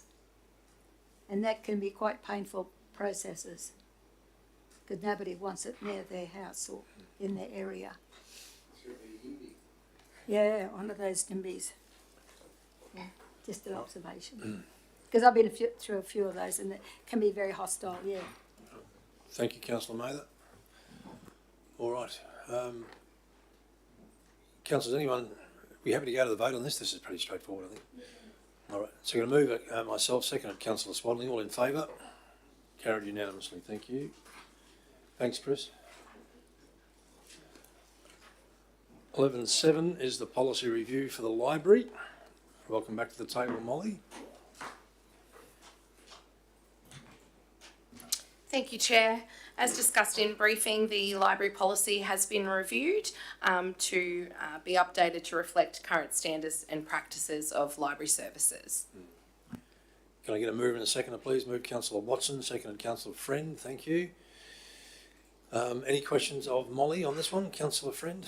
Just one, thank you, Mr. Mayor. Molly, on page 145 at the top of the report, item number 7, it says working in partnership with other local governments and levels of government to provide public library services to all members of the library's clientele. I thought that within after de-amalgamation, we no longer had some sort of a partnership or association with Rocky Regional Council for them to use our libraries and us to use theirs. Is that still in place? Yes, that is still in place. The partnership that exists with Livingstone Library is with every other library in the state in a way in which I can't remember the specific name of the program, but if a book's not available at your local library, there's a method, a system which all libraries use where then a book can be borrowed from your local library, but it's actually physically transported from another library. So that's the partnership that it refers to. Councillor Watson? Is that with Rockhampton then, or not at all? That's every other library in Queensland. Every other, is that meaning every other than? Oh, sorry, all libraries in Queensland. Apologies. All right. It depends where the book is more than which library. Happy to support this one, councillors. Just go to the vote. All in favour? Carried unanimously. Thank you. 11.8 is the completion of the 12-month e-scooter trial. Moved Councillor Eastwood. Seconded, please. Councillor Watson. Thank you. Righto. Mr General Manager, the floor is yours. Thank you. Thank you, Mayor and Councillors. We're seeking to resolve, first and foremost, wrapping up the 12-month program, but seeking for council resolve to seek interest from the commercial operators to address the operation of e-scooters within Livingstone Shire Council, undertake an assessment process to determine the preferred commercial e-scooter operator and enter into an agreement. In addition to the briefing session, we have taken councillor feedback on board and have increased the fee to $200 per scooter with a cap of 150 within our region. Happy to take questions. Councillor Watson. May I ask that with whoever does get the tender, that we have a lot more education on, because currently we have records saying that there's no one under 16 riding scooters, but you see them regularly and two of them on each one at a time, definitely needs some education. Through the chair, we'll be bringing back all of the tenders and the preferred person with conditions to council, so those different iterations can be made. I love the scooters just simply because I see kids with fishing rods heading to Roslyn Bay, and that's what it's all about. Any other questions, Councillor? Councillor Friend. Yes, thank you, Mr Mayor, through you. Thank you, Chris, Mr General Manager. Page 150 states a permit would be issued for a year with an option of an additional 2 years. Can the contract be extinguished after the 1 year mark? Yes, that's correct. It can. And also, I just needed this to be clarified. I did read it a couple of times, but I wasn't sure. The report states council would again advertise for applications coming up to this contract. However, the next paragraph suggests that the existing operator will be utilised as they were subject to rigorous legal review. So therefore, we're utilising the current contractor, or are we looking for new operators? Through the chair, we are looking for new operators, including the current. Okay, all right. Any other questions, councillors? All right, Councillor Eastwood, do you want to speak to the report? Oh yes, Mr Mayor, look, I guess the scooters have proved themselves to be a success, not only from the tourism point of view, the economic point of view, environmental point of view, but I think in every aspect, and it's been pleasing to me to see that after a few initial teething problems, and I think that they've really settled down and everyone's using them. Well, not everybody, but most people are using them how they're supposed to be used, and they're proving to be an asset to the community. It's not forever. If they don't work, then we can always get rid of them. But at least this puts us instead to open the door for the future. And I guess with Councillor Watson saying that he likes the way he sees people, young people on bikes or on the scooters with their fishing rods. Anything that gets people outside, enjoying our great outdoors, has to be a good thing. And if they're doing it in a safe, respectful way that doesn't affect others, then good on them and good on us for allowing it. Thank you. Anyone speaking against? Not against, Mr Mayor. Just to follow on, if that's possible, as long as they're carrying their fishing line and not a mobile phone. Well, my understanding is they're subject to the same penalties as motorists in that regard, Councillor Mather. Yeah. Mr Mayor, I think just as a courtesy, it doesn't have to be in writing, but somebody talking to the police just to let them know our decision is to continue to encourage, because if they see a multitude on the street, they'll be thinking, oh well, where did these come from? So just to let them know what We can take, the officers will take that on board, I'm sure, yeah, Councillor Mather. Yep. Anyone wish to speak for again? Can I Councillor quickly speak about a vision that I have for scooters and mobility and all that sort of stuff? Is this relevant to the report? Yeah, it Councillor? is. It is. One day I hope that we have buses where the half of the bus is a ramp with a hydraulic lift, and people will, instead of people driving into town, they'll go down to a bus stop, the bus will turn up, they'll get on with their scooter, they'll go to where they go, and they go to work. And then that will relieve all the pressures of vehicles on roads and accidents and everything else. And that's what I hope that we see one day. Right, thank you. You might need more pathways. All right. Well, councillors, I'm going to speak in favour of this one as well, because ultimately I think the benefits for this certainly outweigh the negatives. We're told, I think it was in the briefing session, the revenue these particular scooters generate for each of our businesses locally, and it quite surprised me at the quantum of that. So from a financial and economic point of view, I think it's worthwhile supporting this. The downside, of course, is always that safety aspect, and I take on board Councillor Watson's comments around education of these riders. I think that's critically important and part of, or should be part of, the contract that we award to the successful tenderer. So certainly happy to support this, councillors, and I'm, like everyone, delighted to see the things used so well. Anyone speaking against? Happy to speak. Are we happy to wrap up, councillors? All right, move at Councillor Eastwood, second at Councillor Watson. All in favour? Carried unanimously. Thank you.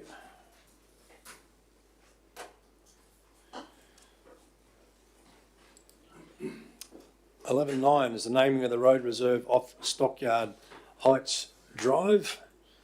And can I say this one's a little bit unusual in terms of naming?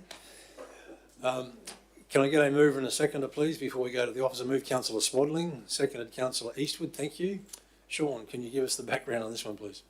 Okay, thanks.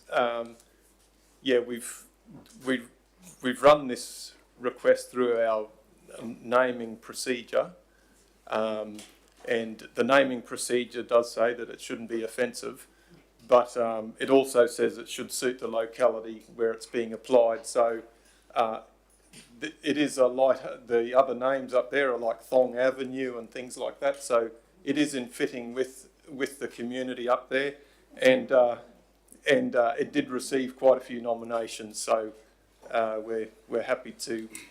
It's gone through the transparency of the procedure, and yeah, we're happy to propose that as the name.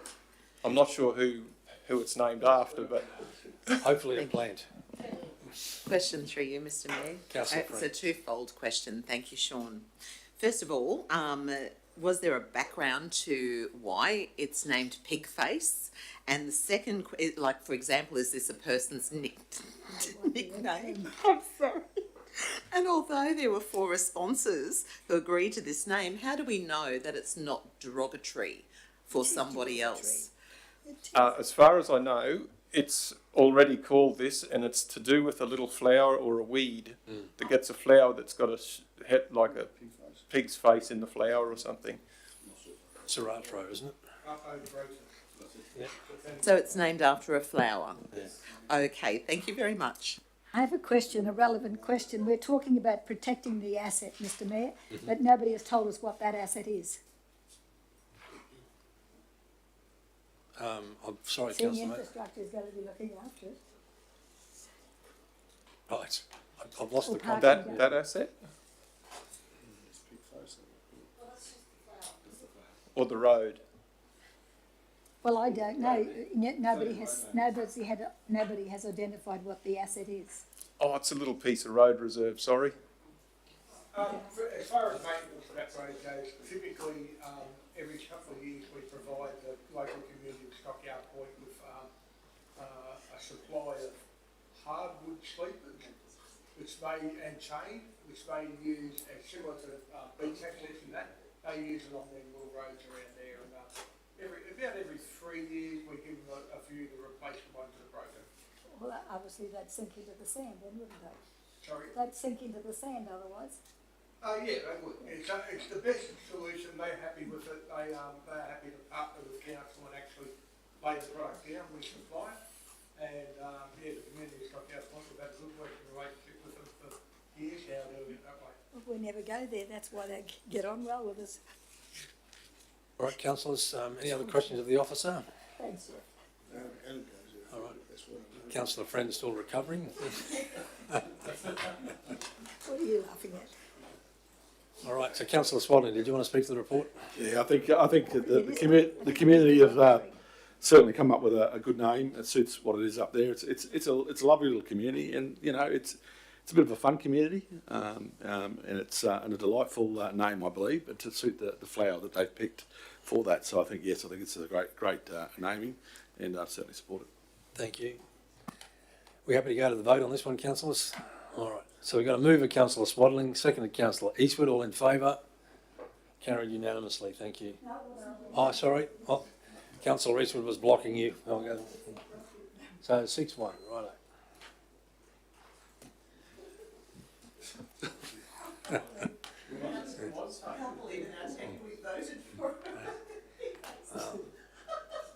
It's a beautiful flower, councillor. 11.10 is a request for the reduction of development application fees on Lot 2, Condon Drive, Yeppoon. Mr General Manager, thank you. Thank you, Mayor and Councillors. We've received an application from Pivotal Perspective in relation to a reduction in application fees for a development application for one lot into 128 planning officers took into consideration the requirements around the assessment process. Sorry, I've just lost my page. As you can see, a minute. And as you can see, there is some significant work that's going to require some external consultation, and there's lots of different overlays within this area. This zone is within the emerging community, and as such we have made a reduction from $305,639.25 to $213,191.25. This represents the cost recovery that our officers will see over the duration of the development application process. Happy to take questions. Councillor Friend. Yes, Mr Mayor, earlier this morning, you and Councillor Watson weren't sure whether you had a declaration of interest in this matter. I've been advised by the Manager of Development and Environment of the names of the people behind the particular company, and I don't have a conflict of interest. Thank you. So my other question is, my understanding is that this application has not come to the table as yet, and we're just looking at the fees to accept the application, so it may be then assessed. Is that correct? Yes, through the chair, that's correct, Councillor. Sometimes the developers do this to ensure that they might get a reduction. That's going to help them in their borrowing capacity, and of course whether the project is viable or not. We have received the application, and it will come to the council in due course. It's within the emerging community zone and will be impact accessible. Okay, and does this particular report and the officer's recommendation, I don't see it here, but it was in the report, does this request also assist in implementing a preliminary approval for this proposed development? Yes, preliminary approval for the material change of use. Okay. That's correct, yes. Yeah, okay, thank you. Any other question, Councillor Mather? Yes, Mr Mayor, I don't know if members have had a chance to have a look at this, but I've only opened mine up a few minutes ago, and there is an email from the same applicant, I would think, who's making other proposals here in relation to subdivision, 28 lots, 4 environmental drainage lots, reduction in fees for the relocatable home park. So yeah, that was received. That came out yesterday, Councillor yes, Mather. I've only opened it today. Yeah, I think it's probably separate and independent of this particular assessment, Mr General Manager. They're proposing that if we're looking at reduction in fees here, they're saying, are you looking at another 75% reduction in that one? And I think they're obviously they're not unrelated, put it that way. No, but we can only assess what's before us today, Councillor Mayor. That will come back to the council table in another report. Well, that concerns me because there's a direct connection here with us now putting this forward. And one does relate to the other somehow, somewhere down the line, if not at the next meeting.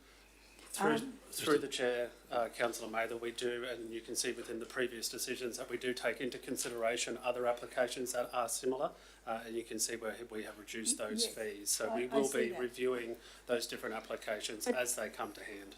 And what concerns me, Mr Mayor, in applications of significance, that we so often seem to be reviewing the proposed infrastructure charges to a fairly large degree, and we continue to do that. And I don't think it's a good look for a council, and I know our officers, they're going by the rule book, but what we see is some would call it a backflip. I don't.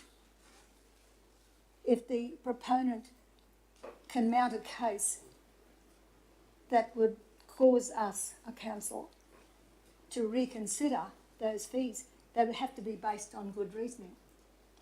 My concern is I don't want to be seen to be doing this all the time because we'll just look like a pushover. That's my concern. All right, thank you, Councillor Mather. All right, any other questions, councillors? Thank you. Can I get a seconder, please, Councillor Swadling? So move, Councillor Eastwood. Before that, Governor, but just a question. Yep. And just so I'm fully clear. So this is reducing the fee because of the, is is because it doesn't quite fit the criteria of a standard application, or like what's the, so what do we defend ourselves on why Yeah. we're doing it? Yeah, thank you, Councillor, through the chair. The original fee was $305. They requested a reduction, a significant reduction, and we have gone back to them. We are able to provide reductions in instances like this in larger developments because a lot of the lots are similar. So we do therefore have less time that we can spend on each assessment of each different lot, hence the reduction of 85,000 or thereabouts. So that's the basis on why it's achievable in this instance. Okay, thank you. All right, Councillor Eastwood, do you want to speak to the report? Councillor May, you got a question or what? Yes, Mr. Mayor. I've got a lot of yellow marking here. In the officer's report, it makes reference to the need. The site is currently vacant and does not hold any related approvals. Land is own emerging community. The site also following constraints which all require detailed consideration during the assessment process and will result in some external consultant engagement. Is that causing the council to employ external consultants and not the applicant? That's my question. All right. General Manager? Do we have any fees that would go with that? Through the chair, no, it's not requiring us to hire additional staff, councillor. Those things are looking at the different overlays that have been outlined there that we may or may not be experts in, whether it's your biodiversity, your flood hazards, all of those different things that we need those professional opinions or third-party opinions on. That's why we have kept the fee where it's at, because we do have to take in consideration the cost of those third-party consultants. Do we have any idea what that might amount to, knowing what you'd have to ask for? How many you might be requiring? Only to what's in the table that's provided in the reduction schedule, So you councillor. don't have a ballpark figure as to what we'd be needing? Not as yet. So No. we're going a little bit blind at the moment. Yes, thank you. One further question, have you finished, Councillor? Finished, thank you. Right. Councillor Bello? Just before Councillor Eastwood speaks, or Councillor? Well, Councillor Bello first. So this is purely on the application fee. It's got nothing to do with trunk infrastructure charges or anything of that nature. So this is the very early application that has been initiated here or requested for. That's correct, councillor. Okay, thank you. Councillor Watson? I'm just a little confused. I was reading this over and over again last night and again this morning. The two plans that we've got, one's blue, one's pink, they look like they're almost identical in their layout. Are they identical just with two different ideas?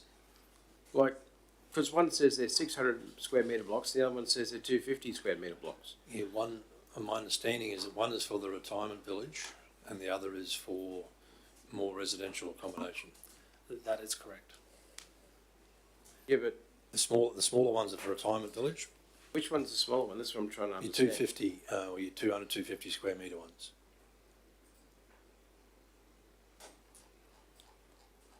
Sorry, I still don't get it. Can we get the report up on the screen, please, Justine? So there's that one there, 600 at the top there, and then when you scroll down to the next window with the next plan, Yep. they're now 250s or something like that. So is that the same plan but just with an alternative idea, or is that what it is? Is it?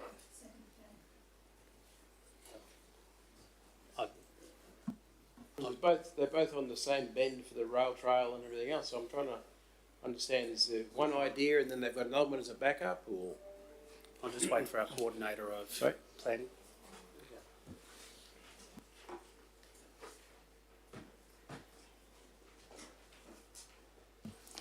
Through the chair, there's two development aspects here. So there is a reconfiguration of a lot aspect and there's a preliminary approval aspect.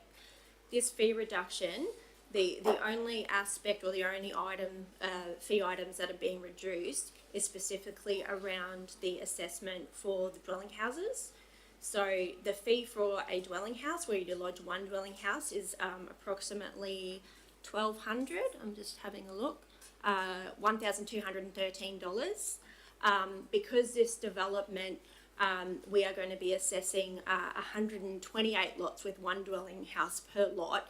It's unreasonable that we would spend the same amount of time on one dwelling. I'm sorry, that's not what I'm asking. Okay, sorry. What I'm asking is, they seem to be the same layout for both drawings. That's correct. And so one is going to be...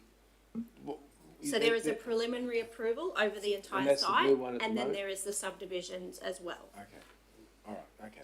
All right. Thank you. That's what I was confused about. Okay. Thank you. And the other thing is, does that, because I've been involved in the other one that was, with the doolies and all that, is that bank onto that area? Is that their land? Not mention potential people's names, Councillor. Sorry. What do I call it? Because I haven't been part of it. School Street application. School Street application. Yeah. Is that, does that land sort of fit into that, where it cuts in around there? I'm not sure of the property that you're relating to, but this is Condon Drive and the rail trail.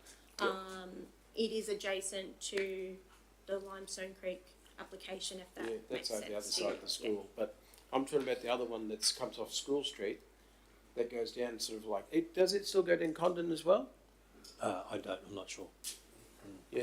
Perhaps we can take that question offline, Councillor. Yeah, okay, that'd be great, thank you. Yeah, righto. All right, any other questions of the officers, councillors? All right, Councillor Eastwood, do you want to speak to this report? Yeah, just briefly, Mr Mayor, this is the reason I'm putting this one forward is that it's just in fairness, Mr Mayor. You know, there's people made an application, when it comes to cost recovery, it shows that council aren't overly greedy and they're just being fair. This is nothing to say that we're going to say yes to the actual proposal when it comes forward, but it's to say that put your application in and yeah, I think they asked for a reduction of 85,000, which was nowhere near our cost recovery. We've come back with what's deemed to be a fair and reasonable amount, and I've got no problems with putting that forward, Mr Mayor. Right, thank you. Anyone speaking against? All right. Anyone wish to speak for? Happy to go to the vote, councillors. All right, we've got a mover in Councillor Eastwood, seconder Councillor Swaddling. All in favour? Carried unanimously. Thank you, councillors. 1111 is the development application for a development permit for reconfiguring a lot, one lot into 5 lots, and access and service easement at 280 Limestone Creek Road, Adelaide Park. Mr General Manager, thank you. Thank you, Mr Chair. I might hand over to Tammy, our Acting Coordinator, to take us through this application. Thank you, Mr Mayor and councillors. So the development application is for reconfiguring a lot, one lot into 5 lots, including access and services easement at 280 Limestone Creek Road.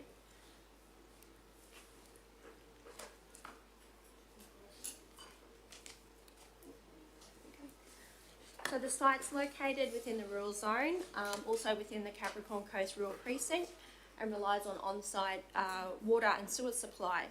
The locality is characterised by rural properties varying in size, and the site is in proximity to existing park residential style development. The site is currently 13 hectares in area. It's generally cleared of vegetation, with the exception of some maintained grasslands and some sporadic tree scattering, and the site has been used for grazing and separated in 2 paddocks.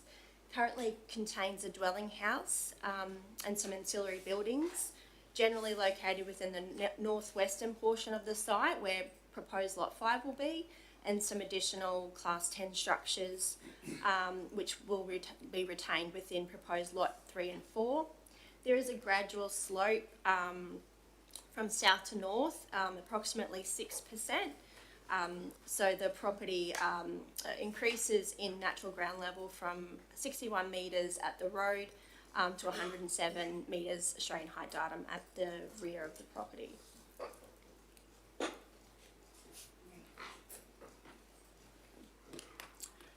So the proposal plan just shows that the reconfiguration of the existing lot into 5 lots, and then the blue demonstrates the access and services easement. So lot 5 at the top will retain the existing dwelling house and includes the section of area which will be the access. The new easement, a new easement is proposed over the existing easement, and that's to provide access rights to lots 1 to 4. There is an existing easement that does provide access to lots to the north, so that will be retained and won't be changed as part of the development. And the access driveway, so there is an existing access driveway. It's bitumen sealed for the full length of the driveway. However, we will condition for that to be widened. It's approximately 3 metres at the moment, so we will condition that that's widened to 4 metres, and that's just to cater for the additional lots and suitable bushfire capabilities and emergency services access.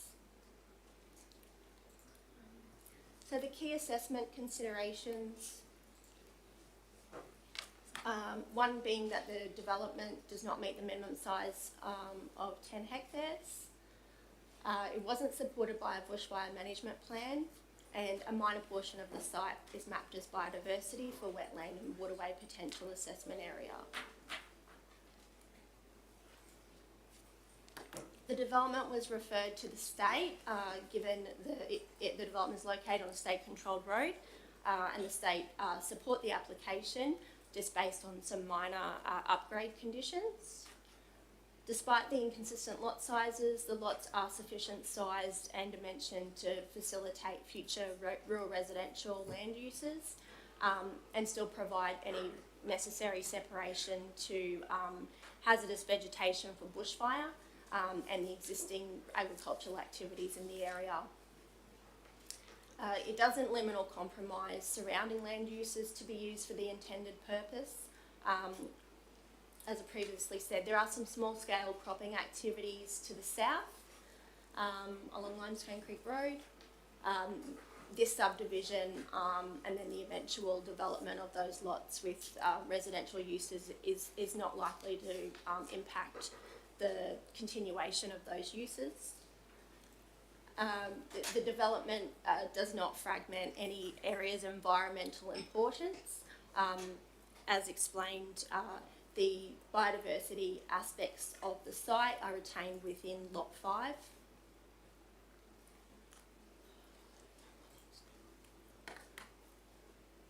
We don't believe that the that the proposal will create any unacceptable bushfire risk.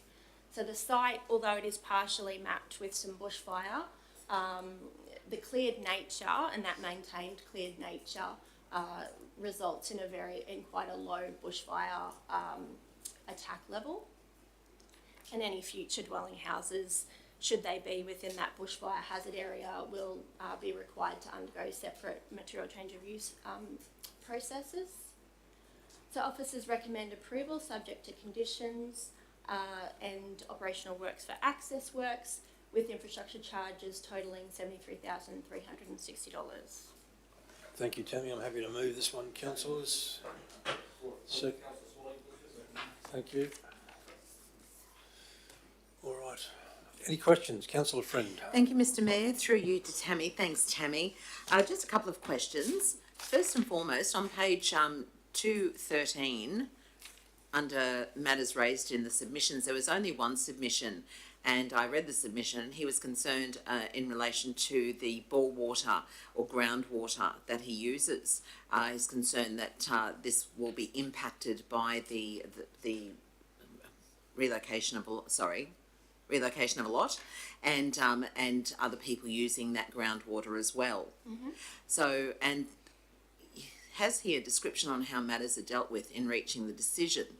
So it really just talks about that any sewage system must comply with setback distances, given the Queensland Plumbing and Waterways Code. But I don't see that it kind of answered what he was concerned about, that the groundwater will diminish by more regular use of more people. So through the chair, councillor, when we would assess new dwelling houses in this area, the requirement will be for on-site water, so that is water tanks.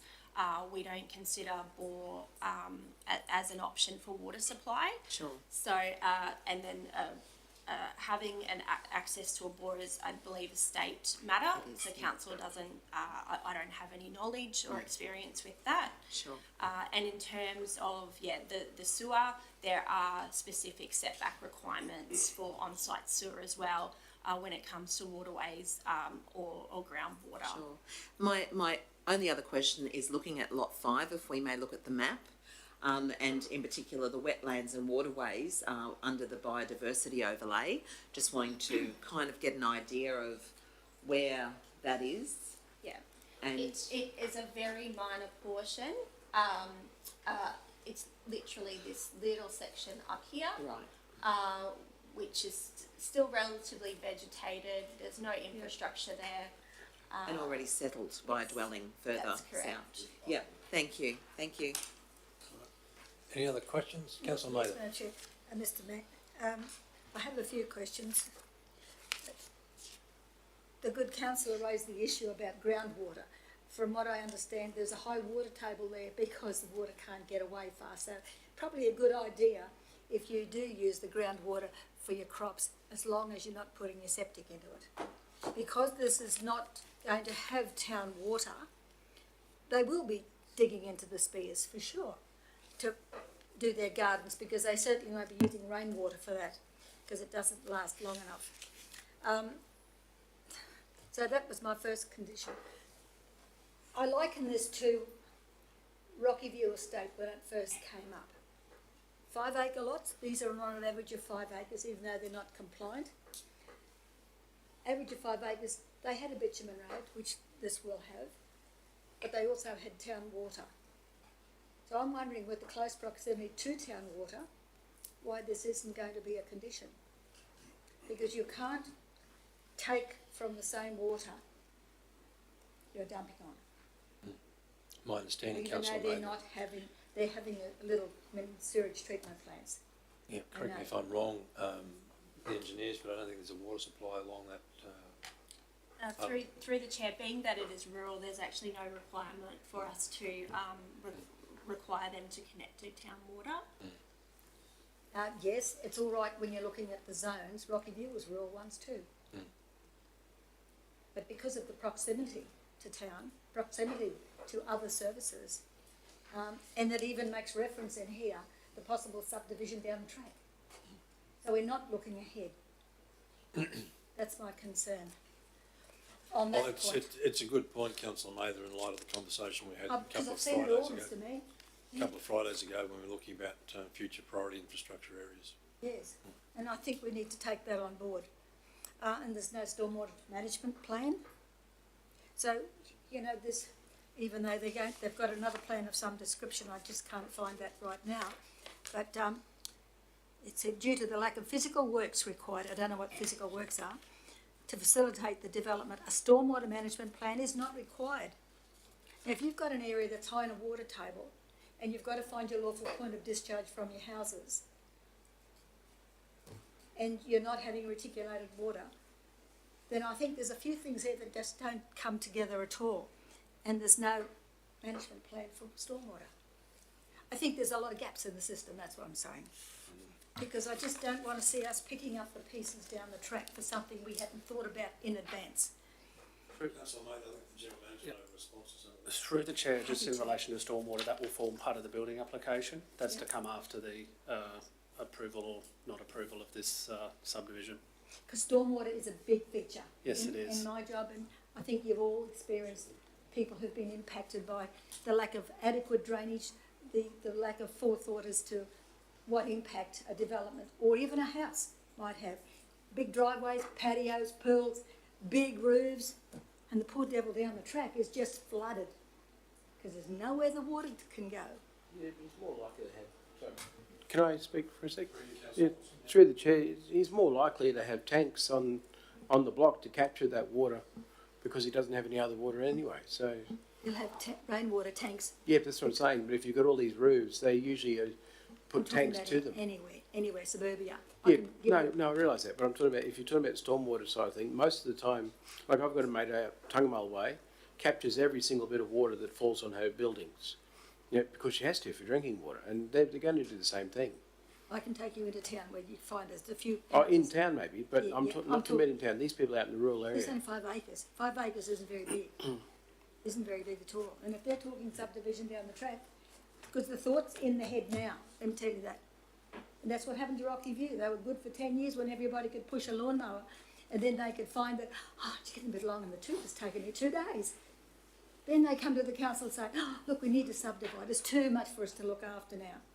And this went on for another 10 years. So I just don't want to harp on that one, Mr. Mayor, but I think we just need to think ahead, because there's a few things here that just don't gel, that's all. As good as the little girl is. Any other questions? Took me 3 days to read that. I'll reserve my right to wrap up. Anyone speaking against? All right, Councillor Valley, want to speak for? Yeah, sorry. I'm not sure now. I thought I moved it, so that's my apologies. Yeah, just want to speak, you know, I think this is a great product that'll be extremely popular in the market. Notwithstanding Councillor Mather's comments that have come from many years of experience, and water is always a challenge when you don't have town water. But water efficiency and water management is certainly becoming a very front and centre issue for rural or small livestock block landholders, and I think it's great to see this style of product come to the market. And in terms of future subdivisions, that's probably when, you know, as these get cut up smaller in many, many years to come, the town water may well be the trigger for those things happening, not the other way around. But so happy to support it.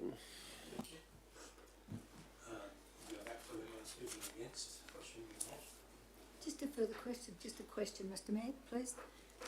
Tammy, the access to these lots, you say it's a 3 metre driveway at the moment, easement? Correct. And you're looking at making it a 4 metre to the beginning of lot 5. Why isn't it called a road? Because this means those people will have to be told, this is your responsibility. That's what I'm saying. When people come in and buy a block of land, everything's beautiful.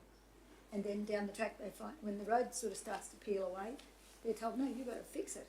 They don't, you know, very happy. So I'm just saying, why isn't it called a road?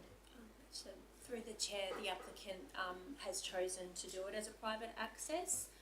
They did not make the application with the intention of it to be a council road. And it's not unreasonable or unusual for that type of arrangement in rural areas. Like I said, Mr. Mayor, it was like Rocky View. If the more people come on board, those 5 acres become 2.5, you'll have more people on an easement. I'll rest my case. All right, thank you. Any other comments, councillors, before we wrap up? Yes, Councillor Chair. Swaddling. Yeah, great little development, I think, moving forward, particularly having lived on rural land myself.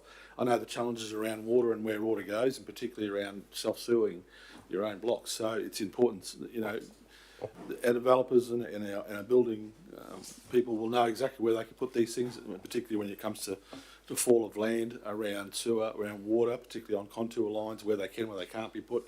These are some of the things that are nutted out in the basis of approvals. So I think, and it's a good product moving forward, and it's going to open that area a little bit more, and I think it's a great opportunity for people to buy into that sort of an environment. So yes, fully approval. Thanks, Councillor Swaddling. I'm not going to add anything, councillors. I think it's all been said, so we'll just go to the vote on this one.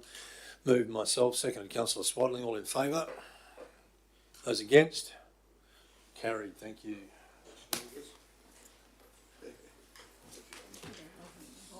Thank you to the officers. 11.12 is the monthly report for the period ending 31st of August. And we have Sasha. Welcome, Sasha.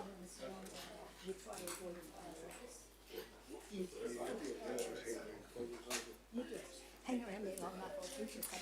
Thank you, Mayor, Councillors and Acting CEO. Today I'm here to present the monthly report for the period ending 31st of August 23.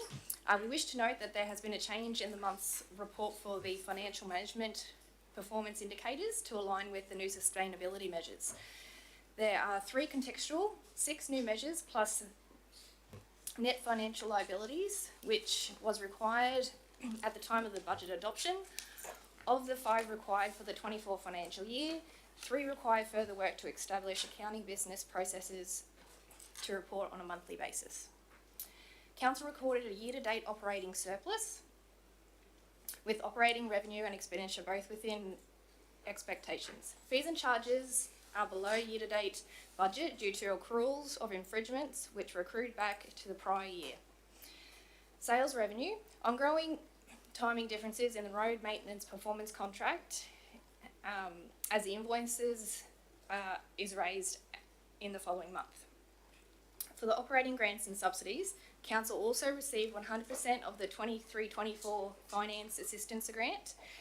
That was 4.4 million approximately in June 23. Council only received 204,000 of the 23-24 allocation in the current financial year. It will be unknown until June 24 if there will be a continuation of the prepayment approach. Back in 17-18 financial year, it was 50%, and in 22-23, it was 75%. Interest earnings continue to exceed budget forecast expectations, consistent with previous months, and reflective of higher cash rate and higher than anticipated cash holdings. Year-to-date results for operating expenditure is within budget expectations. There is 22.3 million in purchase commitments for goods and services. Total cash held remains strong at 118.3 million, with an estimated 37.1 million externally restricted. Receivables reflect the levied half-yearly rates and water consumption invoices due the 13th of September. Increase in payables is as expected, with contractual payments made for capital projects in September. Oh, sorry, wrong line. For capital project milestones. Outstanding rates of 3.5 million with that represents 460 out of the 18,293 rateable assessments under management. Efforts to update the procedure for arrangements to pay and pension arrangements to pay is in progress. Total borrowings are 54.8 million, in line with budget expectations. Interest accrued monthly and repayments quarterly. 38% of the spend year to date to August was within businesses within the Shire boundaries. We have 2 open tenders and 2 awarded tenders. Capital revenue. Infrastructure charges are within budget expectations. Working on reviewing outstanding charges is in progress. Officers are working towards capital grant reconciliations to accounting treatment on a monthly basis. Project expenditure prior to the finalisation of accruals is at 7% of the full year budget with 20.68 million in committals for capital projects that have either commenced construction or are about to commence construction. We note that given inflationary impacts being experienced on budgets, there was a provision made to mitigate this risk. This provision can only be used for existing projects and accessed at the procurement phase. It is not intended for new projects or to accommodate a change in scope. I'm happy to address any questions you may have on the report. Thank you, Sasha. You got through it. Well done. Well done. I'm happy to move this one, councillors. Can I get a seconder? Thanks, Councillor Friend. Question, Councillor Friend? Yes, thank you, Mr. Mayor. Through you to Sasha. Sasha, you did really well. Thank you so much. And everything you said was clear and concise and made perfect sense to me. It also helped that I read through it as well. But I don't have a great amount of questions for you. Just the 118 million cash reserves, was that in relation to the rates that were due this last month? That would have included some of the rates that were due, and we actually did experience majority of rates that were due being paid prior to the September extension. Yeah, thank you so much. Second question and last question, possibly not for yourself, so you're off the hook, maybe to Jeff or to Madam CEO. On page 256, I'm just wondering whether there was a bit of an error, perhaps, in if we look at major projects and we're looking at Capco Cemetery Internal Works, PC, it says the adopted budget was 315, cap spent is 1% of the budget, remaining budget is sorry, I beg your pardon, it's hard to look at those small lines, 135, 1%, leaving 133, but then it says project complete as of the 31st of August 23, and it says 100%. Obviously that's an error. Do you want to answer it? I'm happy to answer that on behalf of Sash. So that budget was developed or finalised at the end of May. So it's likely that the project managers were anticipating carryover of costs to be and work to be completed in the current financial year. So at next month's briefing session, Richard's actually going to be bringing to council the finalisation of the carryover. So the information is correct in the report, so it's likely that we just have to do a true up so likely that all of the work that was to be expended on that project has been completed in the previous financial year. Okay. Unless there are, looking at that percent complete. Okay, sure, all right. Thank you. Any other questions, councillors? Councillor I missed Maynard? it. I'm just wondering if you can do it again. Your report. Nah, it's okay. Well, I was going to ask. I'll watch on the live stream. Just a generic question, maybe Andrea or either of you could answer this. Invitation for preferred pre-qualified Suppliers. When does that open, or when did it open? When does it open? Any particular time of the year? It's ongoing. So depending on the buying arrangement that you're referring to, so whether it's a preferred supplier arrangement or a registered pre-qualified supplier, that will be ongoing and continual. So during the year? Yes, so we I don't thought it might offer. stop and start at a certain 2-month period or something like that. So as I said, it depends on the buying arrangement. So we don't have suppliers can't join at any time of the year. They have to go through the process when we are looking at individual. That's what I was sort of asking. Yep. Yeah. So I'm happy to take a question outside the meeting if you've got interest in a particular buying arrangement. I'm just wondering when it opens, in case anybody else. So the short answer is it depends on the arrangement. So it's the team are ongoing, so they will look at things like trade services, electrical work, concrete at all different times of the year. There's only 2 contracts and tenders officers that we do have to support the organisation in establishing these arrangements. So it would be unreasonable to have all of our buying arrangements open all of the time to assess new suppliers 365 days of the year. Yeah, no, I just got the impression that it opened, say, the 1st of April and it closed on the sort of 6 weeks later, and then it's all over till next time. So there will be defined periods for when tenderers can submit their applications, yes. Well, that's where the confusing part is, because people don't know when they can come on board and when they... Certainly, so I would encourage any of those suppliers that need further information or clarification to contact the procurement team. Okay, yeah. That's fine. Thanks, Andrew. All right. Any other questions, councillors? All right. Happy to go to the vote on this one? All right. Mover myself, seconded Councillor Bello. All in favour? Yep. Actually, Councillor Friend, wasn't it? You seconded it.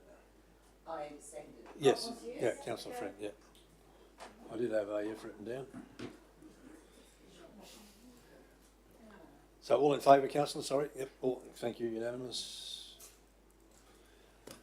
11:13 is, thank you, Sasha. Acquisition of land for overdue rates. Sil, welcome to the table.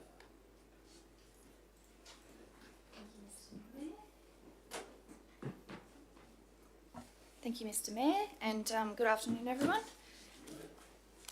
Today, this report pertains to the issue of the notice to acquire land for overdue rates and charges. 8 properties have been identified, that is 10 lots within the Yamba Historic Township, as unrecoverable and eligible for the acquisition of land for overdue rates and charges under the provisions of the local government regulation. These lots are unique and unusual in circumstance. therefore unrecoverable, and ineligible for the acquisition of land due to the fact that the total amount of overdue rates and charges is more than the value of land, and the land is considered to be valueless or of so little value that if it were sold, the proceeds of the sale would be less than the amount of the overdue rates and charges. Property owners are all deceased. Titles are as old as within the 1800s, 1863 to 1881, and some parcels, 4 of which are either wholly or partially within the Fitzroy River. The outstanding debts have been recorded within the provision of doubtful debts. These properties continue to have rates levied upon them with no prospect of settling the arrears. The history has been extensively investigated, and should council proceed with the recommendation, acquiring the properties will allow council to write off the debt of all 8 properties instead of it being carried forward as a doubtful debt. No further rates would fall into arrears as the properties would become non-rateable, and the lots wholly or partially within the Fitzroy River will be able to go through the relevant processes, potentially surrendered and recognised as part of the Fitzroy River again. I'm happy to answer any questions. Thank you. Thank you. So any questions for Sil? Councillor Friend. Yes, thank you, Mr. Mayor. Thanks, Stella. This is great. So you've just answered one of my questions. So we're really just acquiring them to write off the debt. But however, the land that's not in the Fitzroy River itself, surely the land is not tenable, so we're not going to be auctioning it off or looking for leasing it, are we? Or That's correct. There are no adjoining property owners other than Livingstone Shire themselves or the state, and they are unable to be built upon and so forth. So they will remain within council's title and join the other properties that are also in council's title to see and basically not accrue any more rates because they become non-rateable. Yeah, no worries. Councillor Mather was next. Councillor Watson. Thank you, Mr. Mayor. Thanks, Prue. My concern was that some of these lots are in the river, form part of the Fitzroy plan. And I'm pleased to see that that's where you're heading, that have it recognised by the state that these blocks do not exist beyond this point, because we won't have trouble with them down the track. That's correct. We worked extensively with the Department of Natural Resources and looked at historic titles and any prospective action of some way, shape or form that could be undertaken to have these titles surrendered. Unfortunately, it appears that there's no other jurisdiction other than that provided to us under the local government regulation to obtain title. Then as the title holders, we can then action surrendering these to the Fitzroy River. Alternatively, they sit there as they are now and will be non-rateable. So they remain as a block of land in the river with us as the owner. Once the acquisition of land proceeds through its entire course, yes, that's correct. Once we have the title, we can then proceed to surrender, go through the appropriate required process to surrender it back to the state, and then it will the title will no longer exist, the lot will no longer exist. Okay, so basically it'll be dissolved. Basically. Well, that's what I was alluding to. Yeah. Because the last thing we want to do is to be chasing our tail on these type of things.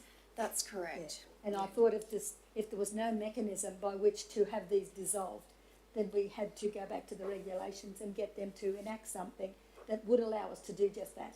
I guess that's where we ended up. We researched and reviewed every possible opportunity, spoke with titles, Department of Natural Resource valuation officers, and at the end of the day, this is the way that we can get what you want. Resolve it. So if you come across any stumbles along the way, just go to the Mayor and I'm sure he'll bring it back to the table. We'll help you out.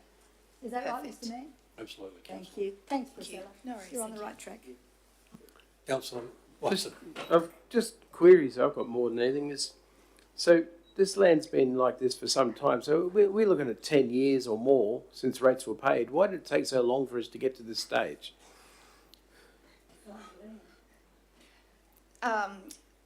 So initially, at some point in time, going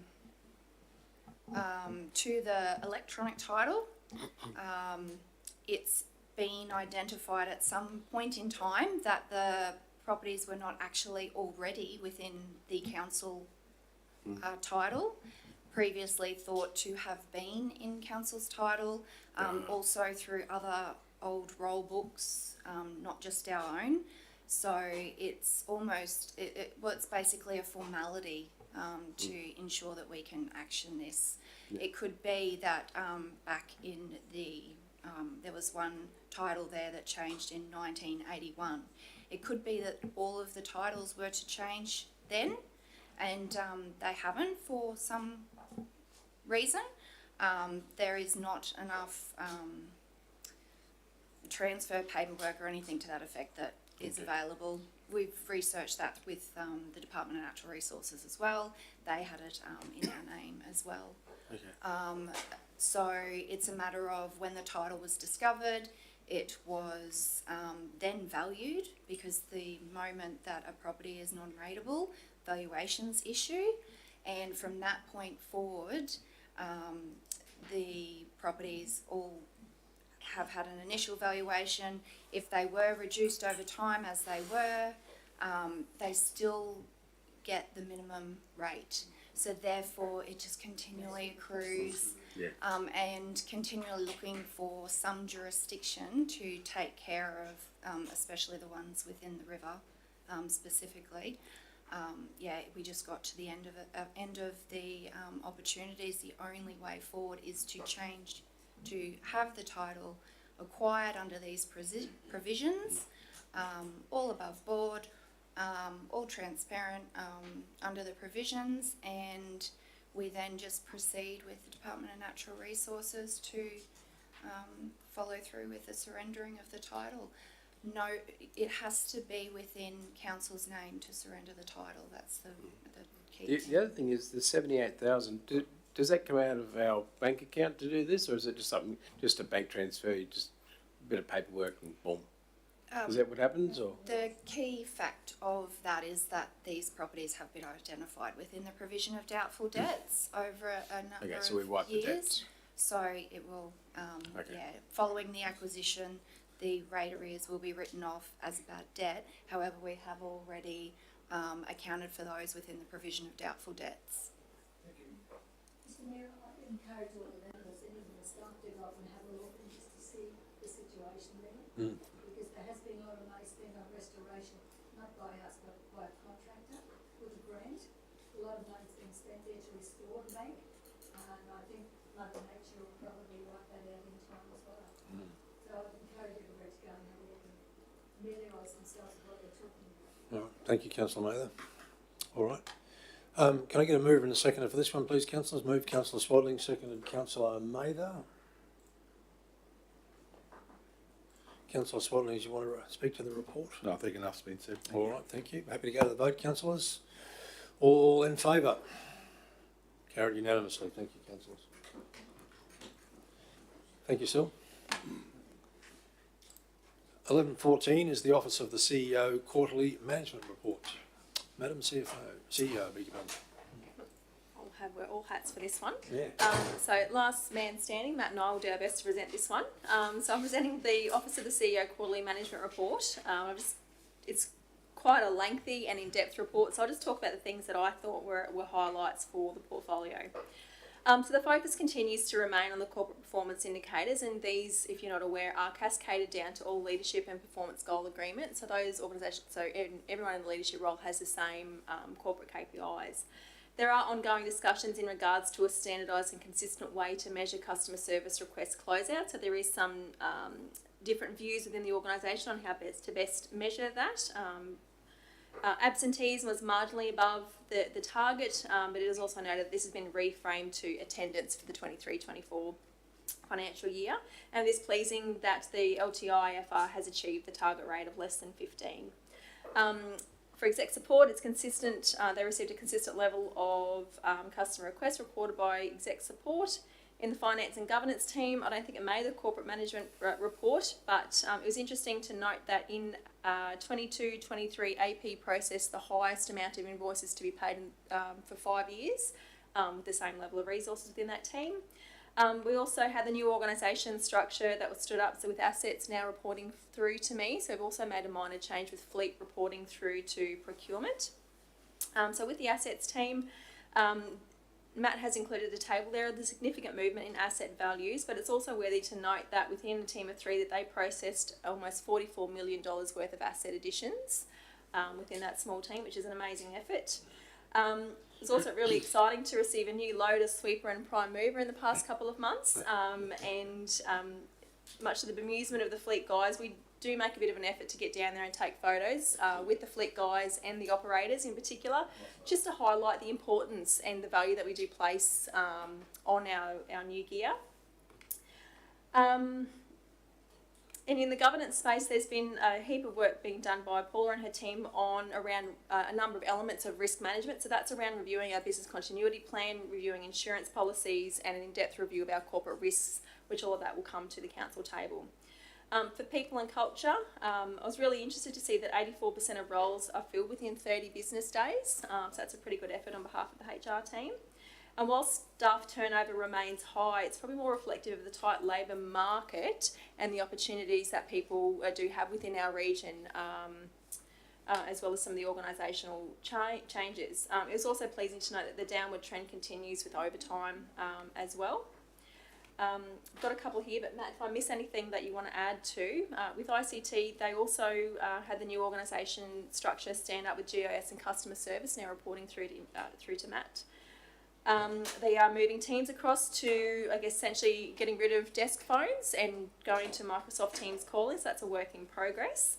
I was quite excited to read that we've saved 27,000 sheets of paper, which is equivalent to 3.4 trees with the printer rationalisation project, so that's actually a really amazing effort. And Project Merlin continues to make quite significant progress with the commencement of phase 2, which is around the HR space, as well as some modules of phase 1 to be made available to the organisation earlier in November to help facilitate the budget process. They'll be earlier than the April go live. But I might just jump to Matt to see if I've missed anything that you really want to note. Otherwise, I'll do my best to answer any questions that the table might have on this report. All right, Councillor Friend. Oh, thank you, Mr. Mayor, without you even looking up. It's embarrassing. Thank you. First and foremost, I agree with you, Madam CEO.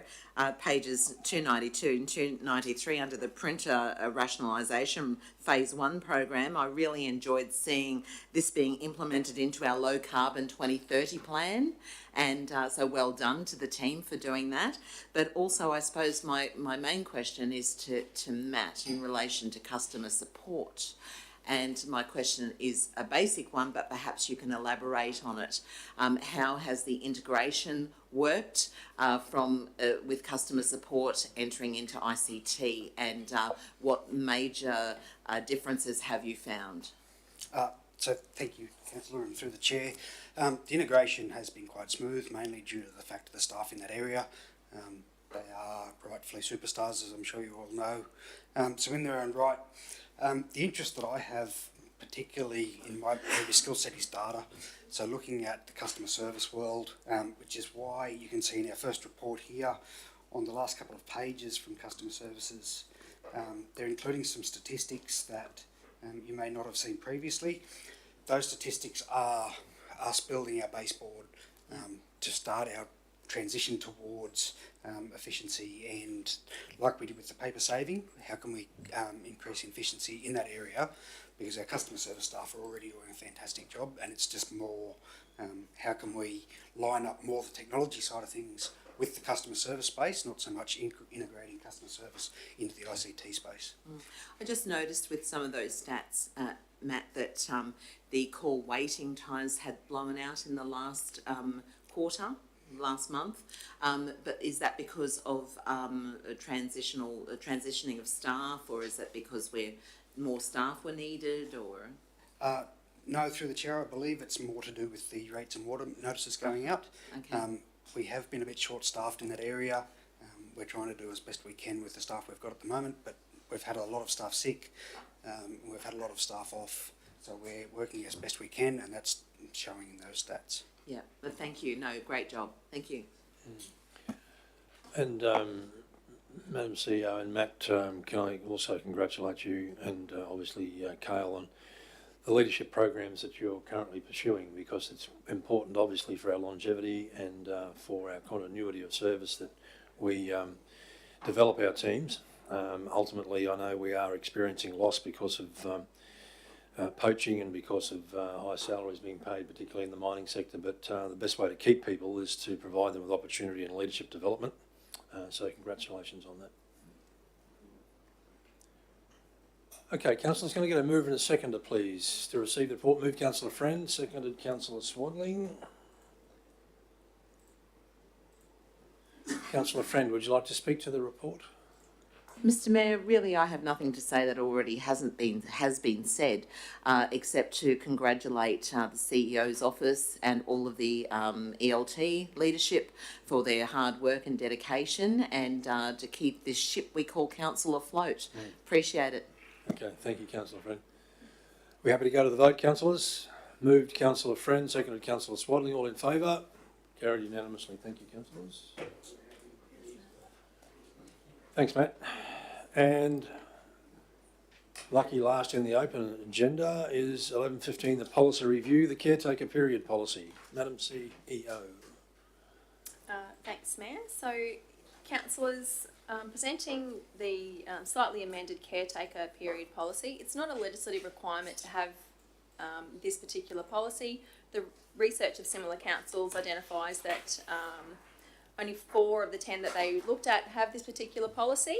I guess it just reinforces the legislative obligations in regards to when we do enter caretaker period, which could be as early as the end of January. I'm happy to take any questions the councillors might have. All right, Councillor Friend. Thank you. I was waiting to see if anyone else's light would go on first. Thanks, Andrea. So at the briefing, when we were briefed on this matter, I did ask if the caretaker period commences on the 29th of January, and we didn't have a definitive answer then. Do we have one now through ECQ? Not to my knowledge, no. So they haven't announced it as yet?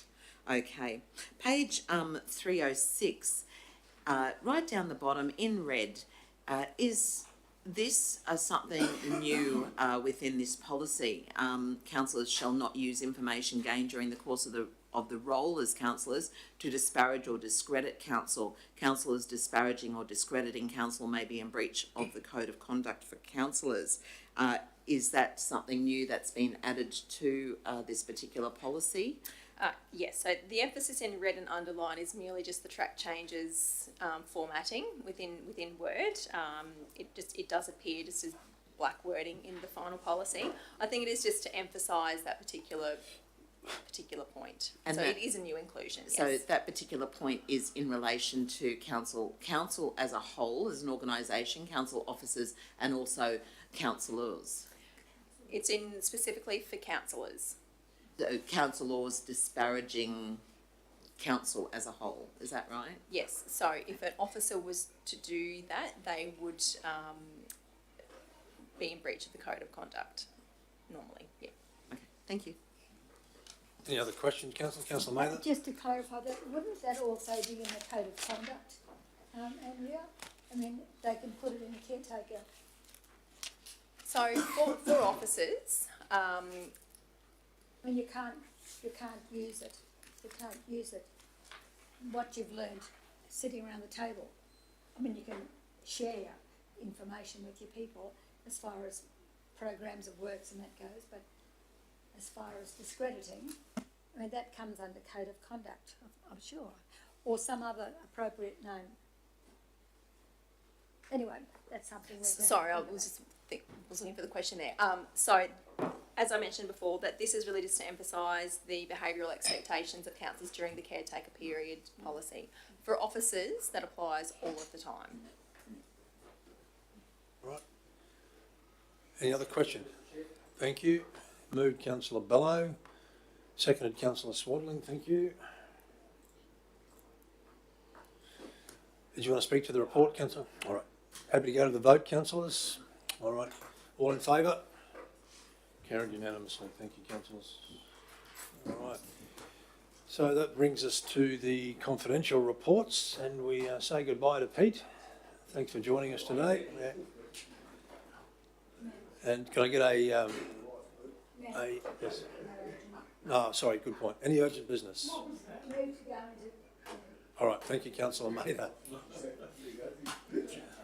All in favour to move into confidential? Thank you. Carried unanimously. Might be time for a comfort stop for anybody who wants one. Sorry, it's also Sorry. it's a resolution.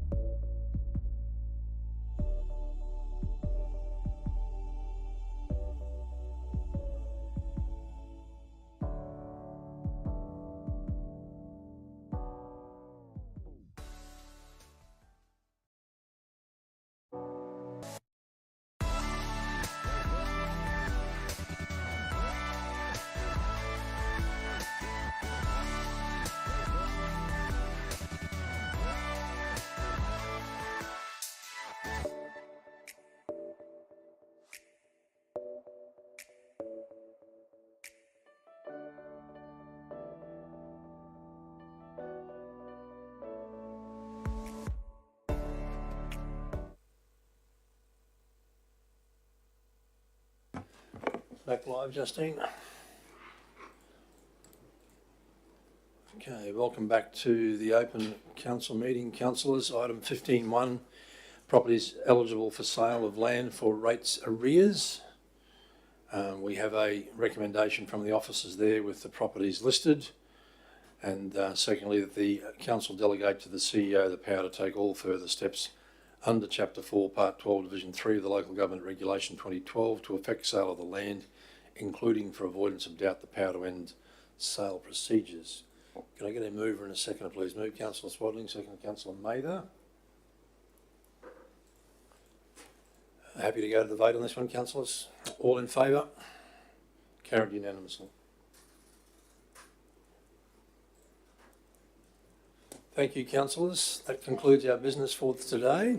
Have a great evening and look forward to seeing you again soon.